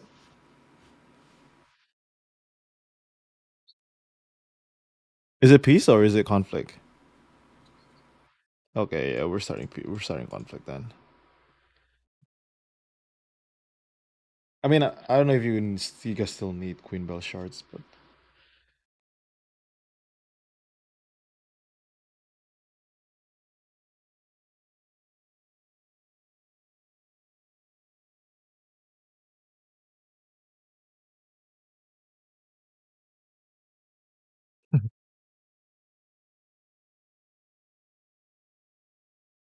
Faction 1, right? It's good.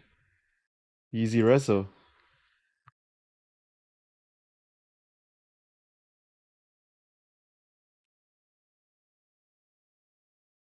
Easy reso.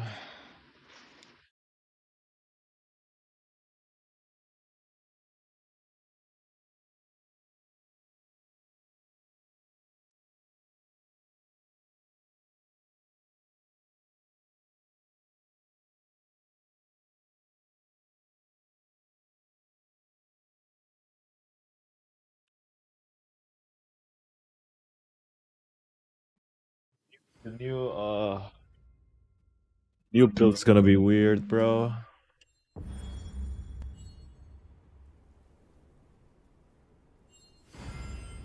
Need to test it still, I can't really tell.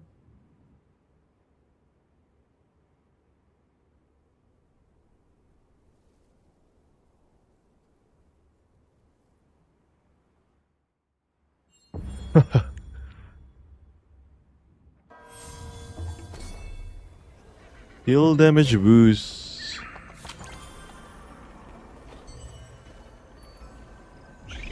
It's high.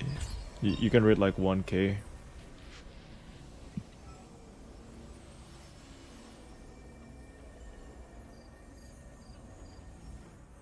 Alright, did everyone in our static hit the TLGM button? Okay.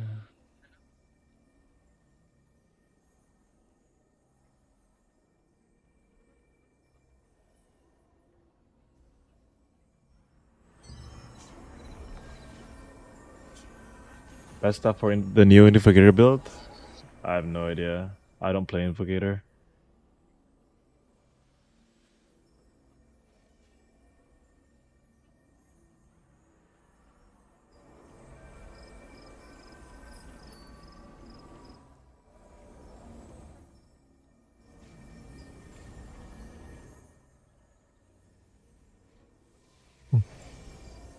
What it?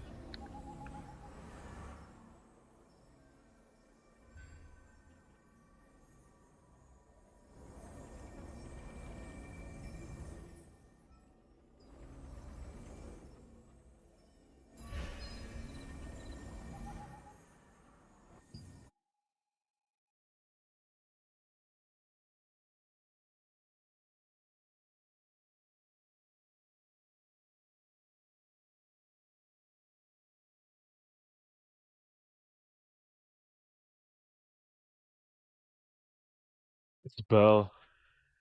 It's Bell.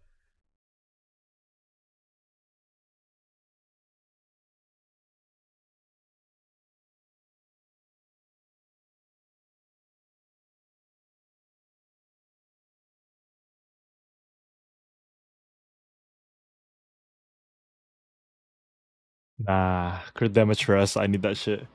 If I give up cape, I need my crit damage rest at least. Probably. The skill damage boost cape looks so good.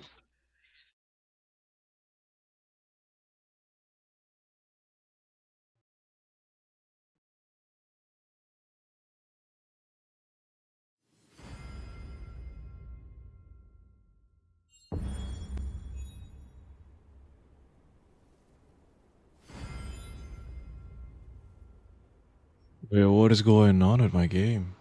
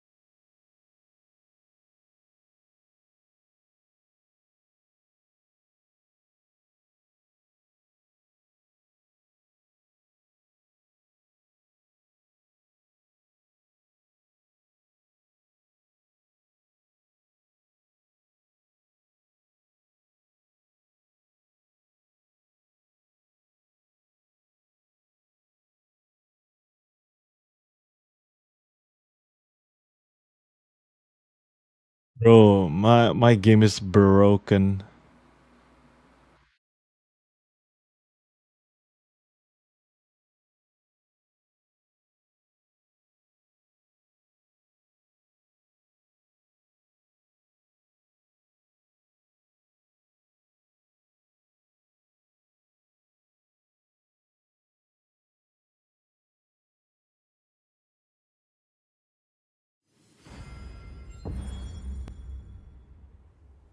Bro, what is this new bug to my game?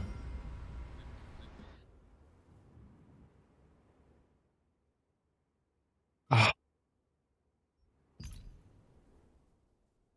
I don't get what's happening to this shitty ass game, bro.